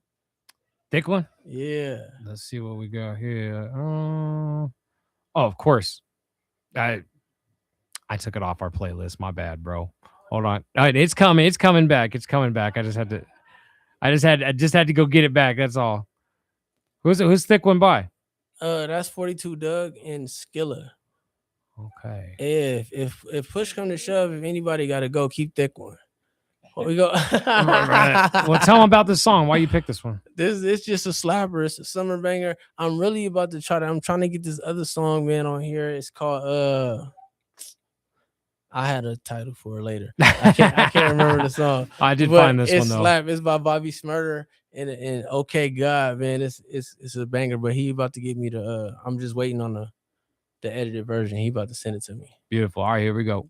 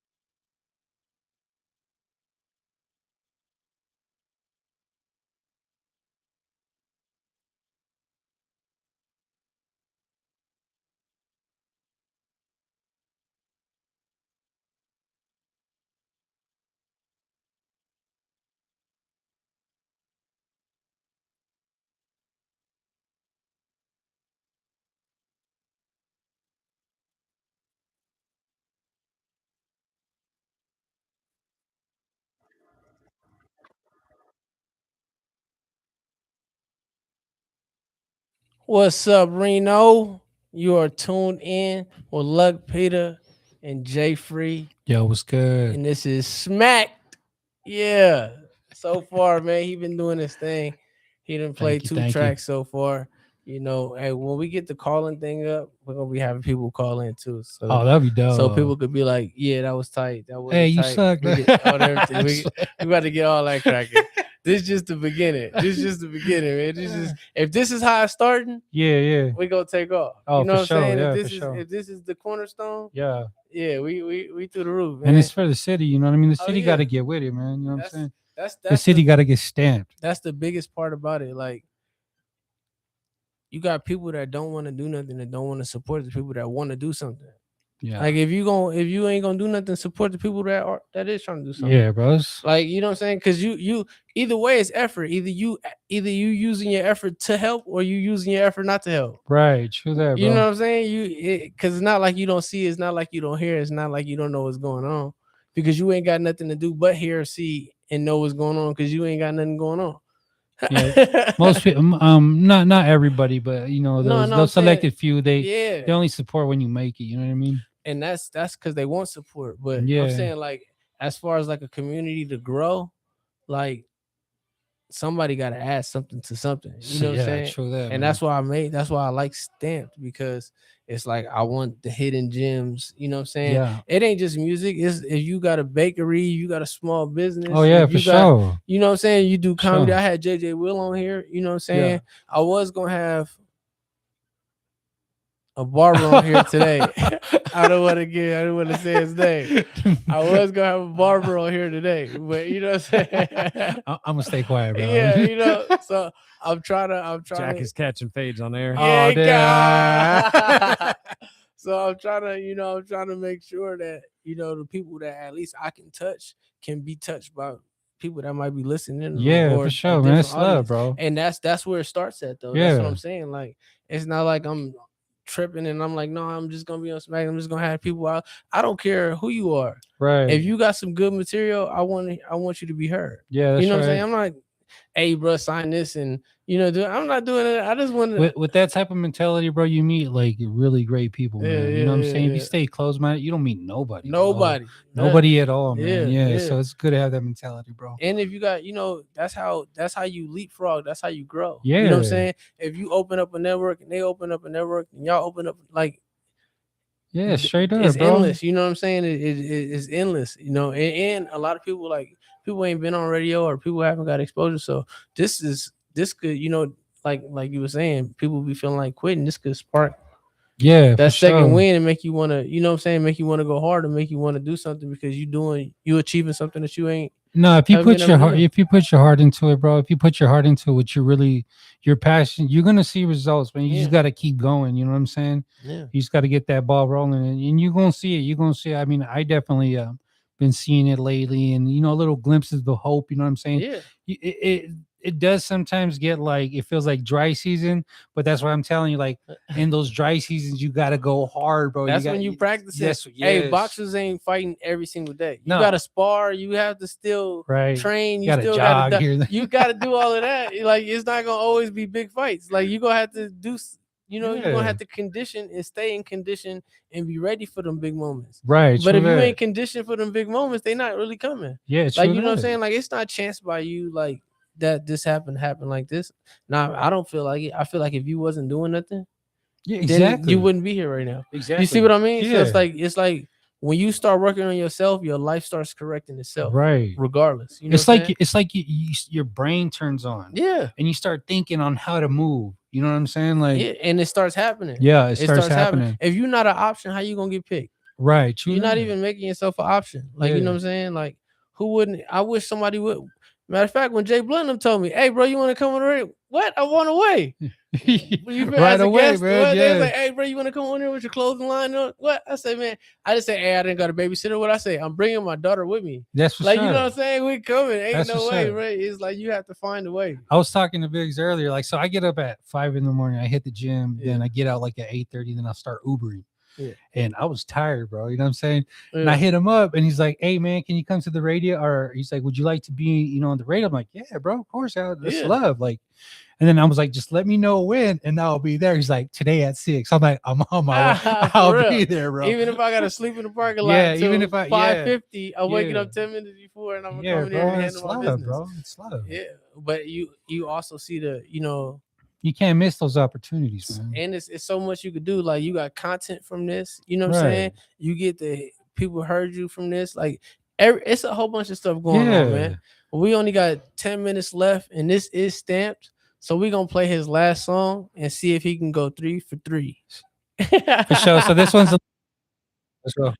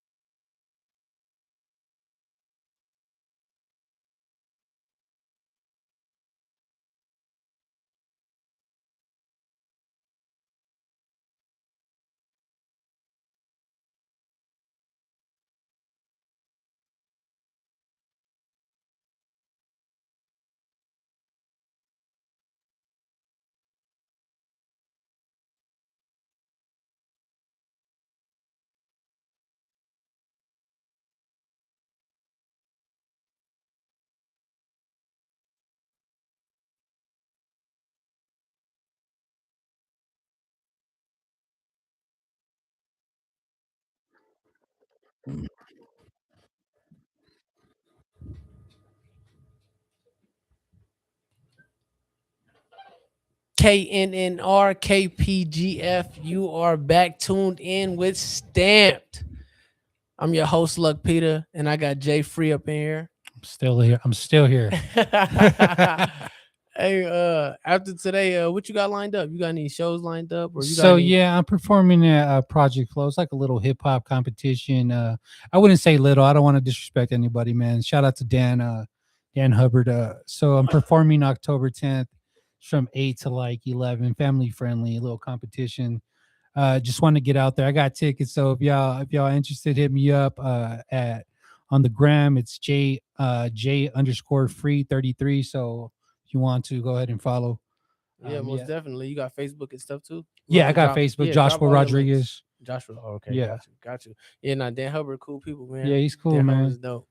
He been doing the music for a minute too. Yeah, man. for sure. I done did shows with Dan Hubbard all the way in Tahoe, Okay. in Reno. I was doing a lot of them project. What's the names? I just Yeah, a lot of people, man, be sincere and showing love out here in Reno, bro. Yeah. For real, man. Yeah, Like, but that's the crazy part. It's really all the people that you see like doing something. yeah, too, exactly. That shows the most love. It's Yeah. like, you know what I'm saying? That's what I was saying like earlier in the show. Like Right. it's a lot of people that's putting more effort into not showing love because they can't miss it. Yeah. Because it's too many, you know what I'm saying? Yeah. It's too many people like doing certain things for you just to miss everybody. not Right. doing- you know what I'm saying? It's like you go out your way because 9 times out of 10 you probably follow everybody. Right. You probably a Facebook friend with everybody. You Right. probably. So why are you not? How did you go out your way to just do all of that but not participate or not? True. You know what I'm saying? Support Yeah. the. You know what I'm saying? Support the cause. That's Yeah. crazy. Yeah. So what's you got any other songs like you working on right now? So I'm working on one that I literally just started this one today, bro. This one's it's about my son, and it's about trying to pretty much like, make it, I'm not gonna lie, bro. I'll Yeah. be blunt with you. I'm trying to make money off this music, bro. Yeah. I'm trying to make it big. I'm trying to like eventually, hopefully, it falls into the right person's ears and they can help me, take my dream even further. I'm trying to set my son up for life, bro. You know what I mean? No, most definitely the outcome is income. For Yeah, sure. for sure. You want Yeah. the outcome to be income. But first you have to once you make yourself desirable, Yeah. you know what I'm saying? Oh, it's hard work for sure. Yeah. Once you grow your notoriety where you could have ticket sales, you know what I'm saying? I would say like start throwing your own shows, where you are and then have openers, you know what I'm saying? Right. And then that way you get the hard That'd ticket be a sales. dream. Be headlining the show. That's what you have to pay toward and Yeah, and I'm pretty and sure I'm do. headed that way. Yeah. I'm And then, definitely trying to get there. You know what I mean? yeah, I'm saying once you start getting hard ticket sales, whether Yeah. it's 10 ticket sales or 20 ticket sales, hard ticket sales make people pay you for shows. Okay. You know what I'm saying? Yeah. Because if not just the shows that are the clubs, but shows that are actually at venues where nothing's going on that day. Right. You know what I'm saying? Right. Those are hard ticket sales where they come in specifically for that show. Right. You know what I'm saying? Once you do that, that's how you grow yourself into being a catalog. Right. That's some game. Just give me some game. Yeah, no, you know for what sure. I'm I saying? appreciate it, man. I really That's do. that because that's how I started like really making money, like going to other cities and states, getting Right. played on their radio, going to other cities and states and throwing your own shows, or, you know what I'm saying, or being a Yeah. co-headliner and then hard tickets, knowing that you can sell at least 20 to 30 Yeah. tickets. Why would they not have you on the show? Right. You Right. see what I'm saying? Yeah. Okay, cool. He gonna bring at least 20 to 30 people. We selling tickets for $30. Or he gonna bring us a band at Yeah. least. You know what I'm saying? For sure. And then that's how they start. All right, well, look, we can give you 50, we can give you 300, Right. and then it's gonna grow. Yeah. You know what I'm saying? Yeah. Like, don't leave nothing on the table though. You got an opportunity to make it happen. Take it. Oh, well. Hey man, shout out to everybody out in Reno that's tapped in with us, that's Yeah. listening to the show. Everybody that was live today, everybody that came out, man. I hope enjoyed the show. Shout out to Luck Peter, man. Thank you Oh for man, I having me on the appreciate show, it. bro. I I appreciate appreciate you. you. I appreciate you. It's all KNNR, Hey, KPGF. let's go. Shout out to Jay Blunt, man. Hey, good episode of Stamp, and Jay Free for surely got stamped. We Hey, good, I'm man. stamped, He yo. stamped. Let me through.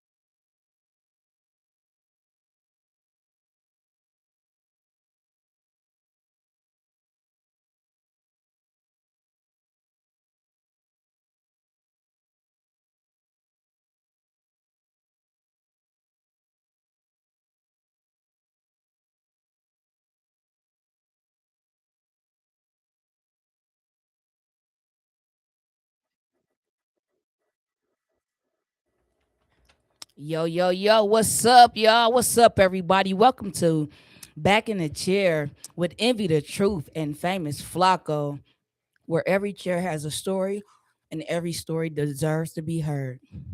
So tonight, we got a special guest who's making noise inside and outside the ring, a young fighter with the heart of a champion, the mindset of a warrior, and the determination to leave his mark on the sport of boxing. Every belt represents hours of sacrifice, discipline, hard work, and tonight we're going beyond titles to know the man behind them. Please help me welcome Mr. Body Bag Reese. Yo, what's up, everybody? Welcome, brother. Welcome. Thank you. Thank you. Yo. So before we get serious, where did the name Mr. Body Bag Reese come from? We need to hear that story, bro.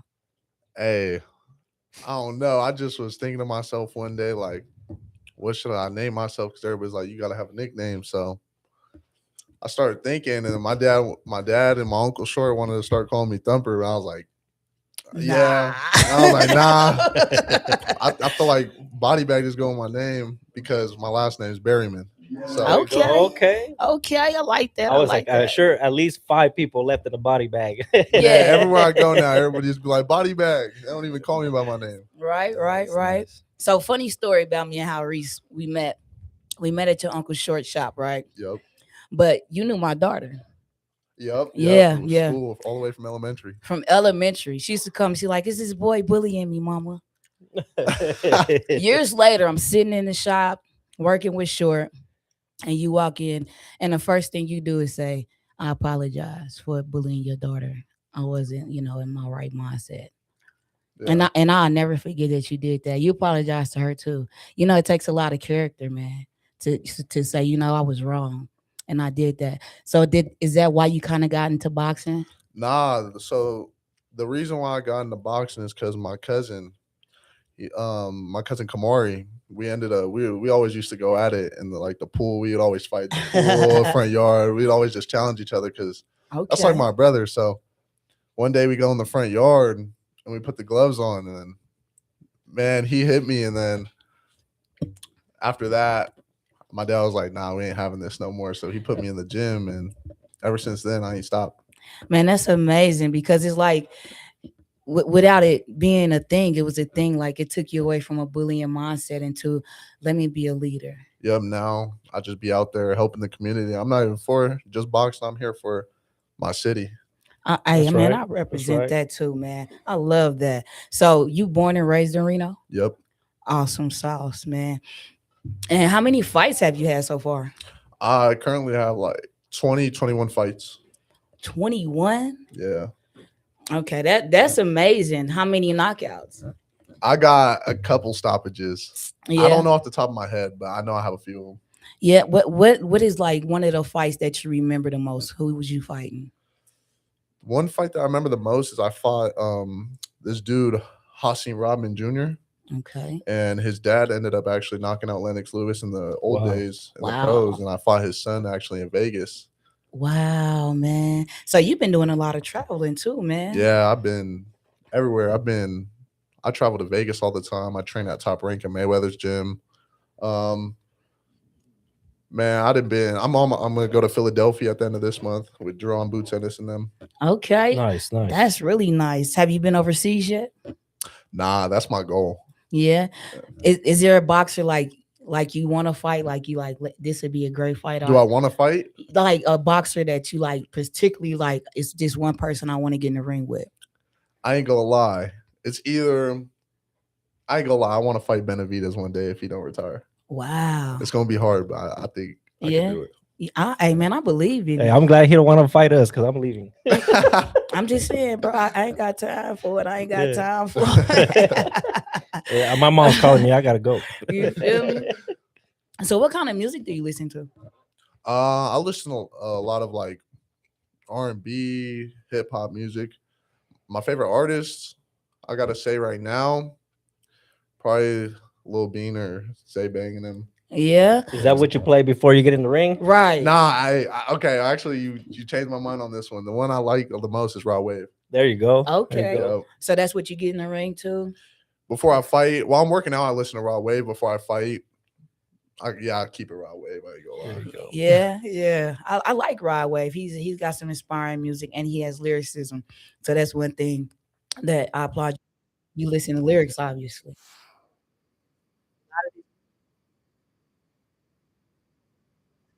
Is A Bang though? He one of my favorites. Man, yeah. No, for real. So let me ask you another question. How do you prepare mentally to step into that ring? Mentally, the way up to the fight, ain't nobody training harder than me. So you give it all you I got. give it all I got. Hey, and Yeah. ain't nobody got skill like I do when I step in that ring at 176. At 176. So are you stand like within a weight class? What weight class are you in? I fight at 176. So is it like lightweight, medium weight, heavyweight, welterweight? Yeah. See, I don't know a lot about boxing. Like, crazy thing, I love boxing. Yeah, Yeah, my like brother it's was the middleweight, or it's not middleweight. It's welterweight and light heavyweight. Okay, that's crazy. Yeah, my brother, when I was growing up, he's a boxer, and then I got all older brothers, so they used to torture me. Man, They was like, "We're gonna make sure you can fight," you know what I mean? And his baby face always give people the wrong notion that I can't. I'm like, okay, whatever. But I'm too old to be fighting these days.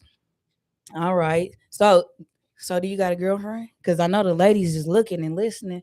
Are you gonna claim somebody? Or you just gonna play it cool? I'll play it cool. I ain't There you mad go. at you, man. Hey, you keep the options open when you're young. You know what I'm saying? You're young. You gonna be successful. You're already successful. You know what I mean? Because you've overcome some things that probably could have took you out of these streets already. Yeah, Listen, how old are you now? I'm 19. I'll be 20. Jeez, yeah, y'all grew up too fast. Bro. Hold up, 'cause my daughter 19. She be 20 next year in April. And I just talked to her, she was like, "I'm going to come back to Reno." I said, "What?" So we'll see what happens with her. So what are some hobbies outside of boxing that you do? Outside of boxing, I'll be streaming, like trying on Twitch and stuff. Like video game streams or Nah, IRL, just just doing in stuff? the city, just walking around. Loki want to get on my stream and stuff like feeding the homeless, but I don't like putting that stuff on camera. Like when I feed the homeless. Yeah, it is personal, man. Because that's not my dude behind closed doors. Because one thing I learned from a lot of millionaires and successful people, you have to give back in order to receive. You know what I mean? So I just started doing it. We cook like we got 20 people at our house, so it's always a bunch of leftovers, right? And it's only like 4 or 5 of us, but it's a bunch of leftovers. I'm like, "Man, we ain't going to this place. I'm hungry right now, right?" Yeah. But we want to know on that topic. What did you do today, Amber?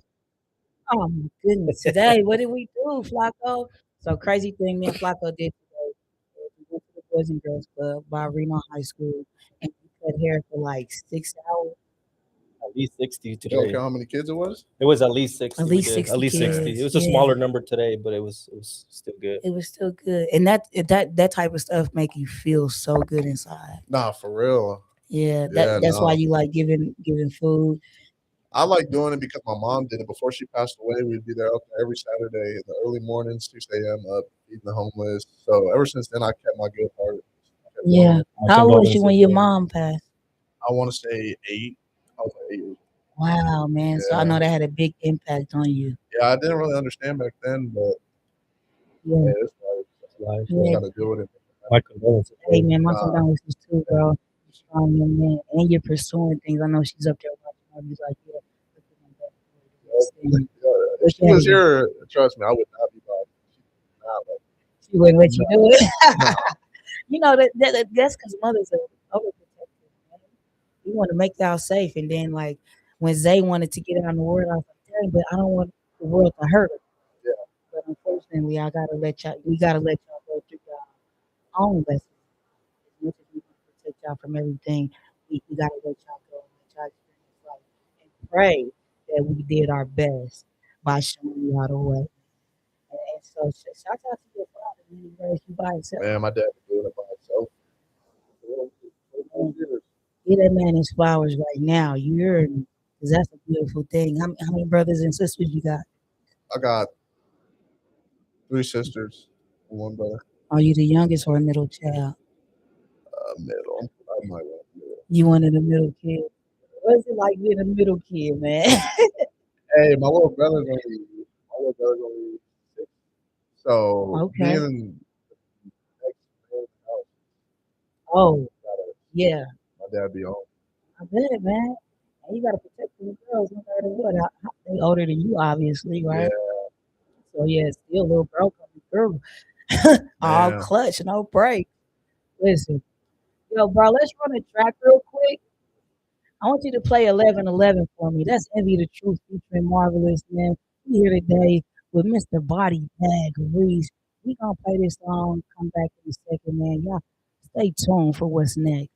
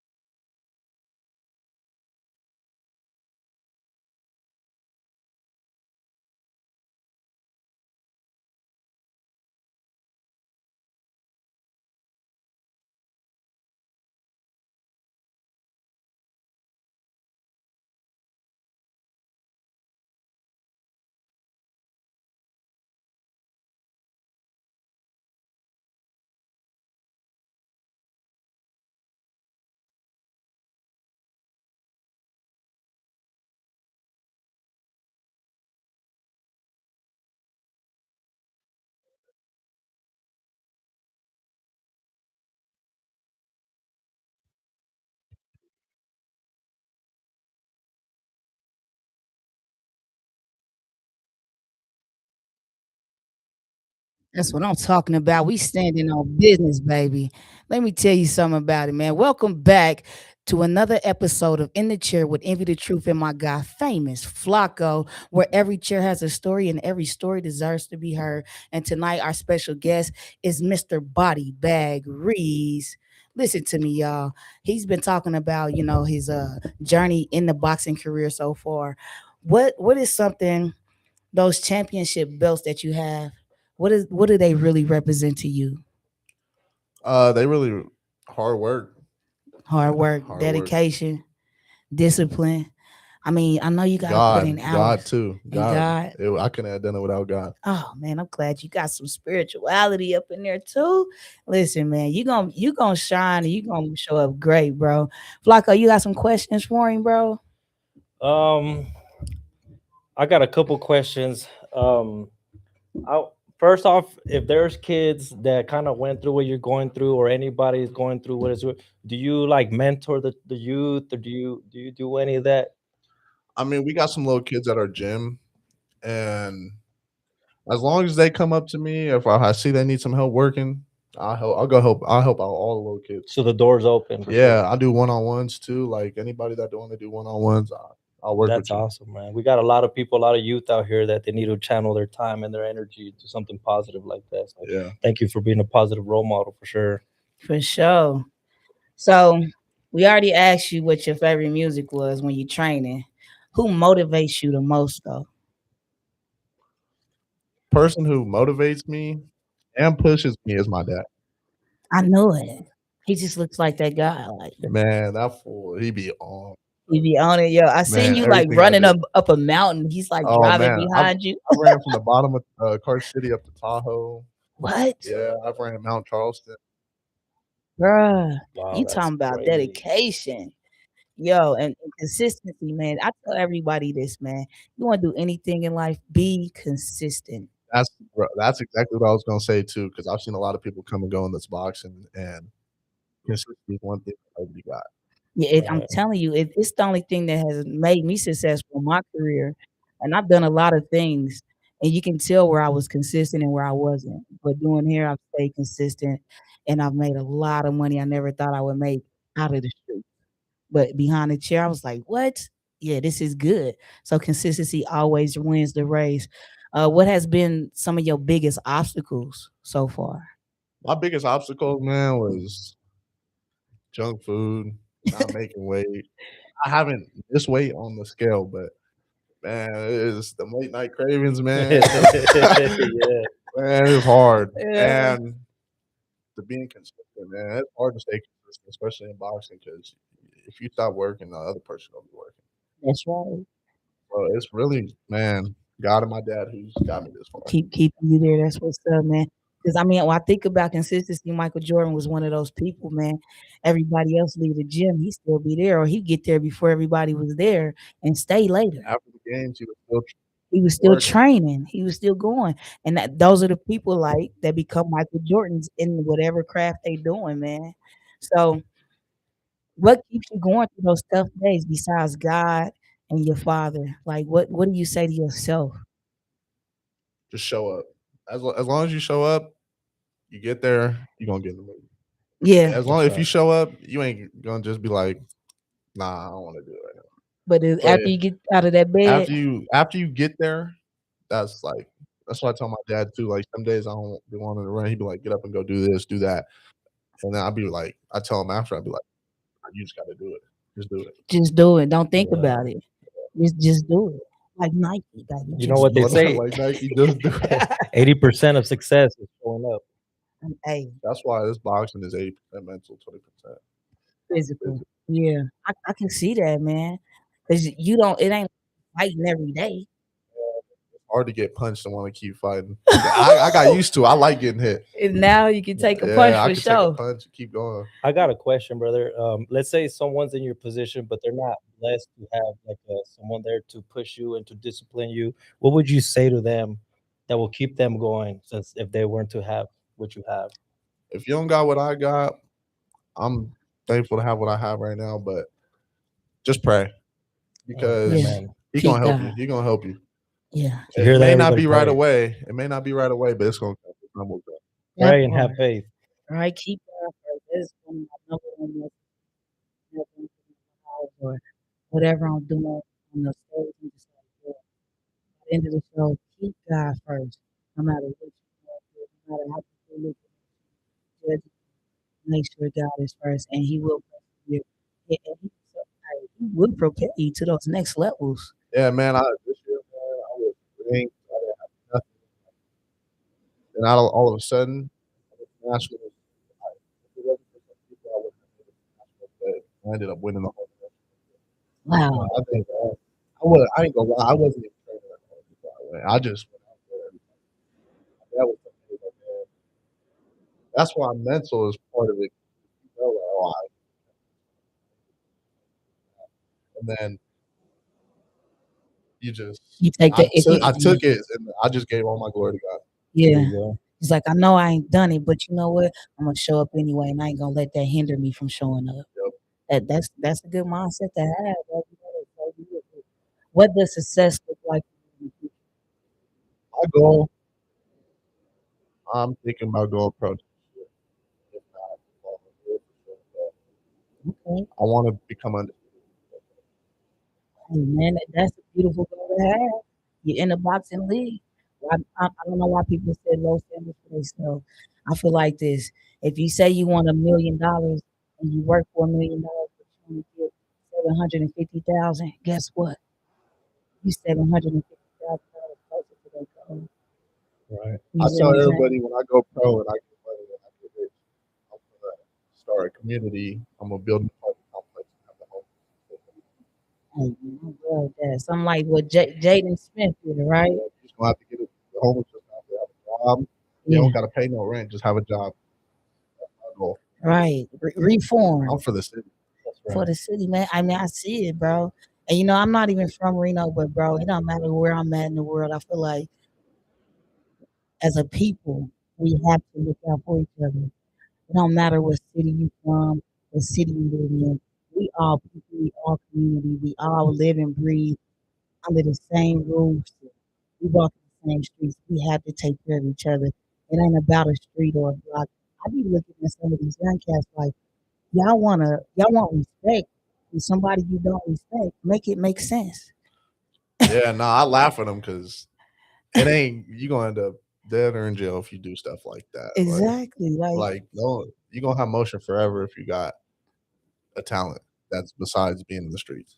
right. This is Skill. just for the moment. You for the moment. That's for the moment. That part, longevity, right? A lot of people do get stuck in that now, and I feel like I, a lot of your generation and some after me and before me, bro, they still stuck in that mindset of proving themselves to nobody. You know, you fighting over a block or a street. It ain't got your name on it. You don't own the corner. You don't. Your mama don't even own the house.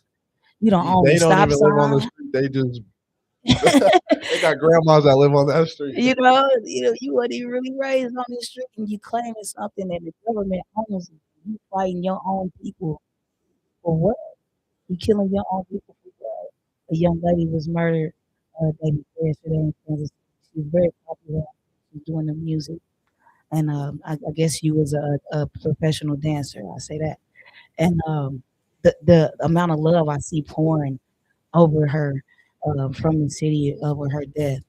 It's beautiful, right? But I have to be a real person. I have to speak truth and say, but look at the music. Words are powerful. And if we keep pushing this narrative that is killing us and our kids, what do you expect to happen? If we're celebrating the things that are taking us out, if everything is about stunting on a person, flexing on a person, you know, I'm better than you or any of that. Like, what really are you accomplishing? And what are you putting out in the universe? Because your words are powerful. So use your words wisely to all the listeners out there, especially my young listeners. Use your words wisely. Think about the things that you put in your system, the music that you intake. Because my mom always said this to me: what goes in comes out. Come on, man. So, I mean, I love the love they have for it, but it's a sad thing. It's like we should be telling each other and telling our young women, hey, you don't have to do that to be recognized or to be respected. It's another way, and it's another conversation that can be had too. Yes. Yeah, for sure. So, have you ever wanted to quit, like really quit? You know, as a boxer, everybody be having their layoffs, but having a dad that has pushed me, Yeah, if it wasn't for him, You got no choice. right. Thank you, Dad. Right. thank God. Shouts out to Dad, That's man. right. That is so awesome. It sounds like he's been the biggest influence outside of God. And I gotta give my flowers to the black fathers out here in Reno, and not to exclude any other race, but I come from a place where it's not that common. But on the West Coast, I'm from the Midwest. From being on the West Coast, I see these black fathers, and I salute you, black fathers, for stepping up and taking care of your children and leading them and believing in them and investing in them and giving them the opportunity to try to be a boxer, try to be a basketball player, try to be a football player. Y'all going out of y'all way above and beyond, and you're not going unrecognized by Envy the Truth. That's the truth. Okay. So real quick, I got some quick fire questions for you. Who's your favorite boxer of all time? Of all time. I wasn't really into the boxing back then when like it was the Roy Jones and all that. So my all-time favorite right now,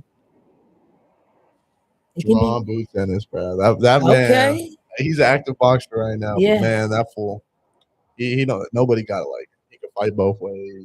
I just love how technical he is. Okay. It's a lot of technique in boxing, man.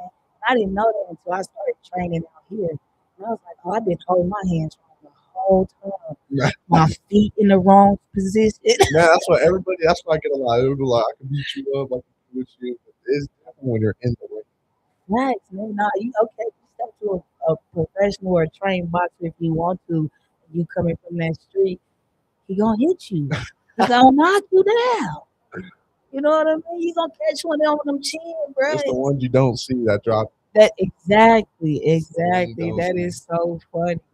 So, what is your favorite pre-fight meal? Pre-fight meal. Ooh. Are you even allowed to eat before a fight? After weighing, so we weigh in the morning, so we could when they go pro, you weigh in the day before your fight. Oh, nice. My favorite snack before a meal. My go-to meal is steak, sunny side up egg, and apple juice Ooh, with hash That's browns. fire. absolute good. Carbs, get your carbs, your protein, and it's just Yeah. But I got a Reese's peanut butter cups. My boy Cisco put me on peanut butter cups. After every time I eat a meal, right before I fight, like Your boy is a Okay. fighter also? yeah, he did. Choa? Yeah, Yeah, that's my boy. yeah. Okay, cool. You just got some sponsorship too, huh? Yeah, recently? I just want to give a shout out to Diamond Gym, man. Them Yeah, Diamond supplements, man. yeah. They're getting me right. That's awesome, man. Shouts out to Diamond, man. We appreciate you here in Reno for supporting our locals. You feel me? Okay. So, early morning workout or late night? I'm not a morning person, so I gotta go with the late night. My dad be wanting me to get up heck early in the morning to go run. I'd be getting out the bed to go run. Like, It's different. you really got to be a different breed, bro. And it's crazy because I wake up every morning about 5 o'clock, and I have a whole debate with myself about going to the gym. And I pay for a year membership. I've been to the gym 12 times. Okay, you talking about $30 a month, man? Just blowing it. Man, And you know what you just said is like you just got to do it. You got to stop having those conversations in your head and just say, "I'm getting up this weekend." This I is- still. Yeah, I know it is rough, It's bro. just that alarm. I just sleep through it. Do Alarm remind ain't- you of going to school when you had to get up for school? Yeah. I'm getting better at it because I got a job and I got to get up. Yeah. But I ain't getting up early enough to where I could work out before. I still wake up at like 8 o'clock. Oh yeah. I feel that. But late nights, for sure. I'm already awake. I got energy from being a boxer, so I just still want to go. Okay. Is this some foods that you can't eat? That I still eat. Yeah, for sure. There's a lot. It's as being a boxer, some boxers will move up and go up weight like 20, 30 pounds above weight months before they fight. Mm, Yeah, it's just you gotta stay away from the carbs. So, snacks, late night snacks, man. That's the hardest part. I bet, man. What's your favorite snack? You like chips, Chips. cookies, chips. I'm a potato chip head too. Like, what's your favorite chip? Hot chip. They're not my favorite chip. Doritos are my favorite. But I love potato chips. Yeah, I was that kid. My dad used to bribe me to take me to my grandma's house so he can go do him. So he can give me from my mama. No, he bribed me. So he'd be like, "You want to go to your grandma's?" And he'd take me to the store. And unlike any other kid, I was not going for the candy. I want that big bag of chips. Why do I want this one piece of candy? It's gonna be gone. Man, that's what my dad told me too. My dad be like, the snacks last you for the moment, they don't last you forever. Like, boxing will last you And that's very true. That's a good thing to stand on. So 3 words that describes you best. goofball. I be if you know me in person, you know I'm goofy and I'm funny. Yeah. Motivation. And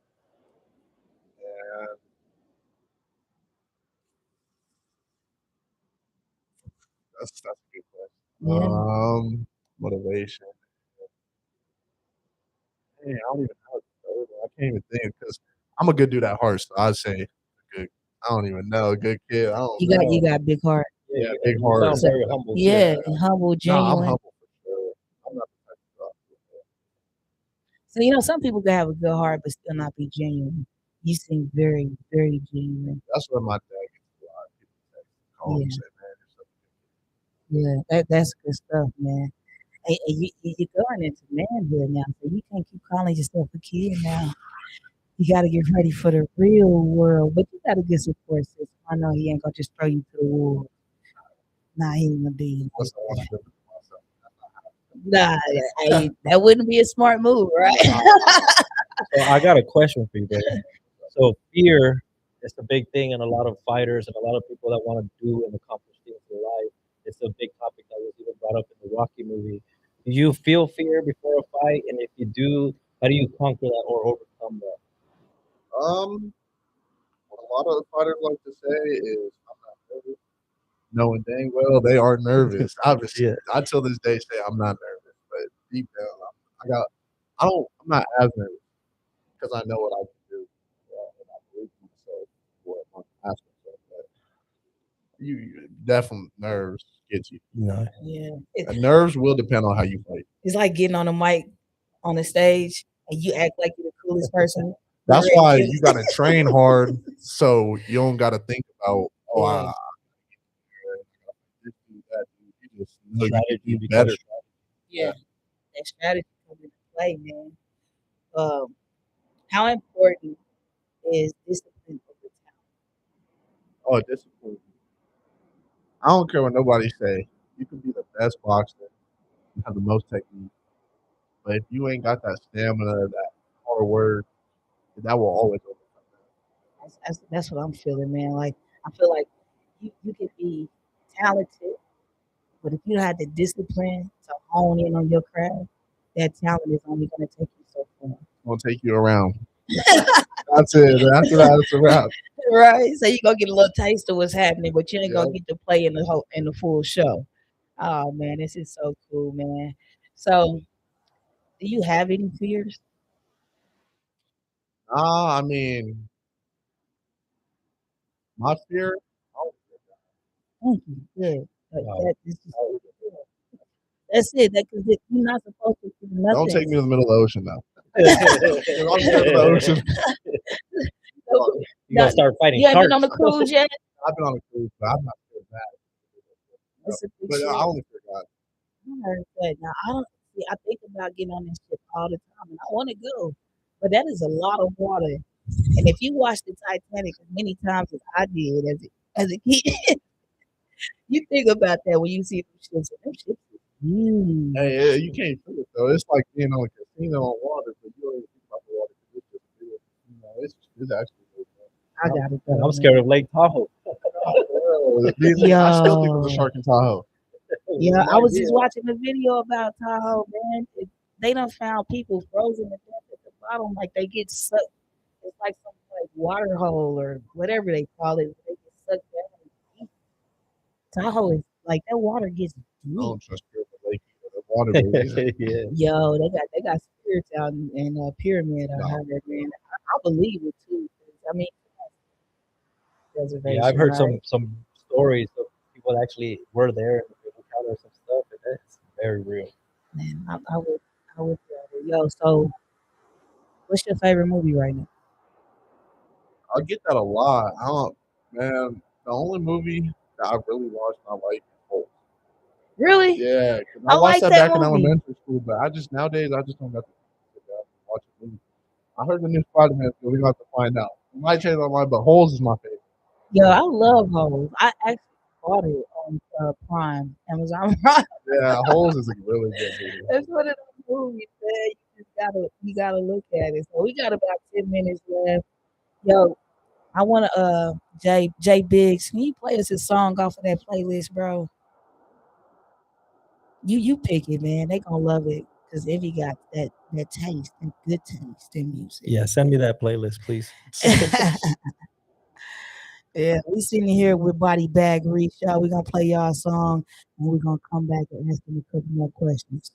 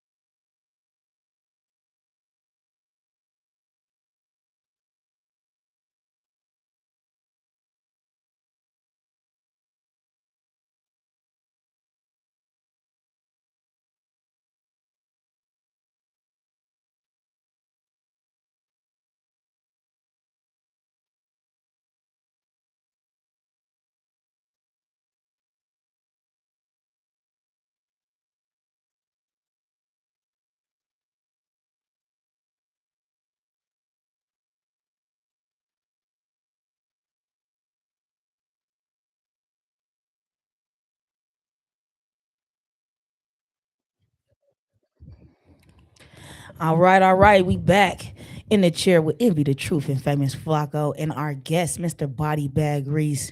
So before we let you go, tell everyone what's next for you. Any upcoming fights, sponsors, projects, or shout outs. Where can everyone follow your journey and support you? My next upcoming nationals in December will be the championship of nationals. That will be in Louisiana, and I'll be fighting from the 5th all the way to 13th of December, so 7 days. And I want to give a big shout out to my recent sponsor, Diamond Fit Gym, Diamond Supplements. Man, they're doing a lot for me. Just stay tuned to see what happens. And shout out the gym I train at, Beast Mode, right now. I want to give a shout out to everybody in Reno that is working hard, doing what you do, no matter what it is, rapping, boxing, football. Just stay dedicated. Consistency is key. Facts. Shout out my dad and Most High God. That's right. That's right. And shout out, hey, I want to give a shout out too to my uncle's barbershop, UBU, and shout out World Star too. Okay. Nice. Shout out World Star. Man, we appreciate you coming through and sharing your story. We wish you nothing but success. And remember, you'll always have a seat here in the chair. I mean, the truth. Yeah, man. And thank you all for watching another episode of In the Chair with Envy the Truth and Famous Flacco. And thank you again, Mr. Body Bag Reese. Continue on your journey. I see nothing but greatness happen for you in your future. I'm excited to be a part of your journey and to be able to watch it up close and personal. So, man, shouts out to you and thank you again for coming on the show. Man, thank you for the invite. Yeah, you're so welcome. Until next Monday, y'all, keep chasing your dreams. Stay true to yourself. And remember, every chair has a story, and it ain't nothing but love here with Envy the Truth and Famous Flacco. Peace out. Peace out, y'all. KNNR, KPGF. Much love.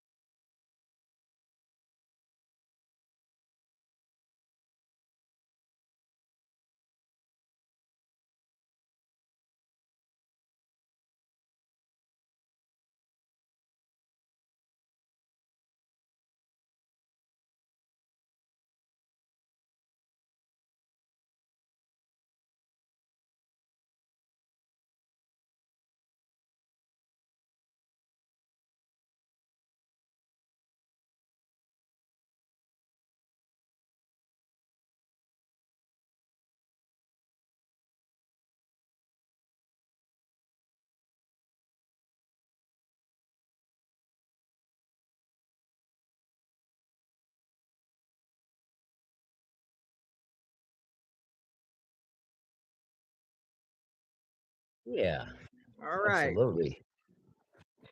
Ready.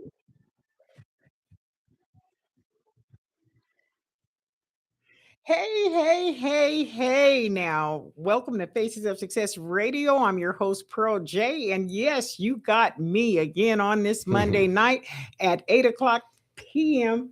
on the clock. And we have a special guest for tonight, Malachi. Let's Yep. talk about you and what you do in the music industry and what you plan to be bringing in the near future. So my first question for you, for those who are just discovering the old, new, who are you and how would you describe your sound? So I would, I think a lot of people would probably describe it as boom bap hip hop, like stuff that's more reminiscent of the late 90s, a lot of samples, live instrument samples and so forth. But as far as like who we are, our group has kind of come together in an awkward way. I put out 3 albums by myself, under the, I go by Issei, and I grew up in Seattle, and did a lot of stuff up there. And, I feel like a lot of us, once you get to about 30 and you grew up in a culture that's not really a culture anymore, but, you grew up in a time where, the oldest people around you that are doing music are 25. I feel like a lot of us got to the point at 30 where once you hit 30, you're like, okay, that's it. I'm done. And then I stopped. And then, when I was about, I'm almost 50 now, but when I was about 46, my friend Peace called me. He's a guy that actually grew up listening to our stuff up in Seattle. He was doing a documentary on Seattle hip hop. And we just kind of reconnected. And I didn't realize how much he had been doing with music up there. And we decided to put this group together. And we've been blessed with a lot of things. And we're really excited about 2026. Oh, wow. And so Issei, where did that come from and why? Issei. Well, I'm half Japanese. In Japanese, it means first generation. I spell it a little bit differently. But for me personally, I started getting on microphones back in like 95. And I had to think of some way to kind of differentiate myself. This is before Eminem. There was nobody that was, especially in Seattle, that was half white or anything getting on the mic.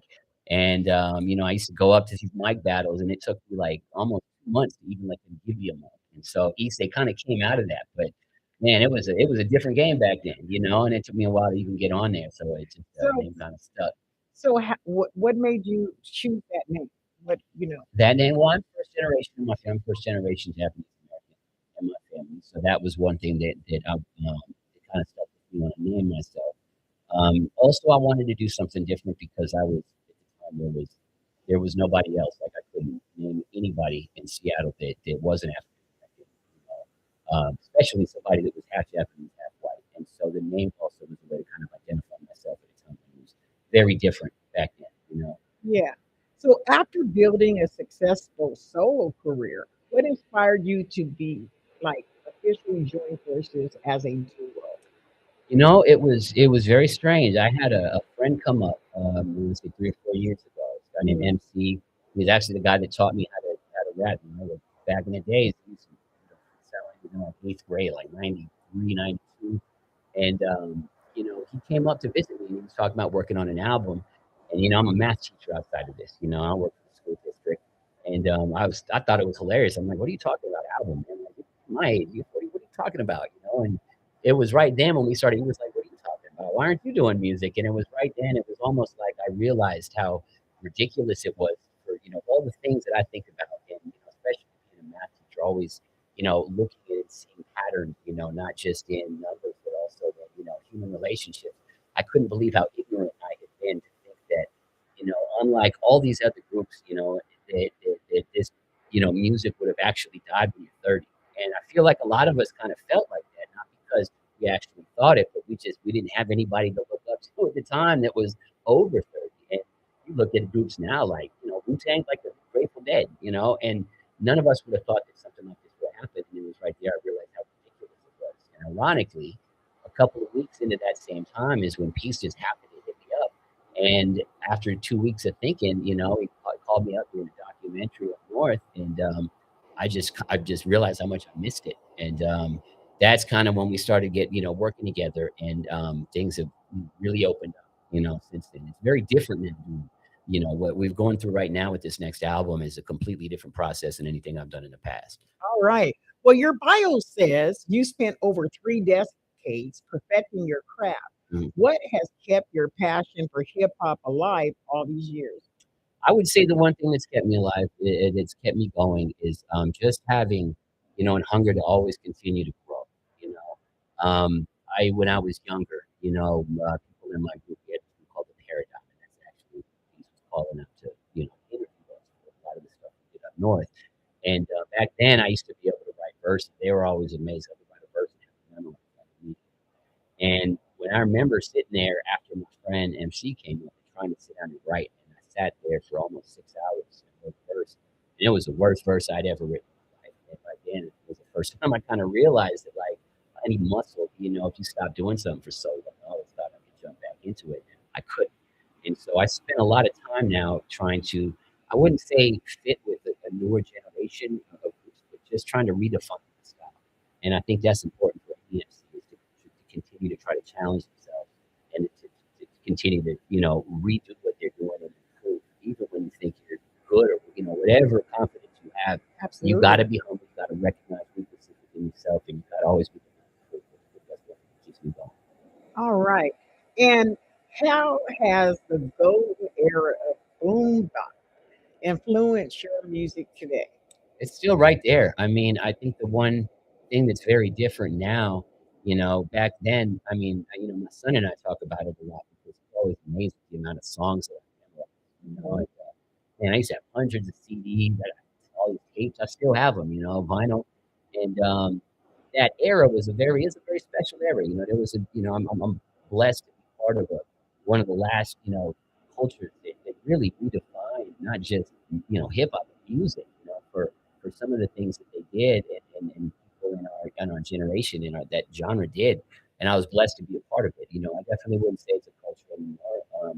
But I would say the one thing that's great about now is, you know, as opposed to listening to the same songs over and over again, you have access to everything. And what that does is it allows anybody with any type of music to have a format.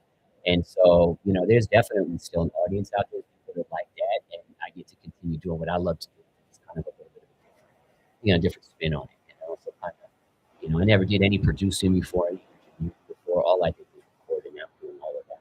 It's definitely different. So, how does your individual styles complement each other when you're creating music?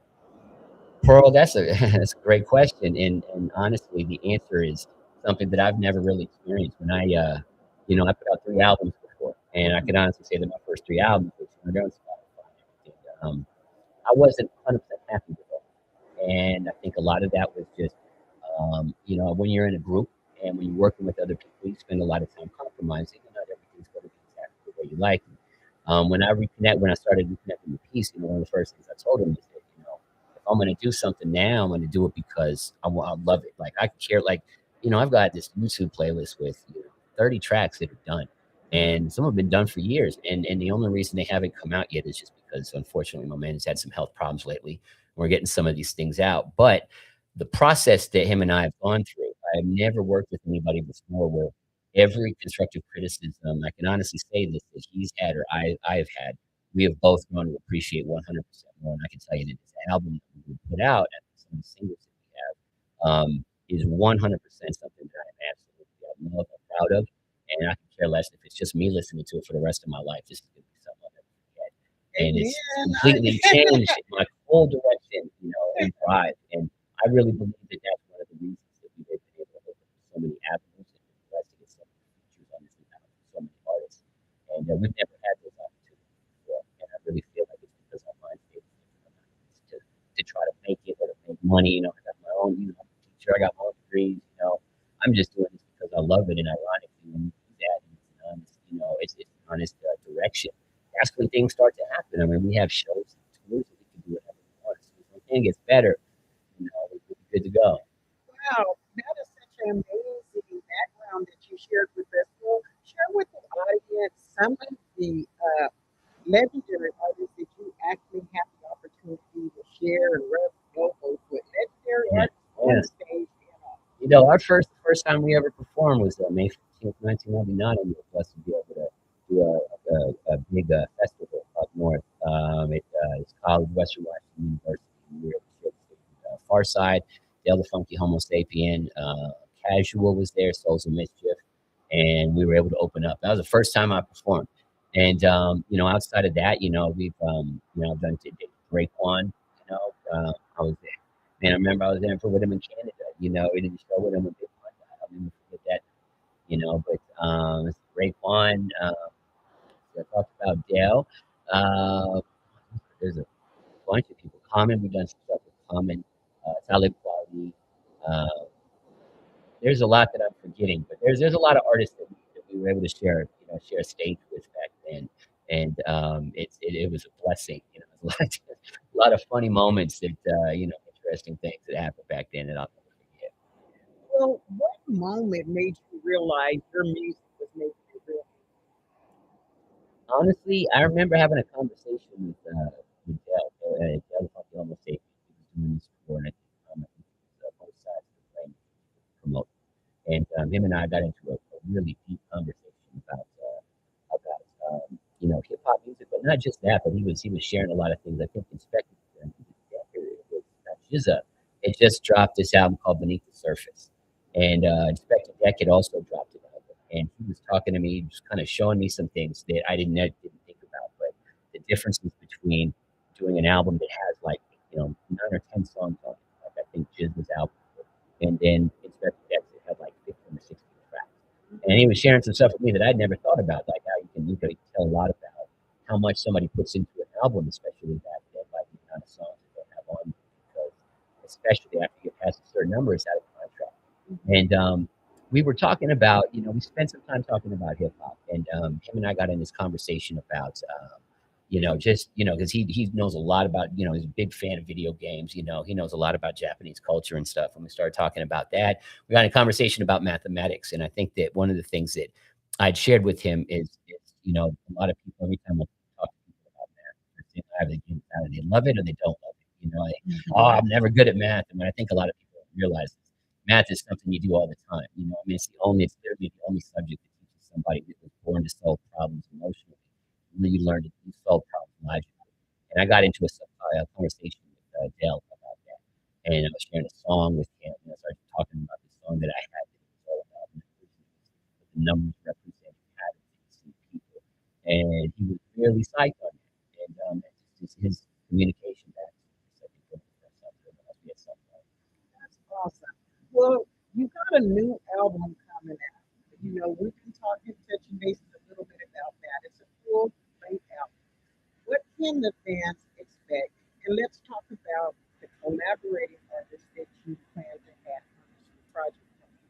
Man, yeah, we have, and I don't even know if I would necessarily call it an album. It's changed so many times, and especially nowadays, you don't see too many full albums that get released. People that drop singles or groups of songs. Even Peace and I, especially being the type of people that very logical thinkers and always students. We've even changed how we're going to put this out. But I think that the one decision that we've come to is it's going to be about 10 to 12 songs. We have a lot of different artists that I've never been able to work with this amount of artists before. But we have Rakim on a song. There's a song that we're working on right now. We're finishing.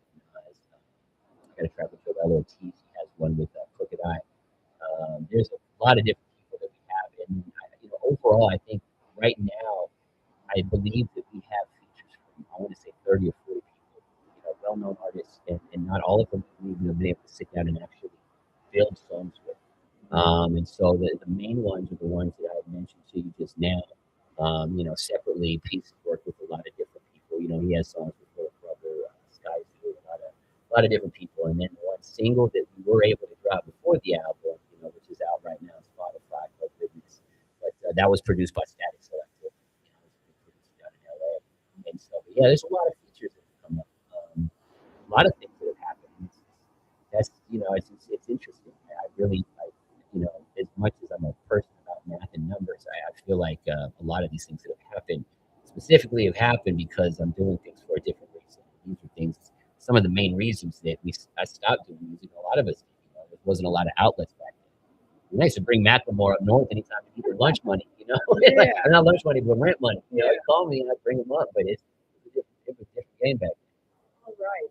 Well, you know, you're tuned in to facesofsuccessradio.com. I'm your host, Pearl J, and we got Issei in the house with us, in the studio with us then. live right now in the studio. And we're going to go to a break, and we'll be right back at you. All right.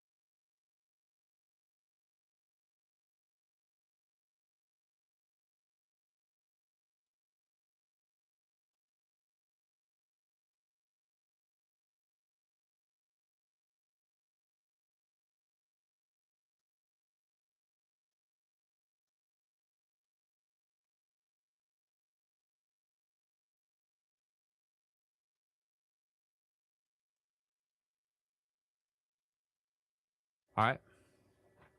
All right, and we are back on Faces of Yep. Success Radio, and we got Issei with us. Yeah, That yeah. song was off the hook. Let Thank our you. audience know where you were coming from and what's the title of that song and all the goodies that comes with it. Yeah, you know, the song is called Thinking Rethought.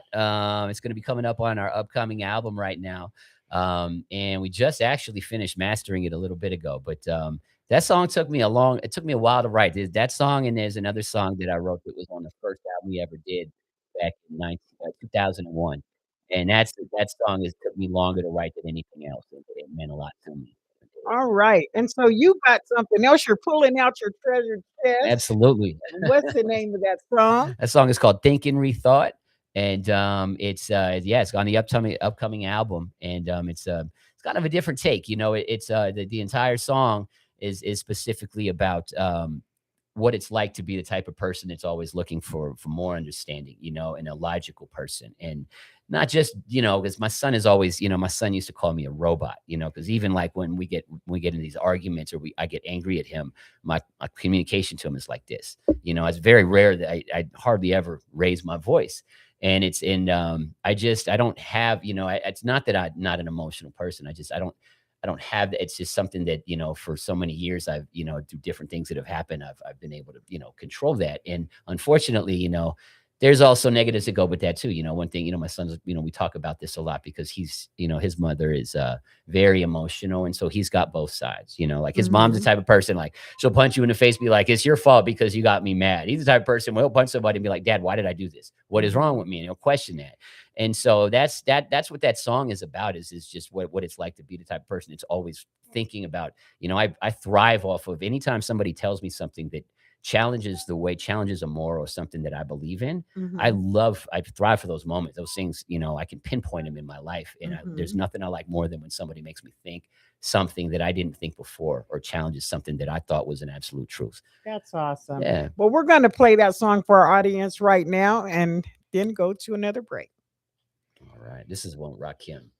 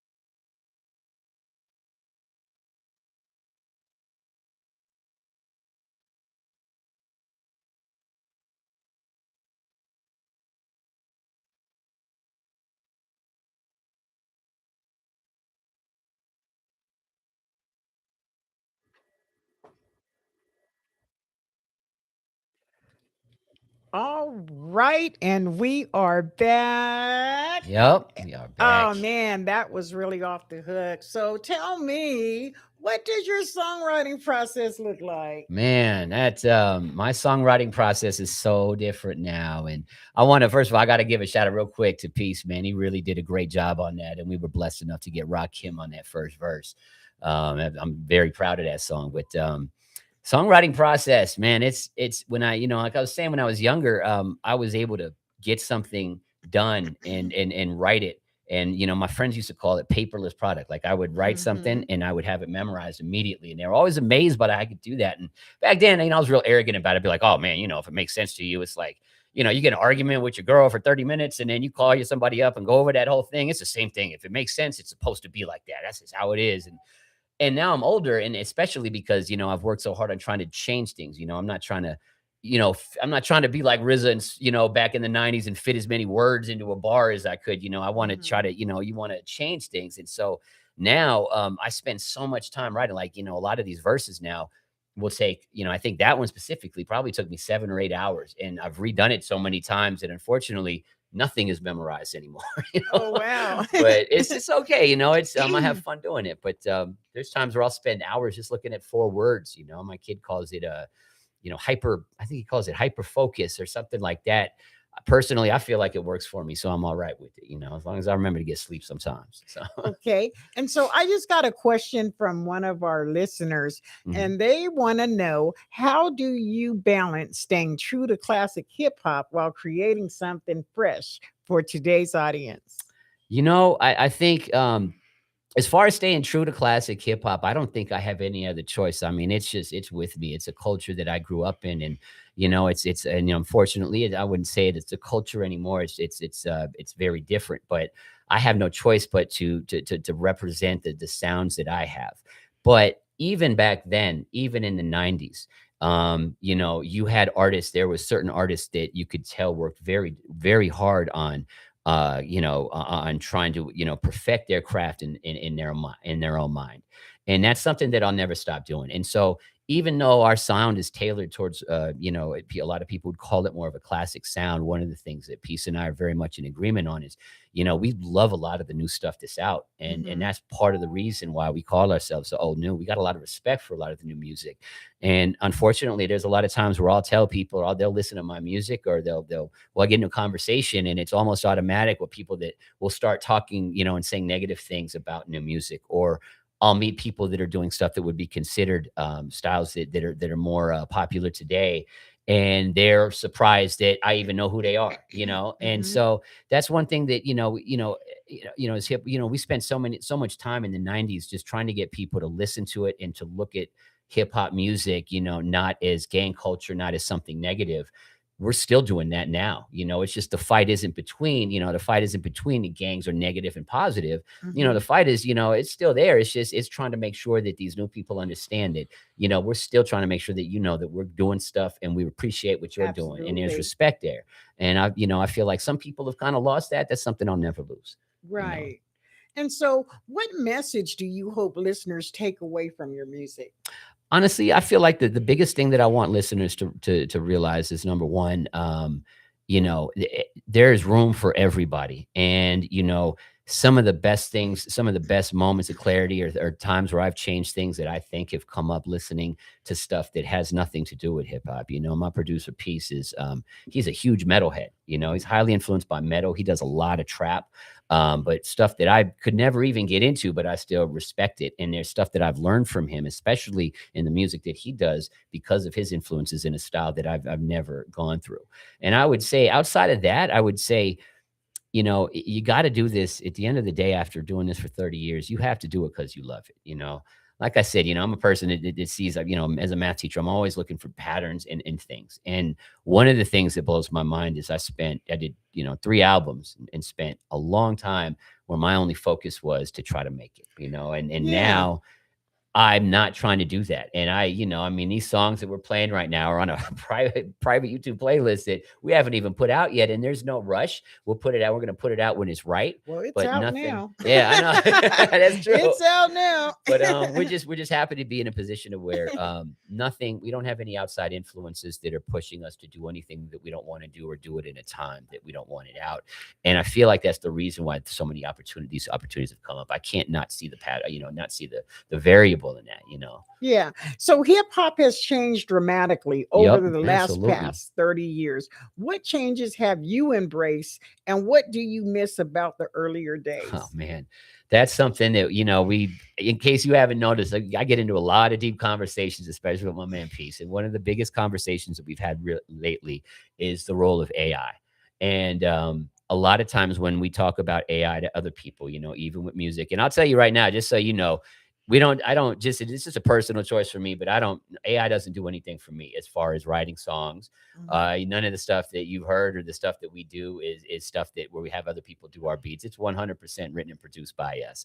But I will say that a lot of times when I talk to people about AI, they immediately will go and start talking about how it's not art and, people are using it to make this and that. And I spent years, having different moments in hip hop change my morality. I went through times where I struggled with what it is to be a gangster rapper and how do I reverberate with that? Is it positive or is it negative? And then I got to this whole thing about underground versus commercial. I'm an underground person. It can't be about making money. And all of a sudden these underground MCs that I respect are on the radio and it challenges how I'm thinking. And so now when I look at AI, the one thing I think a lot of people would agree with is that, regardless of what you're using it for, if you're using it to make beats or if you're using it to make music, it's not going away. And so for the first time ever, instead of sitting back and critiquing it and then eventually being forced to, appreciate it, I'm actually trying to learn as much as I can about it. I'm on Suno and I'm trying to see what they can do. And there's a lot of incredible things that I've learned with it. For the first time, I'm trying to embrace something early as opposed to being forced to embrace it later when the entire, I promise you, Pro, you look back 10 years later, you're going to have people talking about not songs. They're going to be saying, man, that guy's got the most incredible prompts ever. You see that, what he did with that song? That's how art is going to change, And I want to see that with an open mind as opposed to just talking negatively about it and then being forced to accept it later on. The same way that people dissed on Puffy when they found out that other people were writing his stuff. At the time when he put out his first album, that was brand new and everybody hated that. Eventually nobody cares now if somebody else writes your verse, and it changes and it opens things up. So what advice would you give independent artists trying to build a lasting career today? I would say that as an independent artist, the one thing that I have noticed about today is that a lot of people, even newer artists, they will separate themselves from hip hop, even if they do that. And, if you're, regardless if you think you're doing hip hop or you're not doing hip hop, if you're running around in like Jordan 4s and you're wearing this and that, you have a lot of influences from hip hop, and if that's the case, please do your homework, learn about some of this stuff. It doesn't mean that you have to appreciate it. You don't have to love it, but just know where these roots came from. Because I'll tell you that, when we was growing up, I knew exactly who Kool Herc was. I knew exactly what Planet Funk did, when it first came on the radio. I knew all of that. I wasn't listening to Kool Herc every single day, but I had respect and I learned that. And even now, even if you don't feel like, if you're doing something and you feel like your music is that different, take a look at what you're wearing, take a look at how you're talking, take a look at what you're actually doing on the mic. And if you feel like there was any part of that influence, which there probably is, please take some time to learn about your history and keep an open mind, because I promise you, there are a lot of groups like us that are trying to do the same. Well, what do you think is missing from today's hip hop scene? Honestly, I don't really feel like there's anything missing. I feel like it's elevated and it is, it is done with it's Darwinism, it's changed over time and it's going to continue to change. The one thing that I feel like has never changed is that there is always going to be a group of people that are in a certain age demographic doing a certain, doing music differently than people that were older. And I feel like a lot of us never saw that back when we were growing up. I mean, I'm going to be 50 next year because it was such a new music. And so this is right now, there's a lot of these conversations that happen now where you have a lot of artists my age that will get on and they love to talk about what the new generation is missing, or the newer artists that'll get on. I've heard interviews where they, dissing on Pac and all kinds of crazy stuff. And I don't really feel like anything's missing. I think that just we're in a position where for the first time, hip hop has people that are 50 years old and people that are 20 years old, like rock and roll did, rock and roll did 30, 40 years ago, when people are having conversations about the electric guitar when jazz came out, and how people hated on that when they were jazz purists back in the 40s, to when turntables changed from digital, to digital turntables from, vinyl. And I just think that I don't think anything's missing. I think we're right where we need to be. And I think the main reason that people get so upset about it is because this isn't just new for newer people that are doing music. It's new for people like myself that's 50 years old to actually be in a position to have an opinion about new music and coming from a younger generation, because it's still a young music, you know what I'm saying? And so that's kind of how I feel. I feel like it's right where it needs to be. And I'm actually appreciating, I love hearing every side of everything. Me personally, I'm just trying to keep an open mind, because that's always what I've done. And that's important. If you were able to collaborate with any artist, past or present, who would that be and why?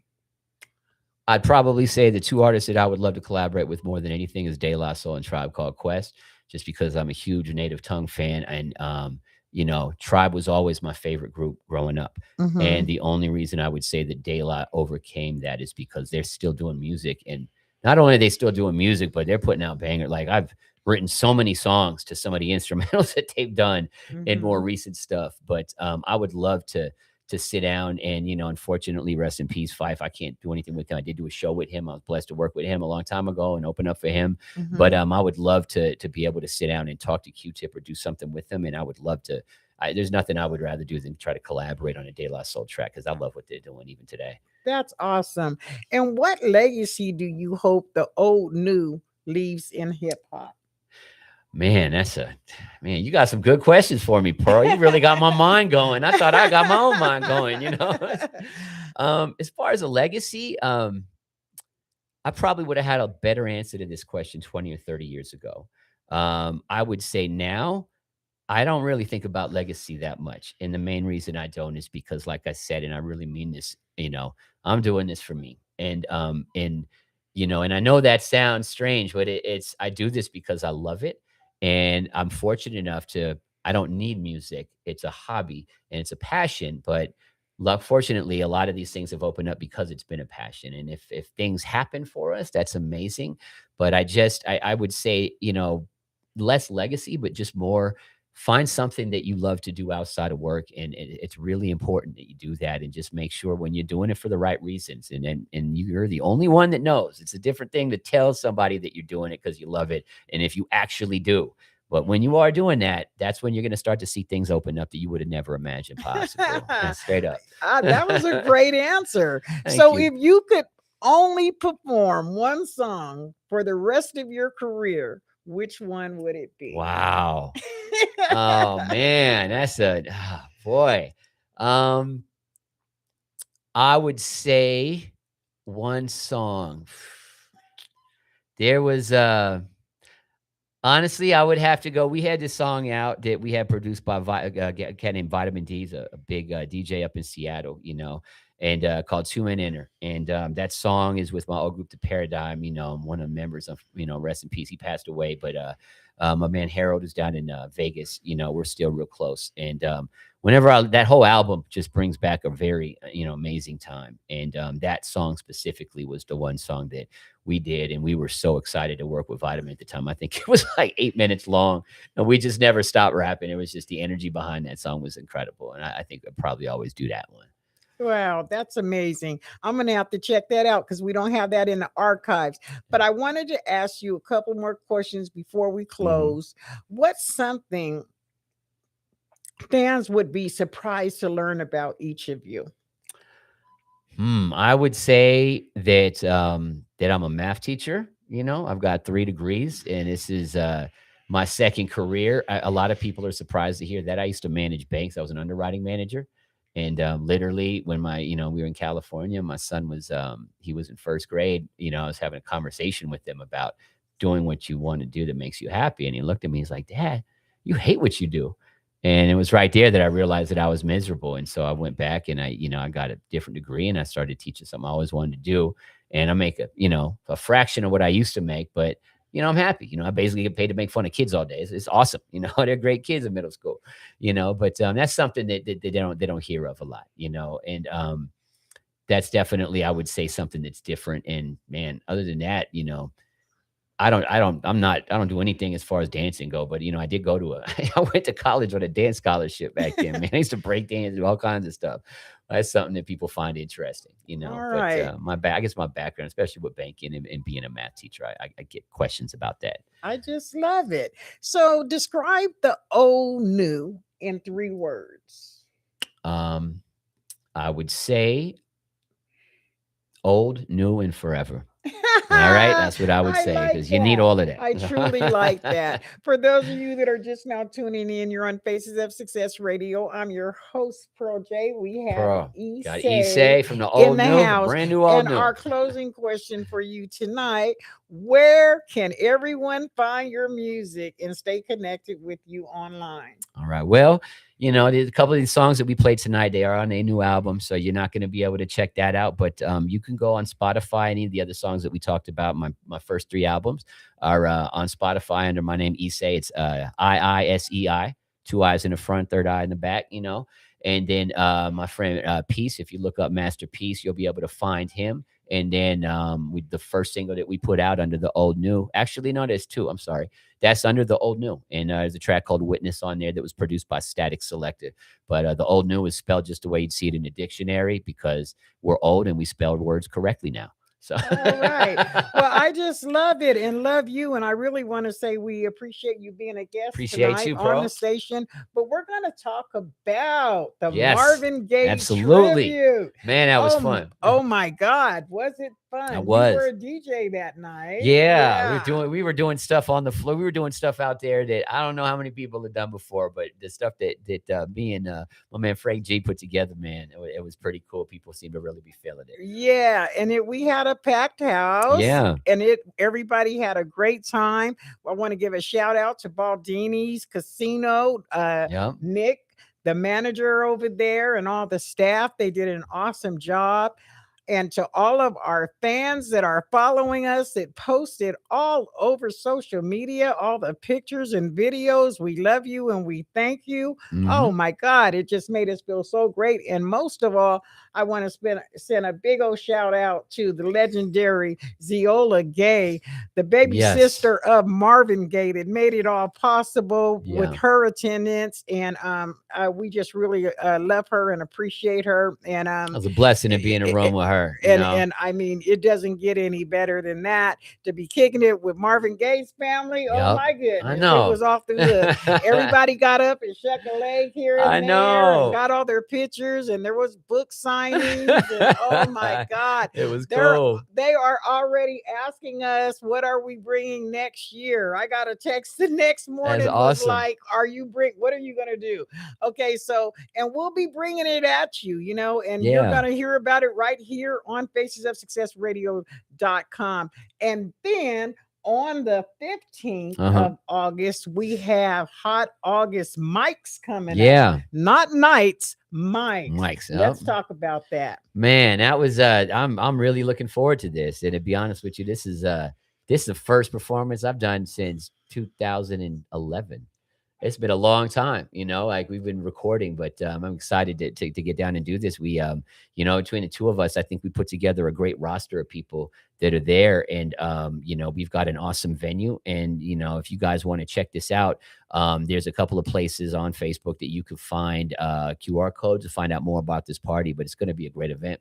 And Frank G, it's a Frank G production. Yep. And we're all collaborating together, and we are looking for any hot. If you think you got it going on, and you Yep. think you're hot in Reno right now, you need to get at us. Look for us on social media. Hot August mics. We are going to be putting you guys out there front and center. We want to see what you guys are doing and what you bring into the microphone. It's going to be a lot of fun. This is a 21 plus event. The Yep. doors open at 6 p.m. and it's going to be exclusive. It is. So, you know, but it's going down. We're going to be serving food out there. You know, we're going to have a car show. It's Yeah. going to be a whole lot of fun.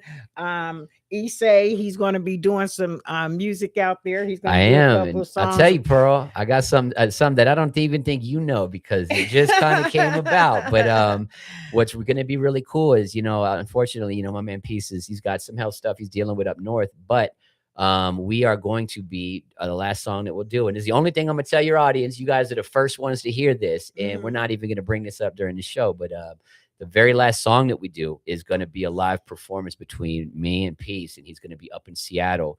He's going to be on a screen live with absolutely zero latency, and 100% engineer is going to be completely, our music is going to be completely synced. So we're going to be performing live from 2 different cities. Oh, we're looking forward to it. And we're going to have MB the Truth in the house, Yep. Willie Shakes, Mozzie Squad, King Genie, the Gutter Boss. Mhm.